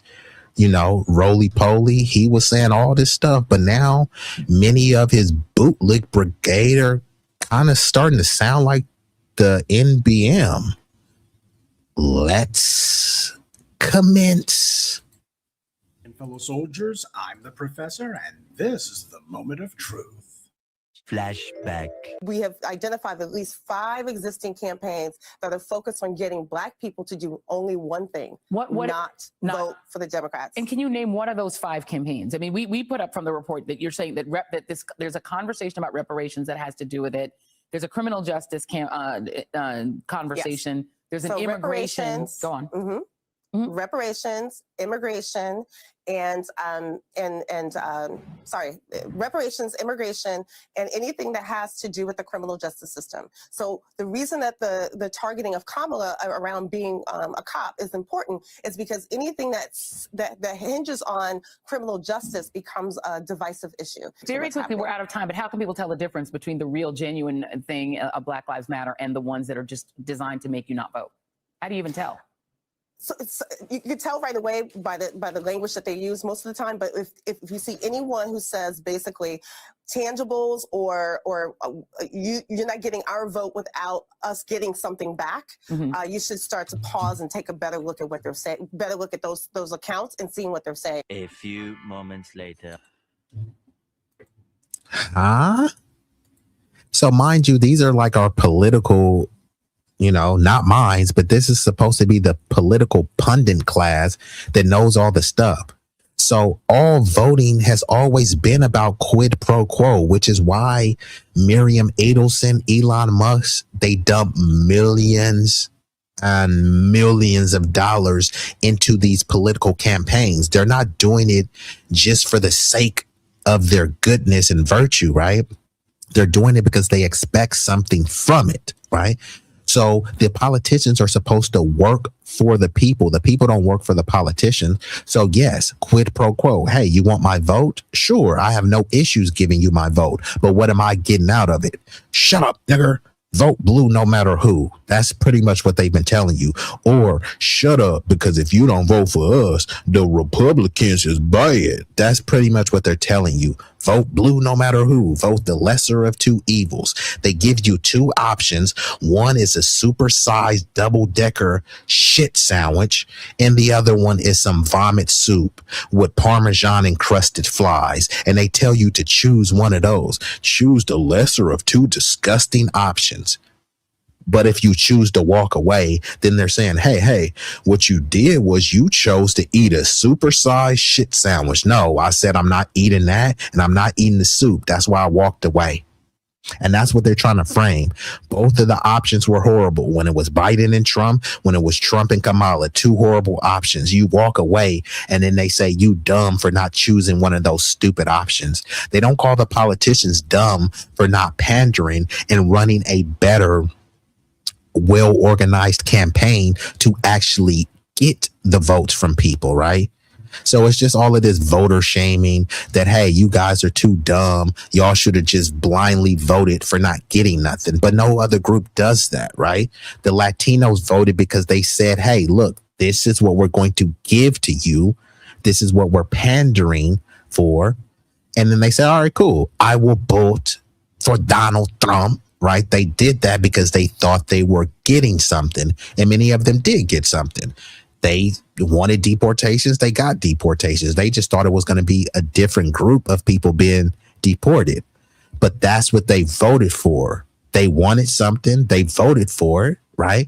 When you hear Jewish people, they vote based on what you're going to do for them.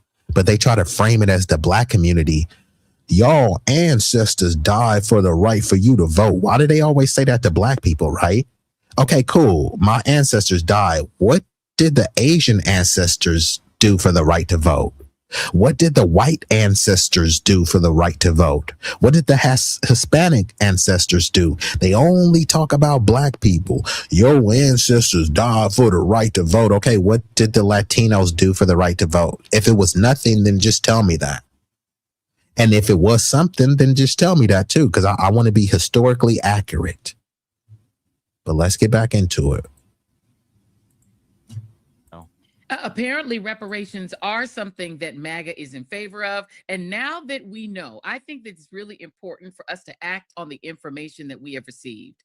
Now that we know that a president can, without Congress, without going back to Congress, because who knew? You know, there's a fund that Congress has pre-appropriated, as you will know as a former congressional staffer, that sits there in case there are settlements that the government needs to make, so they don't have to keep going back to Congress every time.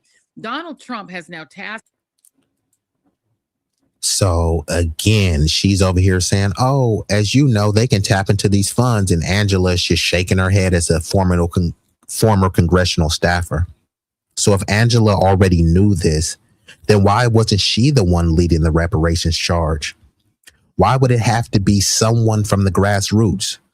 Angela Rye has been rubbing shoulders with the likes of the Obamas, the Al Sharptons, any of these people in the political Democratic establishment, right? So Angela Rye, she's always trying to puff her chest as if she knows more than anyone else. Okay, fine. So that means you should have been going harder than anyone else. It's people on the grassroots that have no experience as a congressional staffer. And they've done more to advance reparations than Angela Rye. Angela Rye loves to bring up HR 40 and stuff. HR 40 is a study. It's not reparations.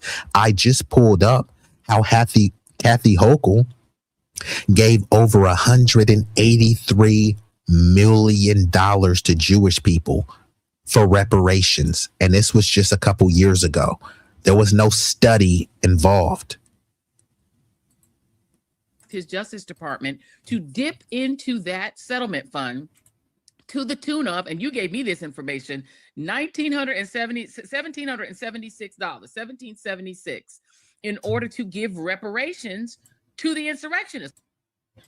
And like Sunlight says, you've always known, and this is what I'm saying, like, how are you supposed to respect these people? Because if other people outside of the political establishment knew about this, but Angela Rye and Joy Reid, who was in the political establishment, they didn't know that. Joy Reid, I believe she went to Harvard. So she has a very prestigious educational background, but she's just now finding this out in 2026. Angela Rye, she's been around schmoozing with Obama, schmoozing with Kamala. And she's just now figuring this stuff out. But like Sunlight says, no, she's always known, which makes it even more egregious. She's known, but she hasn't been standing up for us. She's been pushing a vote blue no matter who and open borders. Open borders doesn't affect Angela Rye, but it affects the black grassroots. But she doesn't give a damn because that's not who writes her check. No black grassroots people are donating to her, but the DNC shills, the DNC establishment, the adults, they're funding her. This whole Native Land Pod is funded by iHeartRadio. If you look at, you know, my sister Sabby Sabs, right, and other independent creators, Sabby Sabs is doing her own thing. She's not backed by iHeartRadio. Native Land Pod should have way more subscribers than Sabby Sabs. The only reason that they even got this amount of subscribers is because they're backed by an establishment legacy organization in iHeartRadio. But how could you respect these people, right? I don't have any type of degrees, and I'm over here outclassing these people, out articulating these people on issues that have to do with my community. And these people are supposed to be the leaders, and you're supposed to, you know, look to them for guidance. But how could they guide you? They're acting like, oh, we didn't know, and now we do know that you can do this. How long have you been in Congress? How long have you had a mainstream network show, Joy Reid? This is pathetic. And the only reason why they're doing this is because they've been kicked to the curb, and they're saying, you know what? We're not as effective as we were at bootlicking. So now they're trying to parrot the talking points of the new black media to try to say that, hey, don't forget about us. You know what I mean? You know, we still stand for black folks. No, I'm B1, black first, and specifically foundational black American freedmen first. These people are D1, and I don't mean division one. I mean Democrat first. Asking for tangibles and something for your vote is now considered a psyop. This is what I'm trying to say, bro. No other group does this, right? When the Jewish people were over there whining and saying, they said globalized an intifada, right? And they were asking for protections and things like that. No one called them victims. No one said it was a victimhood. They're just saying, oh, yeah, you know, quid pro quo, you know, you do got to get something for your vote. Now, Kamala or Kamami Harris is trying to say that, hey, you shouldn't just be blindly voting. You got to get something for your vote. But this is the same Kamami that said she's not going to do something that only benefits us, but she's advocating for things that only benefit women. I'm not a woman. She's advocating for things that only benefit people with kids. I don't have kids. She's advocating for things that only benefits immigrants. I'm not an immigrant. She's advocating for things that only benefit Jewish people. I'm not Jewish. But then when it comes to foundational black American freedmen, she won't support or advocate anything that only benefits us, but anything that benefits us won't only benefit us. Once you enrich and enfranchise the foundational black American community, it's a boon and a boost to society at large. And you said, I believe she is known way before now. Of course she's known. She's not a dumb chick. You know what I mean? So the fact that she's known before and she hasn't done or said anything, this is extremely egregious. And you said later for respect, how are we supposed to trust you people when you holding back vital information? And this is what I'm saying.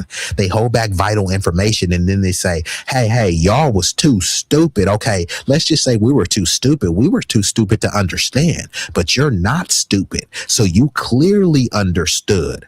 So why did you work to undermine us? Because she got a check from the DNC.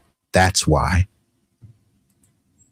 Well, now that we know, sis, the next time there's a Democratic president, I don't want to hear anything about them not being able to do reparations. I don't want to hear it anymore. Okay, so now that we understand the uses of power, we get to apply to that too. So the next time there's a Democratic president, we don't want to have a commission. We don't want to have Congress do a study. We don't want anyone to do a study. You are going to start issuing reparations to the descendants of African, formerly enslaved African people, to the Tulsa survivors' families, to the families of the survivors. Huh? Bitch, are you high? Are you high? Huh? Why she tried to slip that in? Oh, to formerly enslaved Africans and all. Like, who the hell are you talking about? No, we're talking about foundational black American freedmen. So this is where they try to slip that African in to try to Africanize everything so that, hey, I'm Congolese, I'm African, I'm a descendant of an African slave. No, this ain't about the continent of Africa. This is about my homeland, America. The fact that they're over here trying to Africanize everything like that, all they're trying to do is open the door for non-foundational black American immigrants to try to tether on and say, hey, I was a descendant of an enslaved African, because there were many people, most of the enslaved people were in the Caribbean. And there was an ethnogenesis. Not everybody that has Negroid phenotypes are African. And this is what they've sold you, right? Because let's just do this, right? At the very least, many of us have been here for thousands of years, but let's just go at the very least. At the very least, we've been here 500 plus years. If you look at how long it takes for a new racial and an ethnic group to form, it takes at the low end a couple generations. Many of us have been here well past 10 generations, 8 to 10 generations. So clearly a new racial an ethnic group was formed. We are an admixture of formerly enslaved and enslaved Black people, indigenous people, and European people. This is an amalgamation of these collective groups which formed an ethnogenesis. So whatever, and they always say this too, y'all don't know where y'all from. No, we know exactly where we're from. We're from America. No, you ain't really from America. You're from Africa. And then they point to some distant land in Africa that didn't even exist, right? When my family was here building in Alabama, many places in Africa didn't exist. Oh, yeah, but you still from there. Okay, now let's just think about this. There's no race called Native American. There's no race called indigenous. So what race are these people, right? They presume that, hey, they were Asiatic, right? Okay, so if they were Asiatic, then is their race Asian? Could anyone answer that question for me? They say that no, the y'all wasn't here first. The indigenous was this person. Okay, what group is that? Because there's indigenous people everywhere. If you look at Aboriginal, indigenous, those words are used interchangeably, right? There's indigenous people in Africa. There's indigenous people in Australia, but there's no race called indigenous. And then just these simple questions people can't even ask, but why can't they ask them, right? So every melanated person that comes over, they just get to somehow immigrate into our lineage. No, you can't immigrate into a lineage. If I pack up and decide that I want to go over to China and start a family, I can't immigrate into being Chinese. I can be a Chinese citizen, but I'll be a foundational Black American Chinese citizen. Just like if you come over here from Jamaica, Senegal, Haiti, or whatever, right? You're a Haitian immigrant. Yeah, you may be a Black Haitian immigrant, but you can't come over from Haiti and then immigrate and say, I'm a foundational Black American. No, you're a Haitian immigrant. You're a Senegalese immigrant. You're a Nigerian immigrant. And there's nothing wrong with that. All we're saying is that you can't immigrate into a lineage. Right now, if you want to pack up and move to Mexico, right? They're not going to say, bruh, you're Mexican just like us. Yeah, you may have citizenship, but citizenship is not the same as your lineage. There's plenty of Black Mexicans over there, even though they should just be called Mexicans, but they call them Afro-Mexicans, right?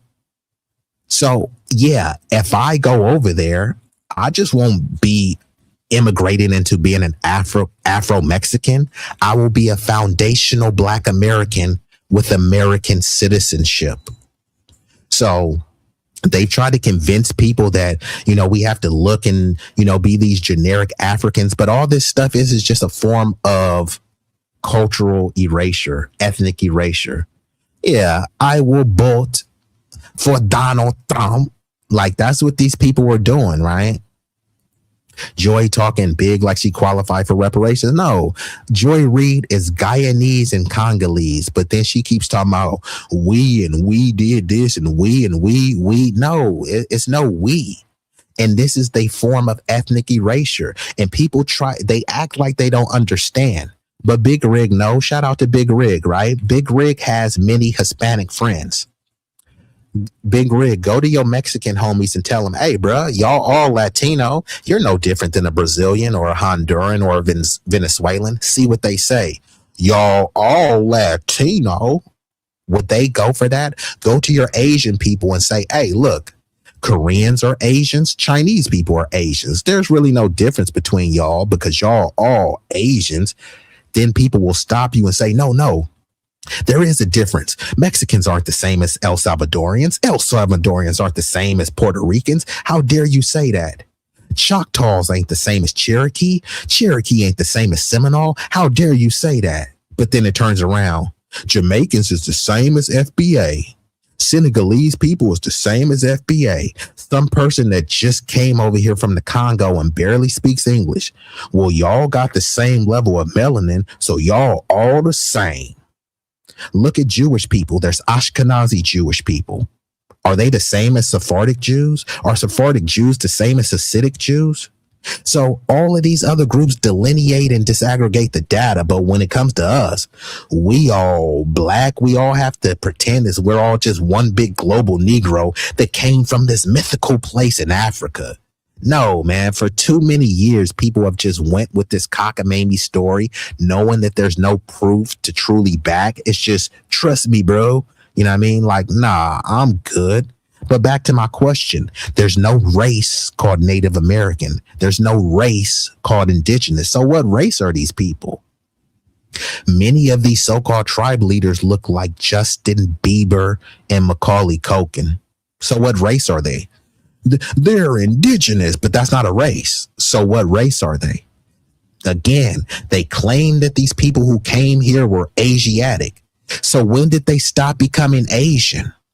If you've been here thousands of years, you still African. You've been here 500 years, you still African, right? But when did these so-called natives stop being Asian? If they're literally Asiatic, right? Fair questions to ask.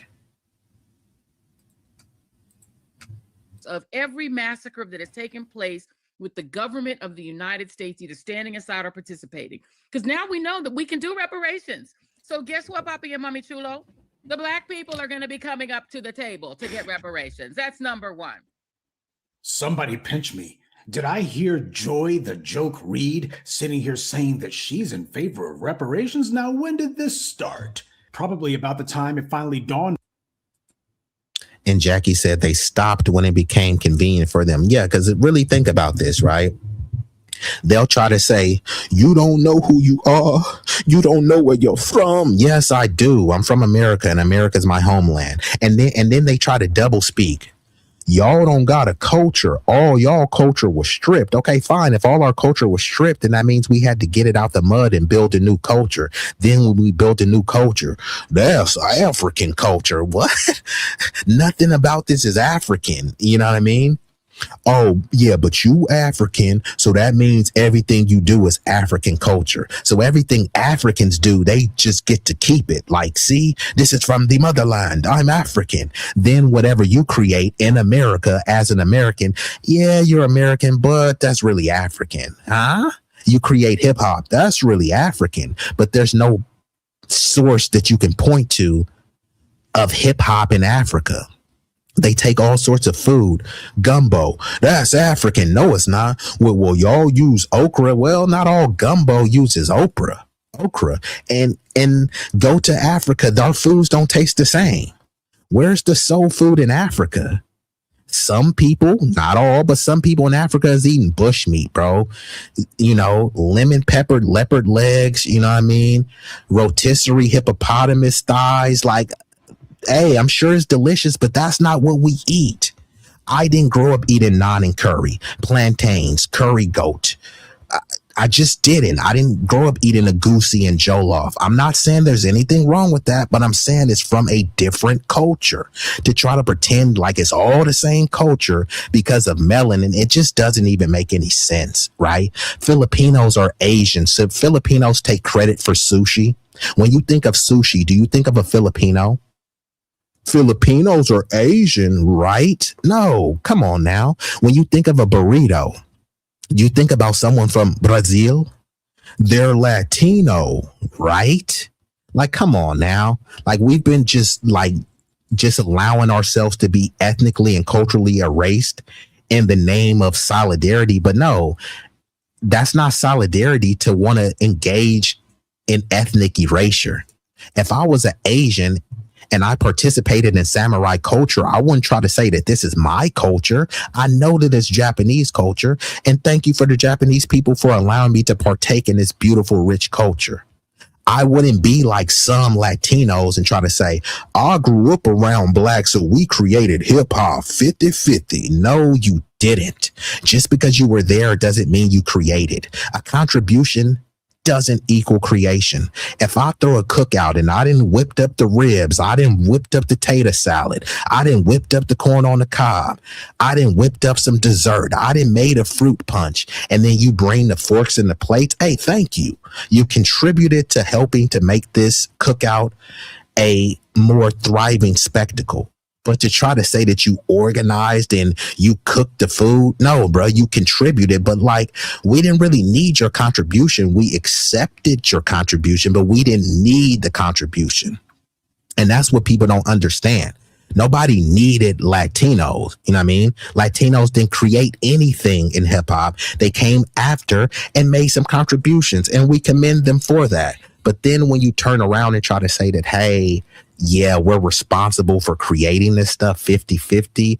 Yeah, no, that's where you lose me. And you said, don't do it. I don't know which one you said. Hey, yeah, you know, and I might, you know, I'm definitely going to come back tomorrow, but depending on what time your stream come on and how long you go, I might come back with the double header. I'm back. We not having a country. We don't know who we are. Our rhetoric comes from the NOI used to recruit. You saw Bane do that to Malcolm X in Spike's movie. Yeah. And like I said, not all of these people, just because it's a respected figure or a respected organization, don't mean I agree with them. So then they contradict themselves too. They try to say that we don't know who we are. We don't know where we're from. Then they try to tell us where we're from, and they can't really point to a place. You from Africa. Okay, where in Africa? West Africa. Okay, where in Africa? Most likely here. So then they start guessing and estimating. It's like, bro, that's not no facts. They have no proof to say that you literally came from there. Even the DNA tests, right? The DNA tests say that they're for entertainment purposes only, right? So some people, like I remember Lil Wayne tried to say, oh, on his DNA test, it says that he was 53% Nigerian. Lil Wayne is from Louisiana. Louisiana is older than Nigeria. So I'm just saying, but let's just say that he allegedly was 53% Nigerian, which, you know, is a crock of you know what, because these DNA tests are not reliable. But you can't go and say, hey, look, I have X amount of Nigerian ancestry, and then go to Nigeria. You think that they're going to give you any Nigerian citizenship? On average, many of us have about anywhere from 15 to 30%, some 40% of European ancestry. You can't go to whatever respective European nation and say, hey, look, I'm 30% European. Should I be granted citizenship here? We already know what the answer is. And this is so goofy, though, when they try to say that y'all have no culture. Your culture was stripped from you. Okay, if our culture was stripped, then that means we had to get it out the mud. We had to create something that was entirely new, something that was unprecedented. And that's what we did. We created something new. We created something unprecedented. And now they want to say, yeah, but y'all got it from Africa. Okay, but where are the origins in Africa that you can point to? They can't point to any origins. Imagine that I'm saying, hey, look, I created tacos, but I have no origin or no history of me creating tacos, of me whipping up the recipes, or the taco should even be better, right? Should you be able to get a better taco at Taco Bell or in the heart of Mexico?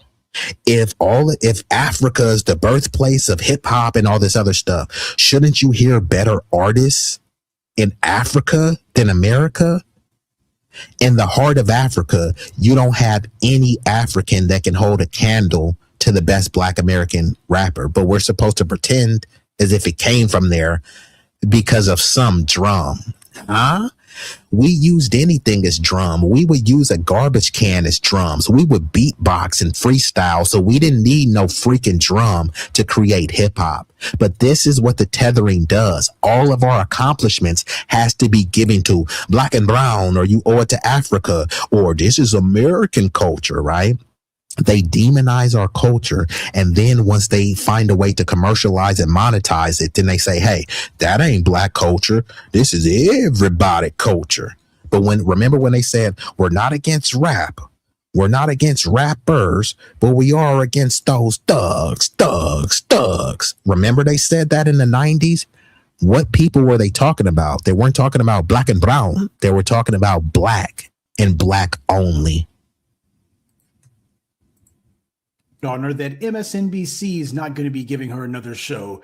It's going to be very rare that she pops her head in the door to do some sort of panel, but that's going to be about it. They'll have her show up just long enough to say, hey, remember this old fossil who we gave the pink slip to? Yeah, that's dawning on her that pretty much it's over.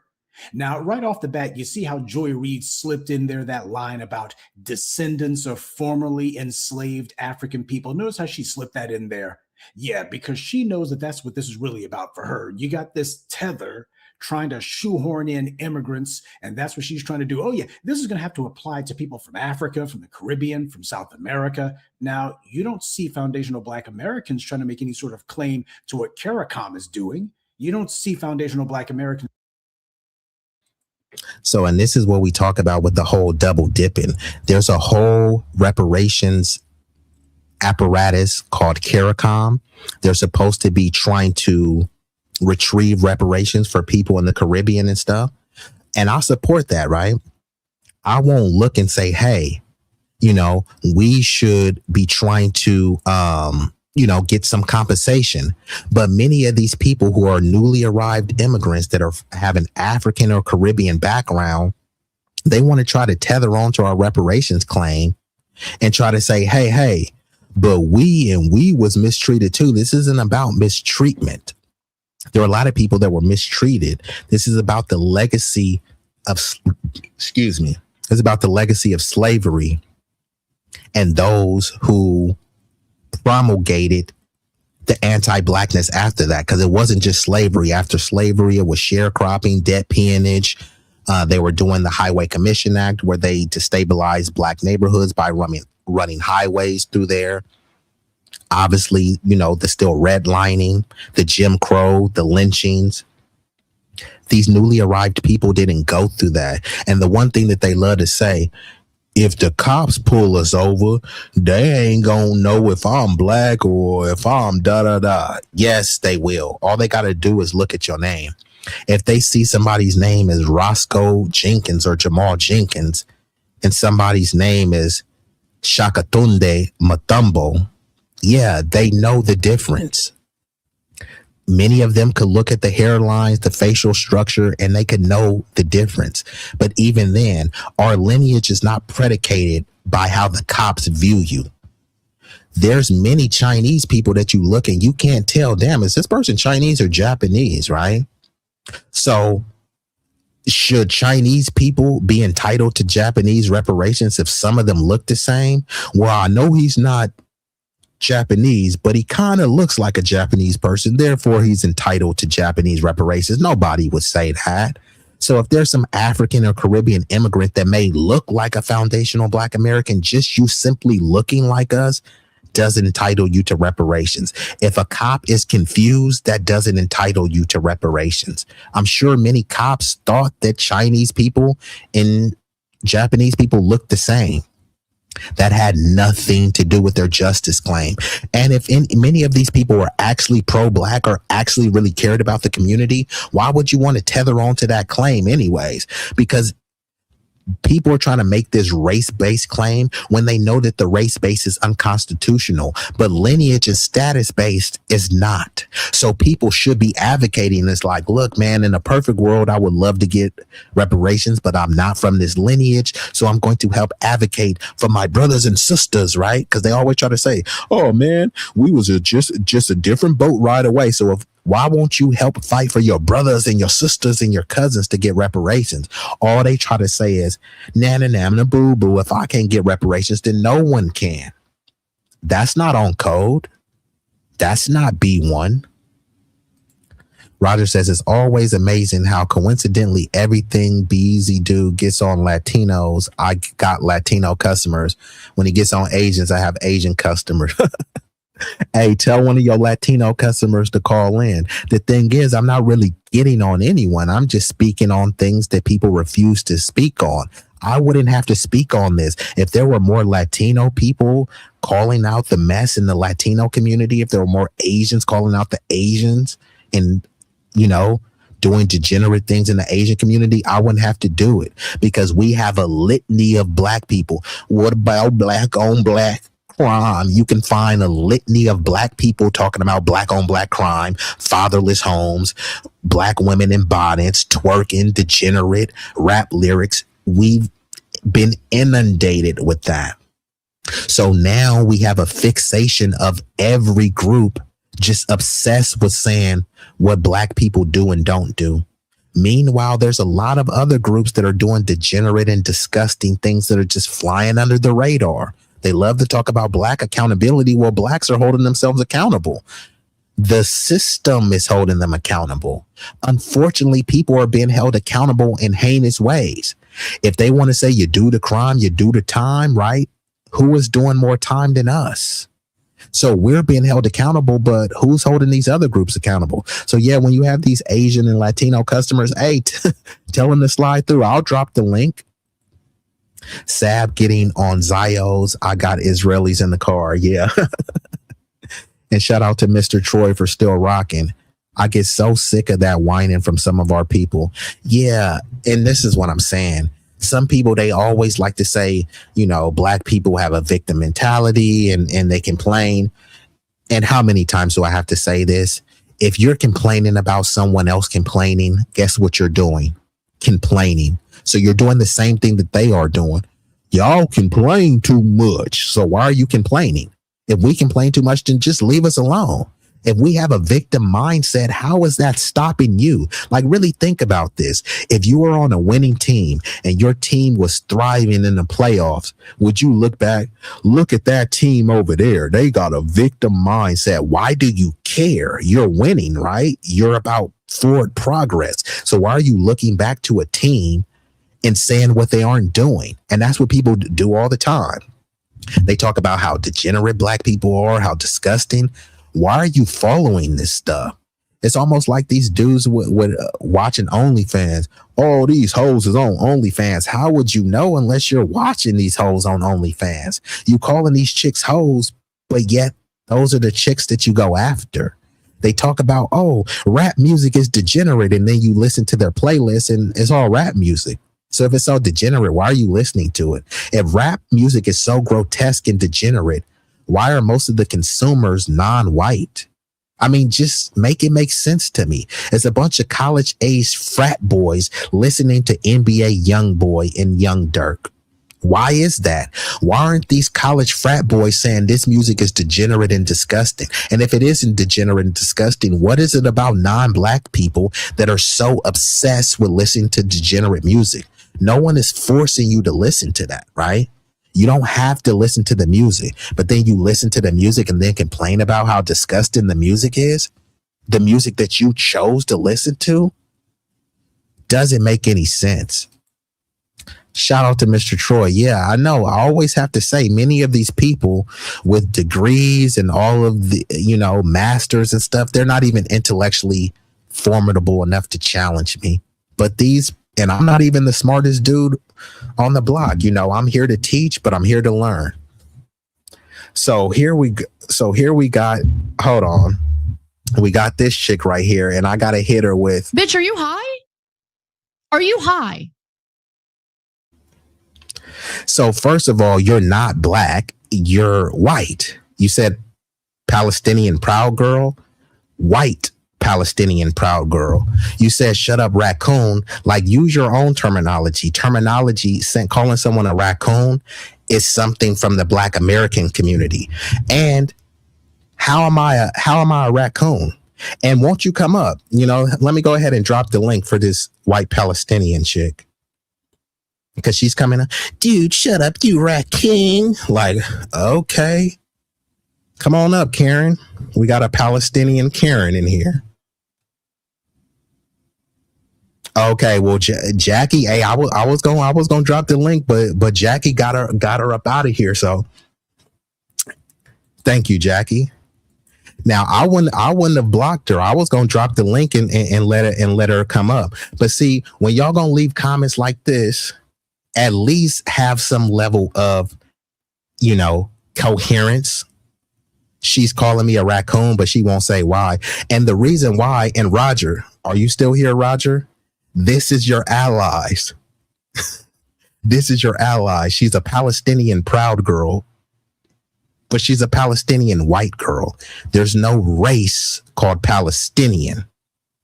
And all these people, they try to pretend, no, Palestinians, they're people of color. Okay, what color is this chick? What color is she? Palestinians are classified as white in America. Now, in 2030, there will be a racial classification called MENA. Okay, if she can still come up, and usually I just time people out, and then hold on, I usually time people out. I don't immediately block them. But I'm going to go ahead and drop the link because, see, this is the thing. These people, they always like to say shit in the chat. But, hey, look, you have an open invite, right? She's calling me a raccoon, but, no, I ain't taking that to Rome. And Nick, remember, Nick called me a white supremacist. So, like, I'm sure if I send this to Nick might try to slide in her DM. Nick might try to slide in her DM. But like I said, I like to pull these things up in real time. You know what I mean? So hold on. Actually, she kind of derailed it, but I want to pull this up. So y'all give me, hold on. Give me like 40 seconds. You ain't know. Let's just be easy. Hey, hey. Let's just be easy. That dude.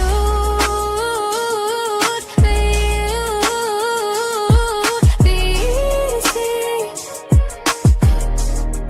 easy. Is that dude? You hear me? You feel me? Ooh.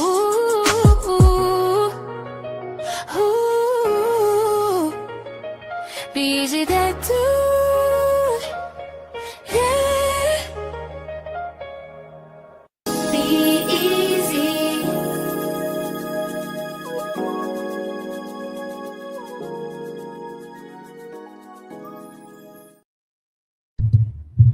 Okay, we back, and then y'all see this on the screen. Like I said, we got to pull this stuff up in real time. So again, what do these people love to say? Hey, people love color, right? And we're supposed to pretend that just because someone is Palestinian, yeah, free Palestine. Yeah, I support Palestinians, right? But I have to call it what it is. Once again, there's no race called Palestinian. Don't take my word for it. In the United States, Palestinians and other Middle Eastern people have been officially classified as, you guessed it, white. Since the late 1800s and early 1900s. What year is it again? 2026. They've been classified as white. Hey, they're not white. They're Muslim. They're Arab. There's no race called Arab. There's no race called Muslim. There's no race called Palestinian. There's no race called Middle Eastern. Jillian Michaels, who loves to say, did you know I'm Arab? Yeah, Jillian Michaels is Syrian and Jewish, i.e. white. Most Palestinians are white. This is not me. This is according to records. I'm just saying. So again, this chick comes in as a Palestinian proud boy calling me a raccoon. All it is just a white girl with a keffiyeh. That's all it is. But you've been convinced. No, there are people of color. Well, why won't they check the box that says other? There's a box that says other. You can check other and say that I'm Palestinian, right? They try to frame Middle Easterns as, no, they're not African. They're Middle Eastern. They're literally in North Africa. Yeah, but they're not African. They're Arab. Okay. Again, these aren't my facts. No gun is forcing them to say that they're white.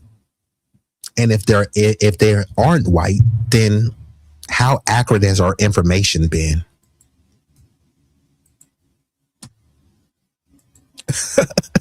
Like I said, she's dumb as hell, and that's why she ain't hit the link. And I wanted her to come and hit the link, you know what I mean? And I don't have an issue with Palestinians. I don't have an issue with Arabs, Muslims. I don't care if you white, black, or yellow. I'm just pointing out the distinction, because these are all the people that they call minorities and people of color, but you can't really say what color they are. White people aren't considered people of color, but a Palestinian who's classified as white is considered a person of color. Make it make sense. And my says, keep in mind, be respectful to the host to chat to avoid timeout or blocking. Yeah, if people is trolling and stuff, y'all could time them out. You don't got to immediately block them. But if you do block them, honestly, I don't really care. You know what I mean? It's up to y'all. Y'all, if you in blue, you're empowered. If somebody is getting on your nerves, if you felt that they took the disrespect too far, then block them. For me, I'd rather just time them out, let them sit in a timeout. I give them the opportunity to come up here and discuss or debate me. They never want to have a discussion because they'll be outwitted and outclassed, and they don't want to have a debate because they'll be obliterated intellectually.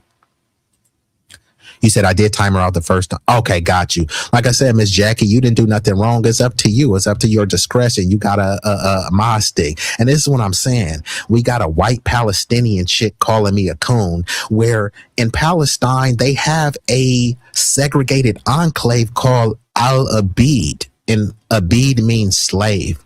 So there's a bunch of black Palestinians that are mistreated. So even when the genocide is going on, the black Palestinians are still being mistreated, but I'm supposed to crash out? Okay.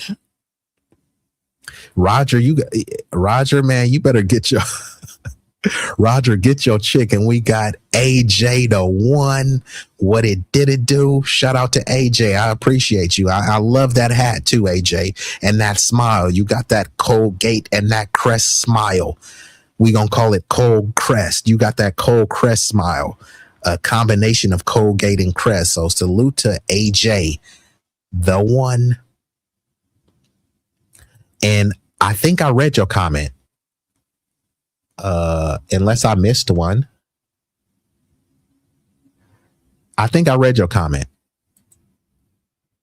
But yeah, like, you all good, Jackie. I appreciate you, taking your mod serious, but like this shit kind of just, kind of derailed the thing. Okay, got you. Appreciate that, Jackie. You said, ask her how's that solidarity with Afro.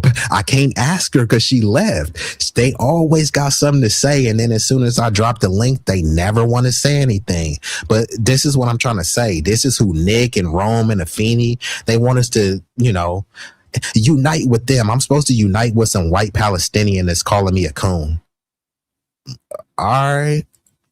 And shout out to you, AJ, and you part of the squad too. If you over here, AJ, you part of the squad, because this is a B1 space, but I'm a humanitarian. So I accept everyone from any racial and ethnic background, Asian, Hispanics, or whatever, you know what I mean?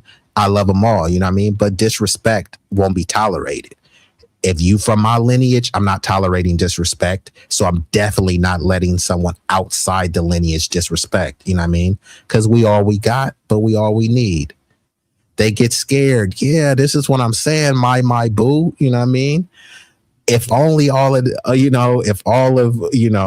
people could be like the marvelous, my boo. You know what I mean? We would be getting on. Yeah, I'm big on respect too. And this is why I say troll lives matter. I don't mind people trolling. I mean, people be saying all sorts of nasty, disgusting stuff. There's one dude comes through, Tampon Timmy. He's always coming through saying some goofy stuff, but I don't really kick him because some of the stuff is kind of funny. I drop the link, and as soon as I drop the link, they start getting quiet. Like, bro, if y'all think I'm just this low IQ sub-Saharan savage, then, come up here and destroy me in a debate. Oh, it's no problem. And thank you, my, you know what I mean? You one of the real ones. But let's get back into this. That took, I told y'all it will be a doozy. Let's get back into it.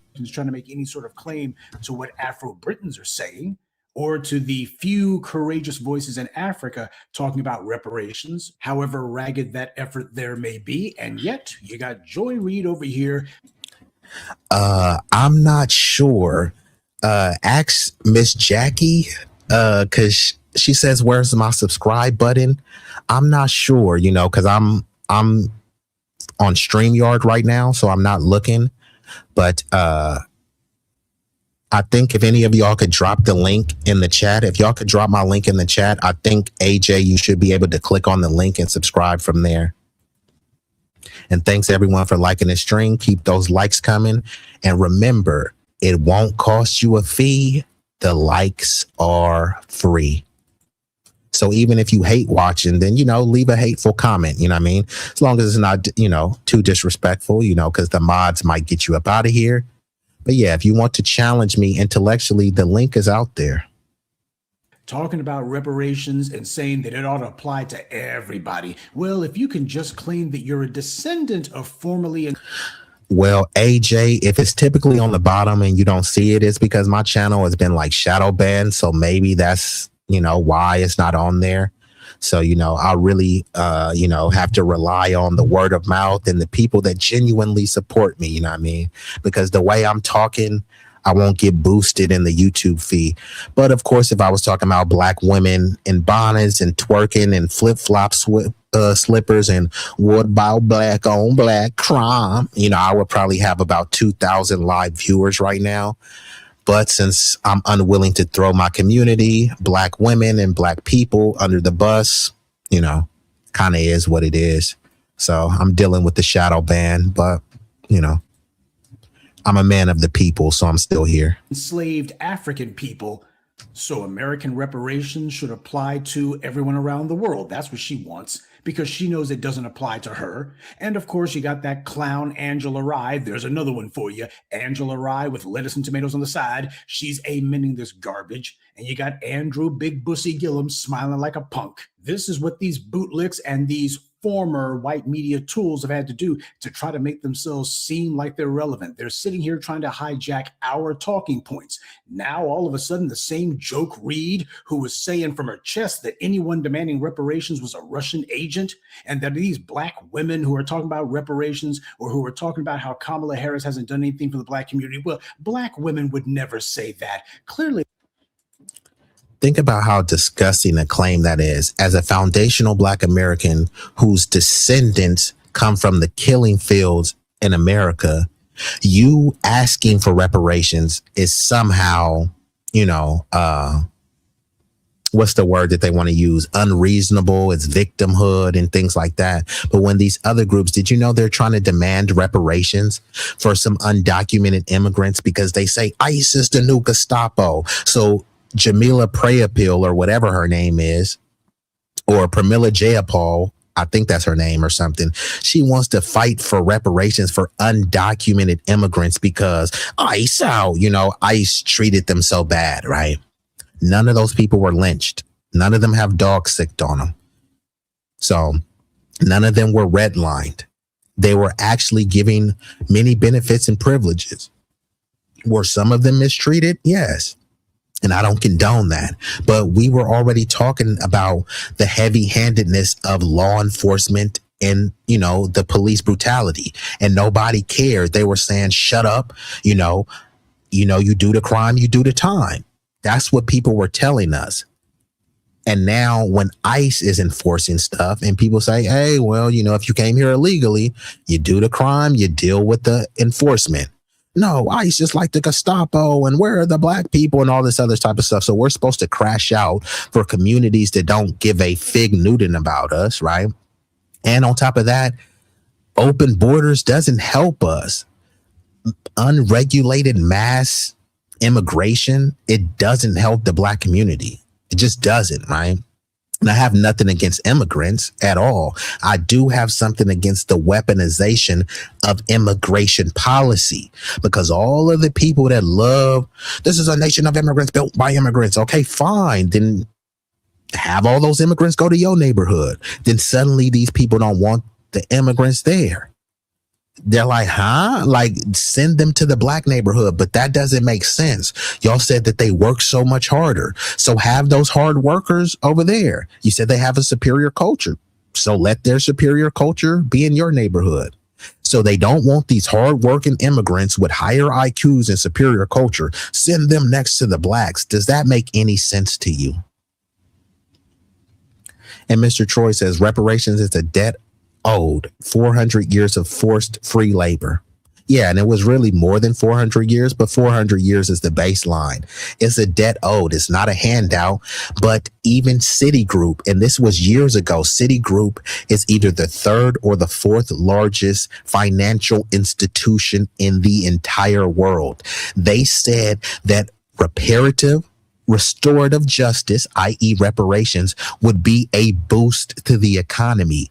It would generate a stimulus to the tune of multi-trillions, not thousands, not millions, not hundreds of millions, trillions of dollars. So all of the fiscal conservative people, they should be advocating for reparations because it's not a handout. It's going to be a boost for society.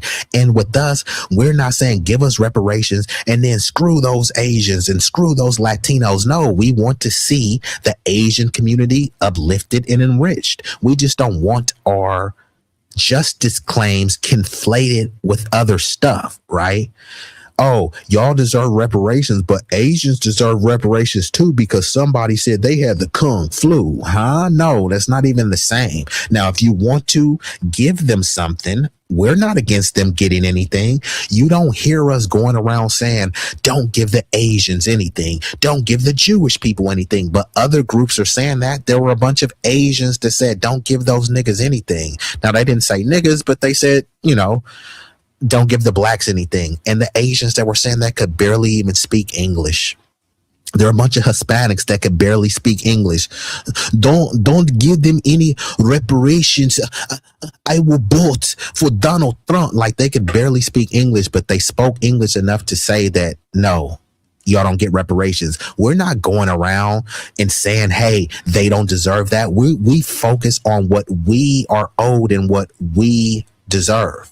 And then we say, hey, look, we support universal policies. We were the only ones pushing all lives matter policies. When you think about civil rights is an all lives matter policy. Who was the leader of these all lives matter policies? Malcolm X, Fred Hampton, Martin Luther King. You can go on and on and on of the black Americans that were fighting for civil, i.e. all lives matter rights. But then when you look at the other groups, stop Asian hate, only fighting for Asian hate. Nobody was saying all hate matters. Look at the what's the dude who they just drug under the mark? Cesar Chavez at the height of civil rights, he was fighting for Chicano rights. I'm not Chicano. So our people are fighting for civil rights that help everybody. And the LULAC people are fighting for Chicano rights that help Chicanos. LULAC said, I don't want to ally with the Negro. Let him fight his own battle. So they were fighting for Latino rights. All these other groups are fighting for ethnic and cultural specific policies. Look at the Native Americans. Many of those treaties had freedmen. When they had the Indian Affairs Bureau, they also had a Freedmen Bureau. Where are the Native Americans to say, damn, man, why y'all doing our black brothers and sisters like that, right? When they're over there talking about Asians, right?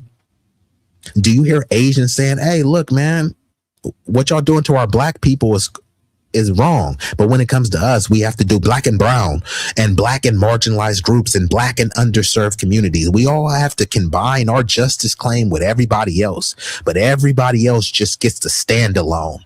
The Holocaust, there was a black American Holocaust, but when they talk about a Holocaust, they're talking about a German Holocaust.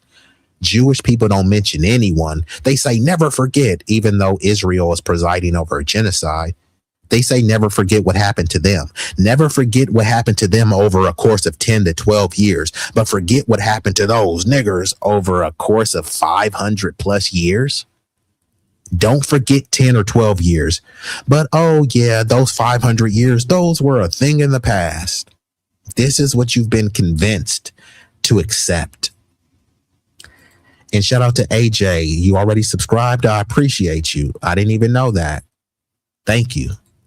You said don't buy from the store in our communities if that's the case. Yeah, it's like all these people, it's like just don't listen to our music. Stop saying the N-word. They hate black people, but they say nigga more than black people. I grew up around black people. Like, that's one of the most pathetic excuses. And I'm going to do a whole nother stream breaking that down. If y'all allege that y'all grew up around us, that means we grew up around y'all. We're not adopting any of your slang. We're not adopting any of your slurs. They always want to say, I grew up around you, and that's why I say nigga. They never say, I grew up around black people, and that's why I started this black and brown or black and yellow business. I grew up around black people, and that's why I use my high IQ to tutor black people. I grew up around black people, and that's why I'm in an interracial relationship with a black person. They never say stuff like that.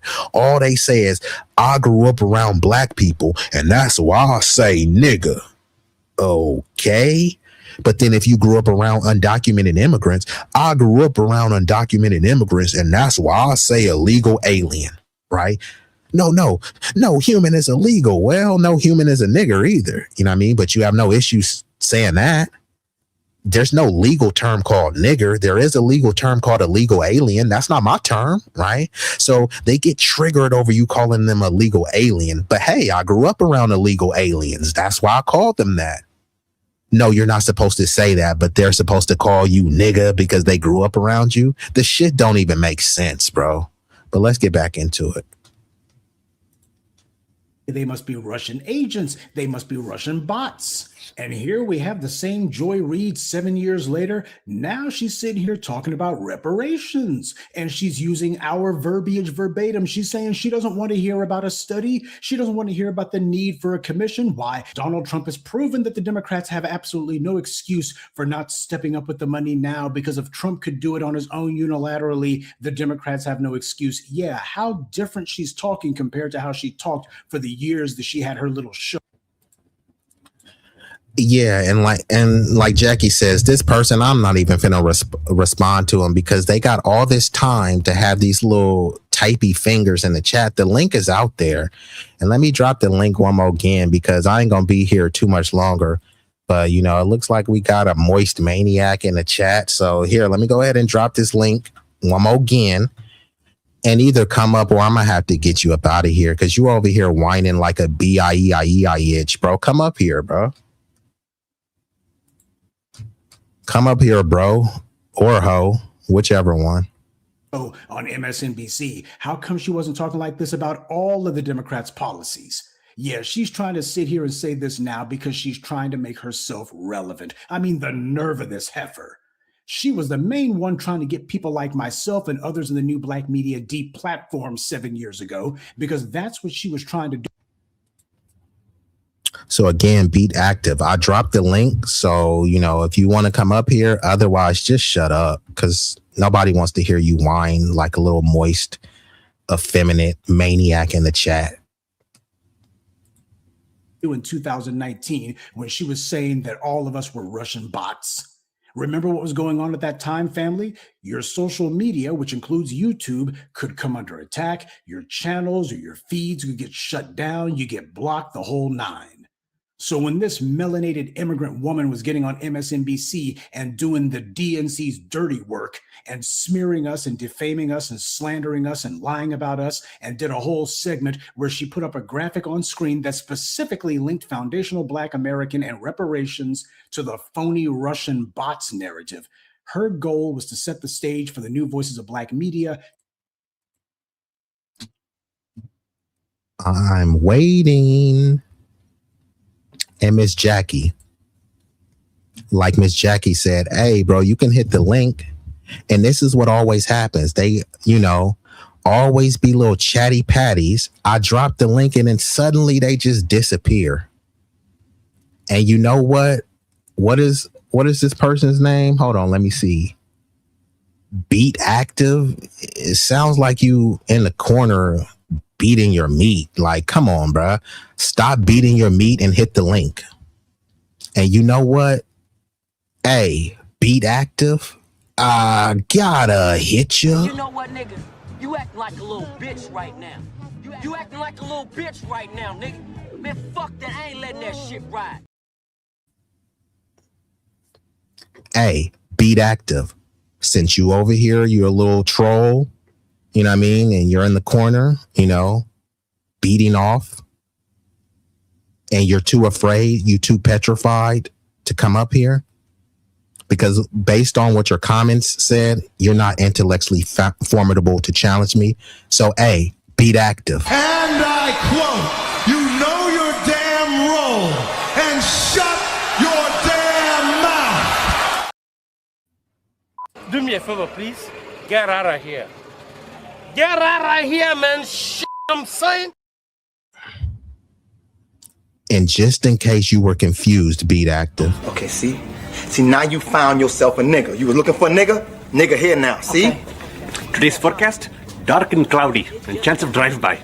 This shit just got rigged. Well, what you gonna do, bitch? I'm gonna tell you what. I'm gonna tell you what I'm gonna do. You ever heard of rolling 20s, nigga? Since I was 16, nigga. See, what he thought was he could come up in here and make the rules, but now he see that I run this bitch, and now he about to bounce. You know who run this.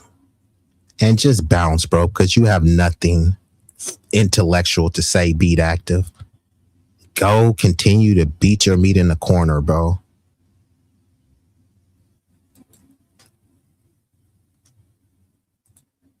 To get deplatformed, because that's what they were doing at the time, and they still continue to, but they were heavy on that then. If somebody said you were a Russian bot, oh, you'd find the next day that your entire channel would be terminated, your feed would get cut, you'll be done. The new black media were the ones who started leveraging the power of social media in order to force a discussion on policies that the Democrats didn't want to have. And Roger says, the bozo Beta Active is not a business owner. No, the person is a low IQ loser, a moist maniac, and a moron, which is why they didn't want to come up here. They're whining in the chat. And just like Miss Jackie was saying she'd be tired of people whining. People will come over here, complain about other people allegedly complaining, bro. It's like, it doesn't make any sense. You're over here whining, like a little sad schoolgirl that was abused and just had her first menstrual cycle. Beat Beta Active, Buck Broken Beta Active. You sound so pathetic, bruh. Things that Joy Reid was staying silent about, things that people like Tiffany Cross were staying silent about. Oh, these two, they only found their spine, allegedly, after they got fired. We don't need people who only figure out how to speak the truth after massa is no longer giving them a check. That's not the kind of fair weather mouthpieces that we need. And even then, they're not effective mouthpieces. But now, after her plan to have the new Voices of Black media canned failed, and White Daddy has given Joy Reid her walking papers, now she's copying and pasting all of our talking. Now it makes sense. So, dude got triggered. He got triggered with the "I will vote for Donald Trump." Like, bro, don't get triggered at me, bro. It was your country who voted for this. I mean, it was your community who voted for this. So now it starts to make sense, bro. Hey, Beat Active, bruh. Shut up, bitch. Cállate. Cállate la boca. Cállate, puto. Honestly, I don't think we need a leader or revolutionary to represent us. We just need to get on code. Every real leader was knocked off and the masses took a hard decline. Correct. We don't need a leader. The code is supposed to be the leader. They want to have a leader so that they have a target to demonize, right? Oh, look, Farrakhan's your leader so we can tear him down. Oh, look, Tariq is your leader so we can tear him down. Hey, look at this person as a leader so you can tear them down, right? But if y'all know about, and I just was recently watching this show, right? If y'all know about the mythical story of Robin Hood, right? Robin Hood was a figure, but then he also said, hey, look, all of us is Robin Hood, when he talked about his gang, because Robin Hood transcend past just being a figure in an individual. It's an ideology. So if Robin Hood dies, then it still lives on because it's bigger than one man. So that's the whole thing. What happened is with the leaders is once they take off the leader, which they call like cutting off the head of the snake. Once you cut off the head of the snake, the rest of the body withers. But if there's no head of the snake to cut off, it's just all a bunch of snakes all on the same lineage communal business, then there's really no head of the snake to cut off. It becomes a Medusa. You cut off one head and another snake pops up. So we need to be let's call it Code Medusa. And this is all off the top. You know what I mean? This is all freestyle, right? We have multiple heads of the snakes because the code is the leader. We don't need one leader, right? And then let's be honest. Many people are not going to step and stand on anything once a leader gets assassinated. Many times people are just like, oh, damn, that's sad. Look how they did us. How many people are really going to say, okay, I'm going to go avenge the death of the leader? Many people are not doing that unless that leader was closely connected to their family. But you don't need a leader anymore. Lead yourself. We all should be leaders in our own right. Unfortunately, many times people are looking for a mommy, a daddy, a savior, and someone to lead them. But many people, let's be honest, you guys don't follow directions well. And that's okay, because you don't follow directions well, then that means you need to lead and you need to be upholding the standards that everyone else is. This is why they say lead by example. They don't say follow your leader by example. They say lead by example. That means you leading by example. So I always tell people in terms of just at the bare minimums of mutual aid. Right now, you don't need a politician. You don't need a pastor or a preacher to tell you. Create a backpack drive in your neighborhood. Every Friday or the first Fridays, do your own food drive. They got Jim Jangbo Clyburns where he organizes a fish fry. You shouldn't be going to his fish fry. You should be organizing your own counter fish fry. These are all things that you're probably doing anyways, right? Y'all get together and party and BS anyways. We'll still do the party and BS, but you also have a pamphlet as well. Hey, look, we party and BSing, but take this home with you. Here's a reparations pamphlet. Here's an anti-Black hate crime bill pamphlet. Here's a pamphlet that helps you understand how the local politics work. Here's a packet that helps you understand citizen ballot initiatives, right? So now it's the best of all worlds. You partied some, you BS some, and then you got educated and enlightened some. You don't need a politician or a leader to put a battery in your back to do that, right? People love to say, F them kids, them ain't my kids, right? Okay, well, how about you do a field trip? Find 3, 4, 5, 10, however many you deem appropriate. Take those kids on a field trip. Obviously, you get a signature, a waiver from their parents. Take those kids on a field trip. Even if you did it once, that will change their life. Many times, kids still remember an event that they went to when they were in 5th grade. I mean, why are you not doing this? Why won't you sponsor a kid? There's some kids on a local football team. Sponsor 2 of those kids. Help them get some cleats. Help them get some. These are all things that you can do that would be the bare minimum. But if we're all doing the bare minimum, that equals a maximum output. Not everyone has to overexert themselves. We all just got to do a little, right? Think about the dishes in your sink that's piling up, right? If you put 3 dishes in and then somebody else put 5 and then somebody else put 6 and then somebody else put 2 and then somebody else put 1, the dishes are piling up. Won't you just do your part? You know what? I had 3 dishes, but you know what? I'm going to clean 6 dishes. Oh, you know what? I had 10 dishes. You know what? I'm going to just clean the whole thing. And then while somebody else cleans the whole thing, you know what? I'm going to sweep the floor. I'm a mop. That's how it should be, a cohesive unit. You don't really need a rocket scientist to draw out blueprints for you to figure this out. If the Black Panthers were able to figure this out when they were 18 and 20 years old in the 60s and 70s, you mean to tell me you can't figure this out in 2026 when you have Chat GPT? Many of you have more money than Malcolm X. You have more money than Fred Hampton. You have more money than MLK, but you don't have the impact of MLK because why? You're not even trying, to be honest, right? What is stopping you from creating a free lunch program in your neighborhood? What is stopping you from creating a health clinic? You know what I mean? You could say, hey, I don't know. I don't have the capacity. You think Huey Newton had the capacity? He learned. He was dedicated. And then he taught, he learned, and then he taught and trained people. You can't teach and train people. If you're that feckless and pathetic, then that's fine. Just move the hell out the way when the builders are building. And sorry, I had to go on an extended harangue, but you know, like I said, this will be a banger. You said, check your DM. I have the perfect answer for beat active dwarfing. You know what? I'm tired of this little beta active bozo. I dropped the link. You notice I dropped the link. The white Palestinian chick calling me a coon didn't want to come up.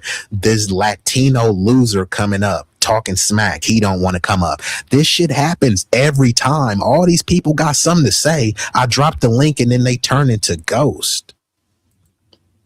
We all need to unify. So if anyone steps to us, the entire tribe come out. We work better in faster numbers. We just need to get on code. Yeah, that's what I'm saying. The code is the leader.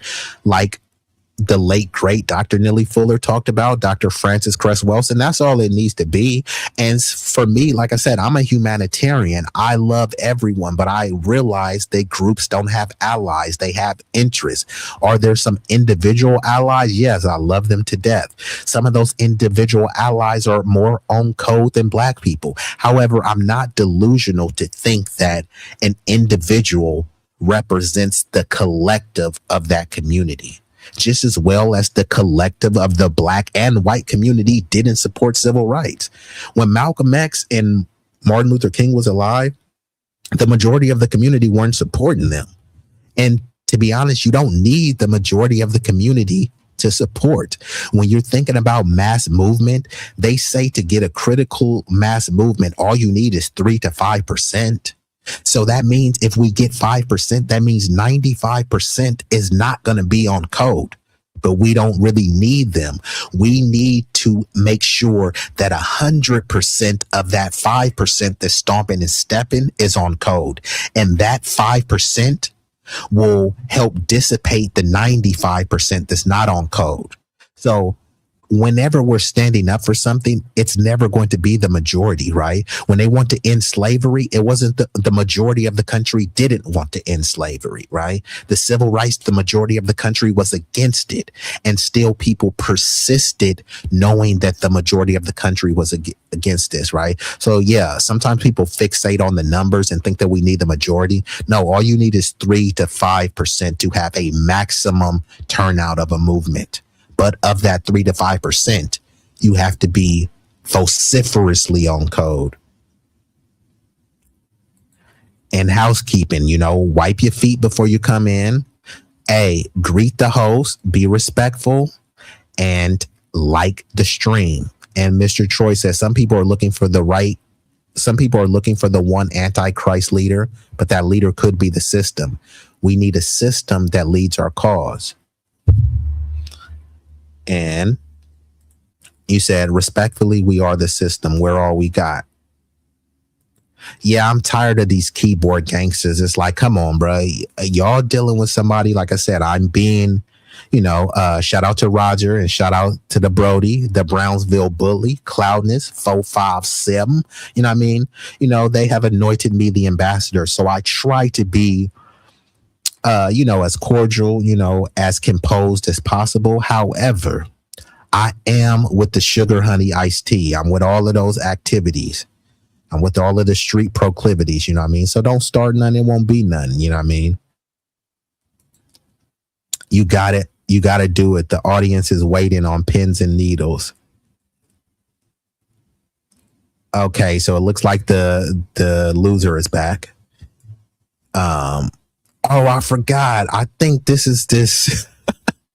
I forgot. This is this low IQ Latino loser, bro. The link is out there. Why aren't you hitting the link? It's pointless talking to the miseducated people. You're a miseducated person. You're low IQ. So why are you calling anyone miseducated? It's more than clear that FBA are totally dependent. And he's trying to say non-FBA, but he can't even spell non. Non is spelled N-O-N. FBA are totally dependent on non-FBA, bro. You can't even spell. You can't spell and you can't speak English. And you're talking about someone being miseducated? Okay. And you're talking about manufacturing, bro. You're a Puerto Rican prick. What are you manufacturing in Puerto Rico? Again, the link is out there. And this is how you know that this not only is he a moist maniac, but he's a beta B-I-E-I-E-I-H. Too afraid to even come up here. But it's okay because you're not even formidable enough to challenge me. Only debate my equals. All others I teach. And she's doing it shamelessly, trying to pretend as if she was down from the very beginning, when if she had had her way, there wouldn't be talk about reparations at all. And by the way, did you hear how she dropped that cringe-inducing Spanish lingo in there like she did? So guess what, Papi and Mommy Chulo? Well, you can take the bootlick out of the white media, but you can't take the white media out of the bootlick. This woman can't even talk about reparations for Black people without going. No, you're not being petty. You're being precise. And this is what happens when you deal with these low IQ lunatics. You know what I mean? Making many of the Latinos look bad. And, you know, I love Latinos, you know what I mean? Because I'm a humanitarian. I just don't love low IQ lunatic losers like this beta active dude. And my says these people are nuts, man. This dude is macadamia nuts, cashews. Don't disrespect or disrupt the chat. Hit the link and state your views. Miss Jackie is, you know, being very diplomatic. She didn't time you out.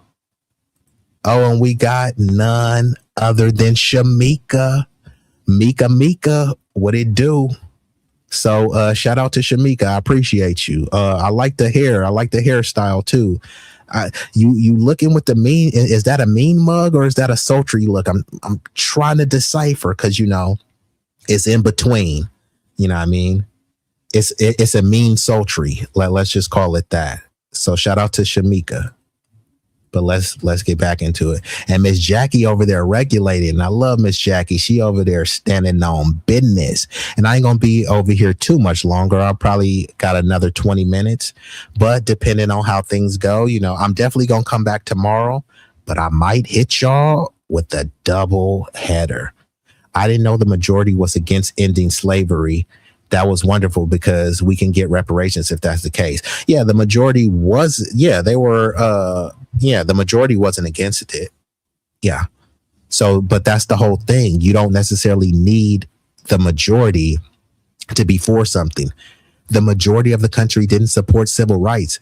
And I might even pull this up in real time. When Martin Luther King, before he got assassinated, they said like 80% of the country, he had a negative approval rating based on the Gallup poll. So people didn't like him at all. And there was a bunch of Black people that was saying, man, these white folks, you know what I mean? You know, some dudes wanted him to shut up because they wanted some sexual access to some snow bunny cooch. So they wanted MLK to shut up. Other people thought that they was on the same stuff. Why are y'all bigging the white folks? You know, these people have gave us, you know, this. So some people got some butter biscuit crumbs. So they thought that MLK was going to mess up their buttermilk biscuits. So there was a lot of people that didn't like it. All of these white Christians, they say it's a white Christian nation, but all of the white Christians were against MLK. Even though MLK was a very devout Christian, they were against him. And no problem, Shamika, I appreciate you coming through. But let's get back into it. You said I have a perfect response to him if you'd play it. Well, Roger, your perfect responses usually be like an hour or two, bro. Like you say you have a perfect response and then I'll be like, oh, sure, I'm going to play it. And then I'm like, nigga, 3 hours, bro. I ain't playing all this. But let me play a little bit more and then I'll see. But his response, I really don't care because Beta Active is a low IQ Latino lunatic. So I really don't care about responding to him. I'm just only responding to him for spits and giggles.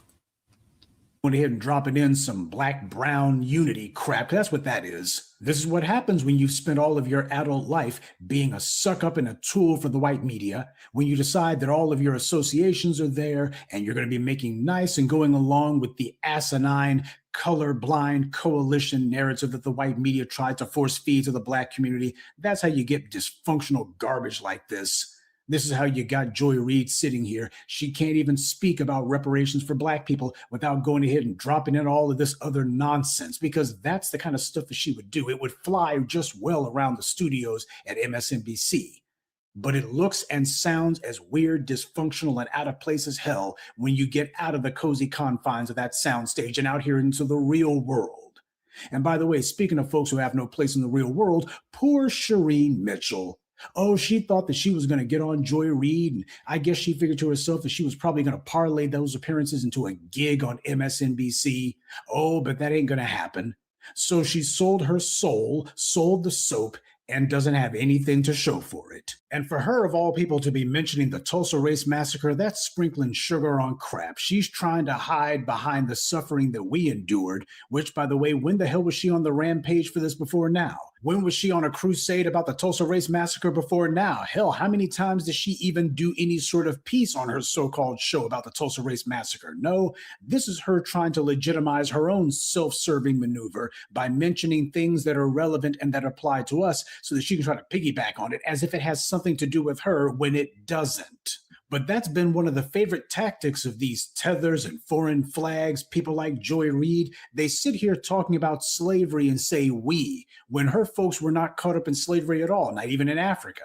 They sit here talking about the civil rights movement when their folks showed up when it was over. They sit here talking about the race massacres when their people were still over in Africa or in the Caribbean at that time. And yet they say we. This is all about them trying to.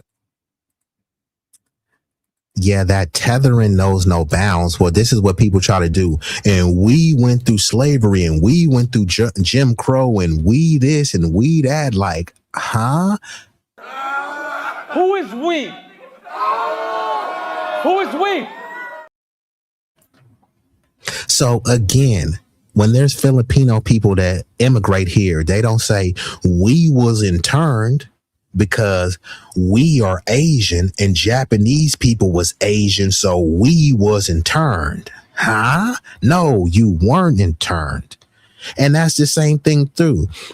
Many of these people, they like to try to clown FBAs and try to say, hey, y'all came in chains and we came on planes. Okay, so then again, many of us didn't come in chains. Many of us was already here. But let's just say, okay, cool. We came in chains. Y'all came on plane. So right there, you're drawing a distinction and a delineation. So again, what are you talking about? Who is we? Shout out to all my Haitians out there, right?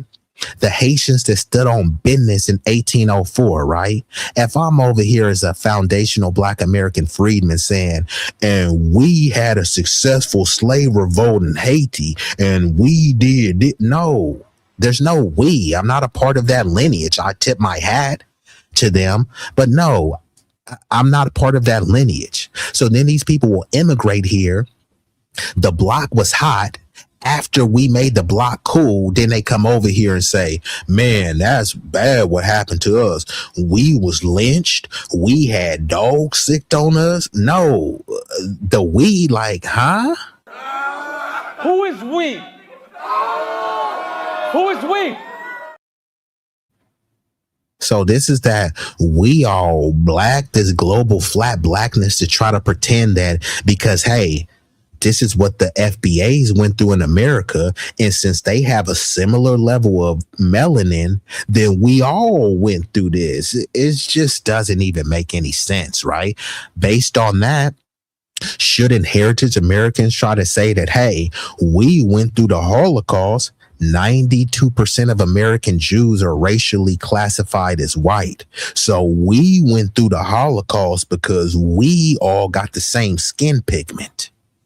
Nobody would accept that, right? But You know, with us, we're just supposed to allow anyone and everyone to tether on to our lineage and try to say, hey, slavery was global. Okay, if it was global, then talk about the slavery in your homeland. Don't try to conflate slavery in North Africa and slavery in China and slavery in India and say it's the same as the killing fields in Alabama, Mississippi, and Louisiana. No, it's not the same.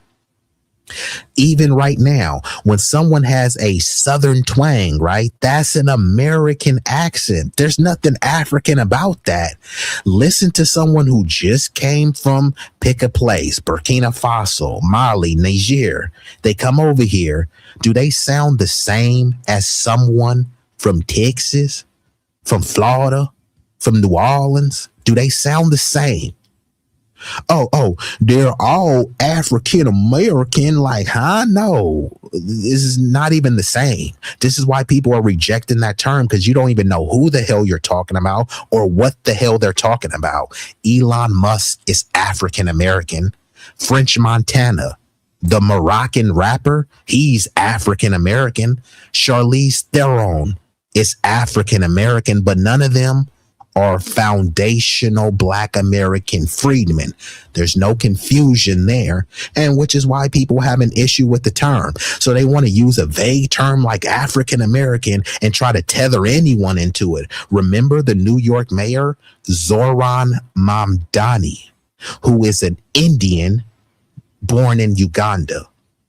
Hey, I was born in Uganda. Uganda is African, and now I'm an American. And since I'm an American citizen, you put two and two together, I'm African American. This is what Zoran Mamdani said, paraphrasing, when he checked the box to try to get into a college admissions. But he can't say that he's foundational Black American freedman. He can't say that. And man, it looks like the chat is chatting. If our ancestors had a choice, they wouldn't have left their land. Yeah, this is what I'm saying. These people are trying to compare someone who voluntarily came over here to someone who was forcibly transported and people who were violently reclassified, because not every Negro came from Africa. There were already people on this land with Negroid features who were reclassified, right? You said, I promise less than 5 seconds from the greatest freedman of all time. Yeah, I seen that. And, you know, that might, even though it's 5 seconds, that could be a strike. So I might have to cut that one out. But let me see. If the bozo just keeps going, then I might have to hit it, Roger. But you said my main language is Spanish, so just because you talk and write English better than me doesn't make you more intelligent than me. Yeah, that's right. But the fact of the matter is I am more intelligent than you.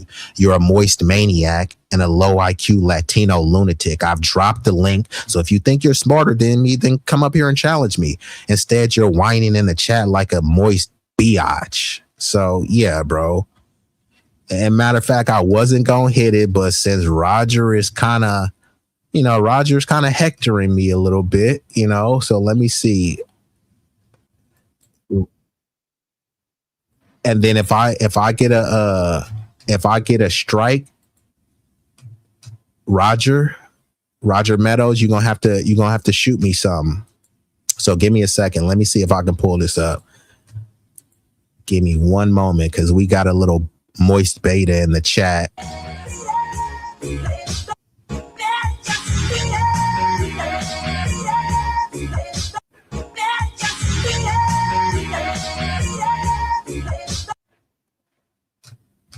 Beat active, like I said, go back in your corner, you know what I mean?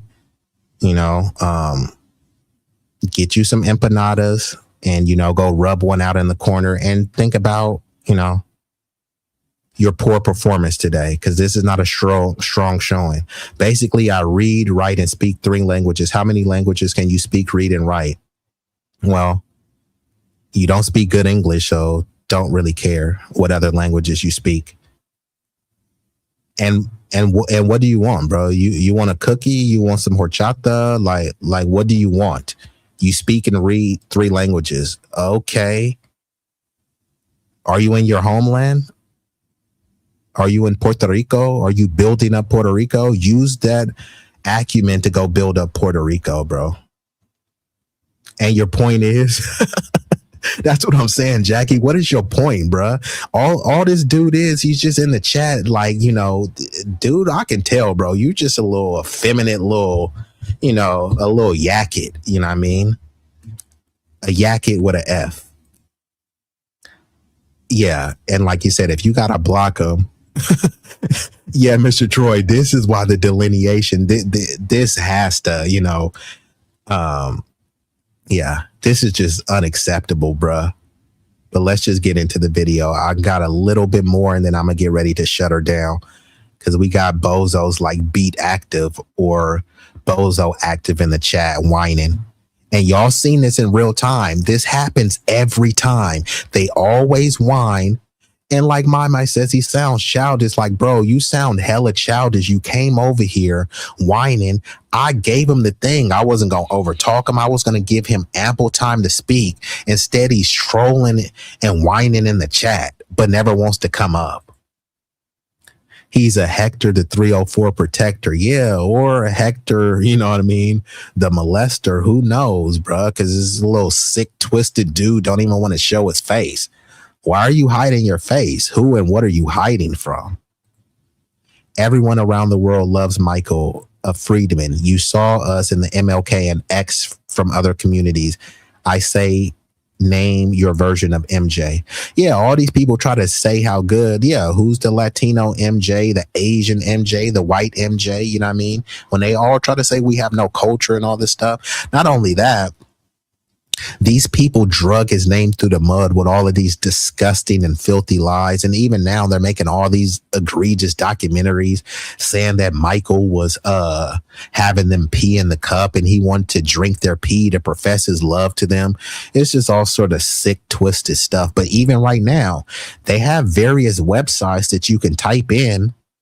Guess what demographic is constantly getting peed on? Don't take my word for it. Just go to any of your local XXX websites and type in scat or type in pissing in mouth and see what racial demographic will come up. Countless videos of women not just getting peed on their body, they're opening their thing and drinking it like water. There's people getting pooped on. There's people getting pooped on and then penetrated with poop in their derriere. Guess what demographic is overrepresented in there? Don't have to take my word for it. Just look it up. And then ask yourself, whose culture is that? So let me play a little bit more of the video and I'm going to get ready to shut her down because I have been here going on 6 hours. To find a way to appropriate our place in history so that they can lay claim to things that had nothing to do. Hey, sorry, I didn't want to say it, my boo. That is disgusting. But like, if you guys are curious, don't take my word for it. Just look it up. Look, you'll find a litany of videos. I had sent this to my boy John. He thought I was bluffing. And then I sent the video and then bro was speechless. Go on to any of these sites. They have sites dedicated to men of a particular demographic pooping on people. And they don't just poop. They like what's some of the stuff that make y'all get the runs? You know, they'll eat a bunch of beans. They'll drink some coffee. They'll eat some spicy Mexican food. Then they'll go poop on a girl. Then they'll go plow the girl. Or they'll have the chick poop and then they'll slide in and penetrate the poop infested derriere. I'm not making this up. Whose culture is this? I'm just saying. Let's commence. With them. To them, it's all about the grift. It's all about trying to finesse something. It's all about opportunism. This is the broken loyalty system that you see in Africa. Oh, my bad, Mika. I didn't even know you was in here. I wanted to take that dark dookie turn. Hey. Bro, shout out to C Heights. I didn't even know you was in here, C Heights. Shout out to C Heights and Mika. Shamika is over here a little bit disturbed. And my boo, I didn't mean to make you all queasy. And Jackie, I apologize to Miss Jackie. I'm just saying, I'm making a point, but I'm not making this stuff up. If you guys are curious and you want to go down the Hershey Highway, just look it up. Just look it up. Now, I would never do any of this stuff, but that is someone's culture. And this is a very niche and a fetishized market that is thriving and flourishing. But again, don't take my word for it. Look it up. In the Caribbean, and they brought that same mess here. That's what's going on. That's what they're doing. And they're doing it shamelessly because that's the culture there. Well, it's not the culture here. What Joy Reid did 7 years ago was a pure dirtbag move. But what she's doing now is vile and reprehensible. She's sitting here, the woman who tried to destroy any sort of demand for reparations, any sort of effort to force reparations into the political discourse. When we were out there doing the work, she was sitting there saying that the government should crack down on us because that's what her piece was meant to start. It was meant to be the springboard for some sort of official action, either by the government or by the corporations who run the government, that they were supposed to crack down on us. This is what she tried to do. And now the exact same Joy Reid, who and since and Jackie says, not the Hershey. No, not the Hershey, but the Hershey Highway. But you said, I thought y'all knew about them folks were in. That's what I'm saying. Like, they laughing and saying, and being shocked. It's like, I thought y'all knew, but like, don't trip. Like I said, since I'm about to shut it down, I gotta hit y'all with some scholarship. Now, this isn't just me being perverted or disgusting. I'm only doing this to make a point and, you know, to hit y'all with that scholarship. Now, could y'all see this? Hold on. Let me go ahead and take this down just because. And Miss Jackie said, I heard about it. Miss Jackie, don't let me find out. Miss Jackie, don't let me find out that you were engaged in some of this behavior. Miss Jackie, you said nothing surprises me. No, it shouldn't surprise you. But like I said, y'all don't have to take my word for it, but don't trip. I'm going to make it a little bit bigger for y'all. So I asked, hold on. Let me make it a little bit smaller so you can see the full. Hopefully y'all can read this. Okay, so I asked, what is the XXX videos where people are peeing and pooping on each other? And they said people get angry and then defecate on each other. It's called coprophilia.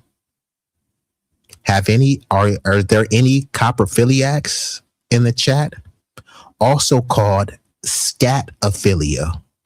So if you go on any of these sites and type in scat, you're going to see somebody shat.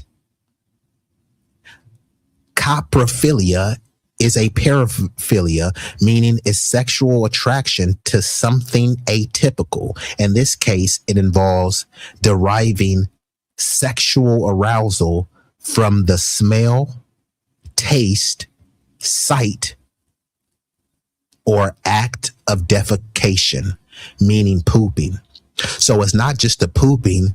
They say, can you smell what this person is pooping?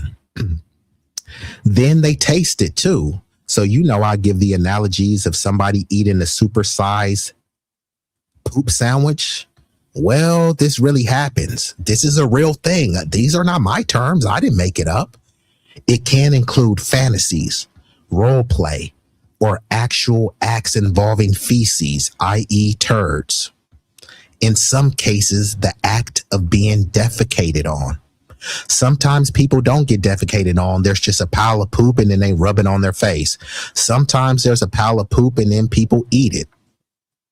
This fetish is extremely taboo in most cultures and is considered one of the most stigmatized, consensual Mindly is consensual. Usually people aren't forced.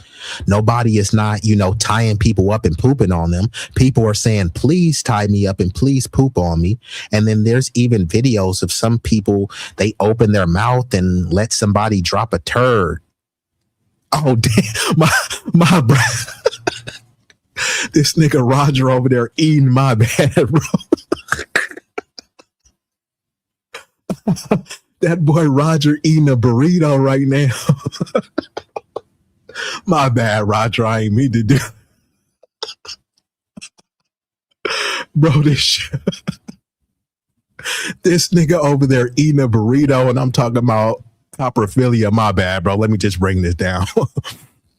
Hold on, but let me see. Yeah. But like I said, that's thank y'all for joining my TED Talk. My bad. TED Talk, not Turd Talk. But my bad, Roger. Hey, Roger. Hold on, Roger. I'm sorry, bruh.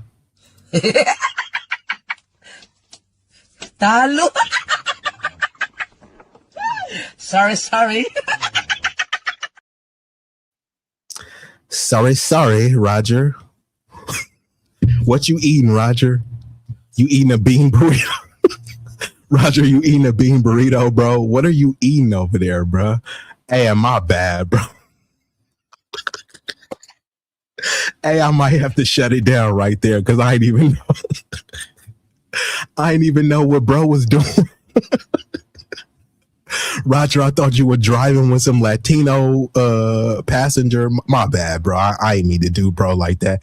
You know what? I think that's my cue to shut it down. Bro has some White Castle sliders. Wow. So right when I was talking about the dookie, he was taking a bite. Hey, my bad, bro. I ain't mean to destroy your appetite. But shout out to White Castles.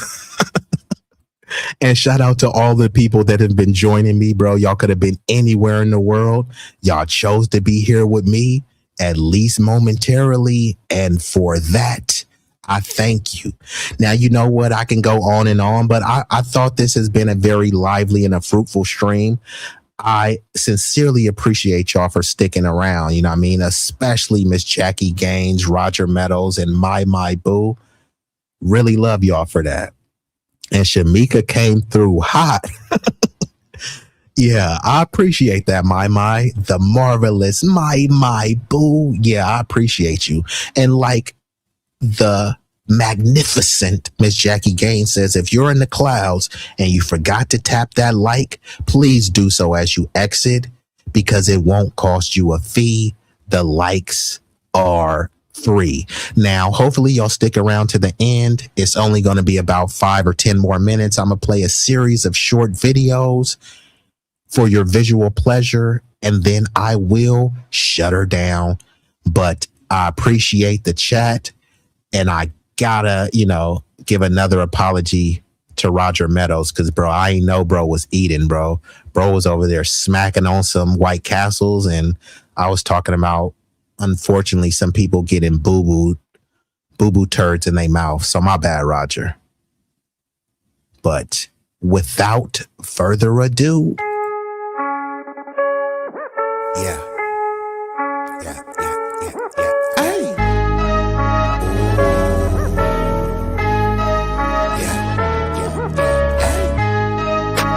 B-Eazy Dat Dude, yeah.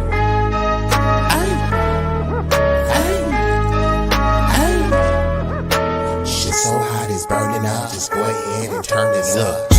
I bring the pain like an aftermath of a car wreck. There's a lot of niggas that say they real. To me, that shit is far-fetched. Them cats is pussy. They really is on some feminine stuff. I ride up on them with the 40 ounces. It's a definition of adrenaline rush. What it do is it's sweet like cinnamon puffer. My niggas is rough like Willow Pass. Grew about on Mary Mac, but I used to hang on Willow Pass. These birds that I roll with, outcasts and misfits. For the zip lips so you get hit when the fifth spit. Flat line in your fit. Trap habits is black magic, no voodoo. Get the bands like Buku for the cocaine to go poo-poo. Most these niggas is foo-foo, so I'm shitting on them like doo-doo. I can't fuck with y'all like tofu. I'm just saying, man, like Goku. Bad bitches at the house with me watching Netflix or Roku. Fuck them both at the same time, and I swear to God it was so cool. Street legend, real boss, I call shots cause I'm still saucy. I know some G's to the bike crack on shite racket and fly back out to Millwall. When they hear me flow, they say I be burning up, burning up. Cookies to the drawer is what we burning up, burning up. What you ain't know, oh, we burning up, burning up. This shit so high, it's burning up. Just go ahead and turn this up. When you hear me flow, say I be burning up, burning up. Cookies to the drawer is what we burning up, burning up. What you ain't know, oh, we burning up, burning up. This shit so high, it's burning up. Just go ahead and turn this up.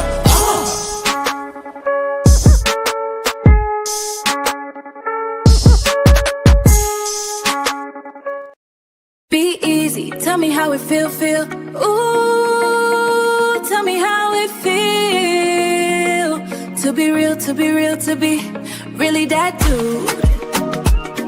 Be easy, that dude. Ay, ay, ay, ay, ay, ay, ay, that dude.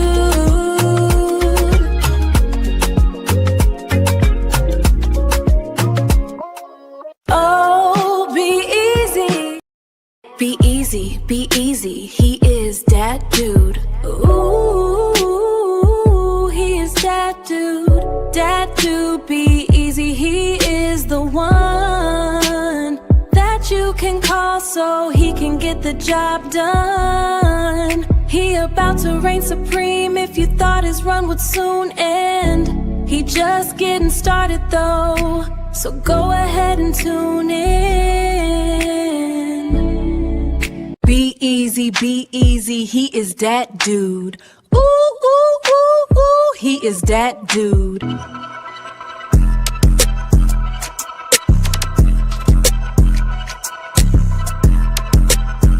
B-Eazy Dat Dude, boy, stop playing. You know you dat dude and been dat dude.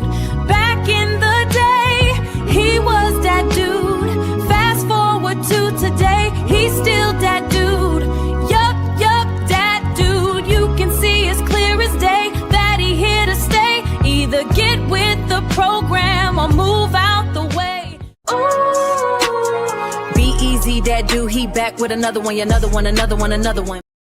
you ain't know? That's just B-Eazy, B-Eazy Dat Dude. B-Eazy, he is that dude. Ooh. B-Eazy Dat Dude, ayy.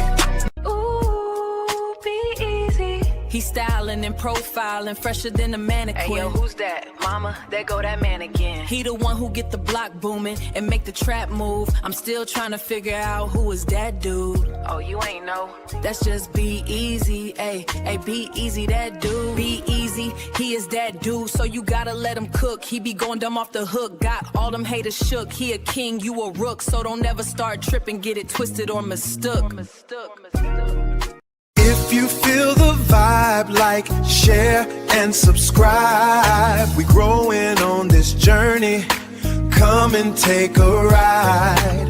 If you wanna slide with that dude, be easy. We going all the way to the top, believe me. All the way to the top, believe me.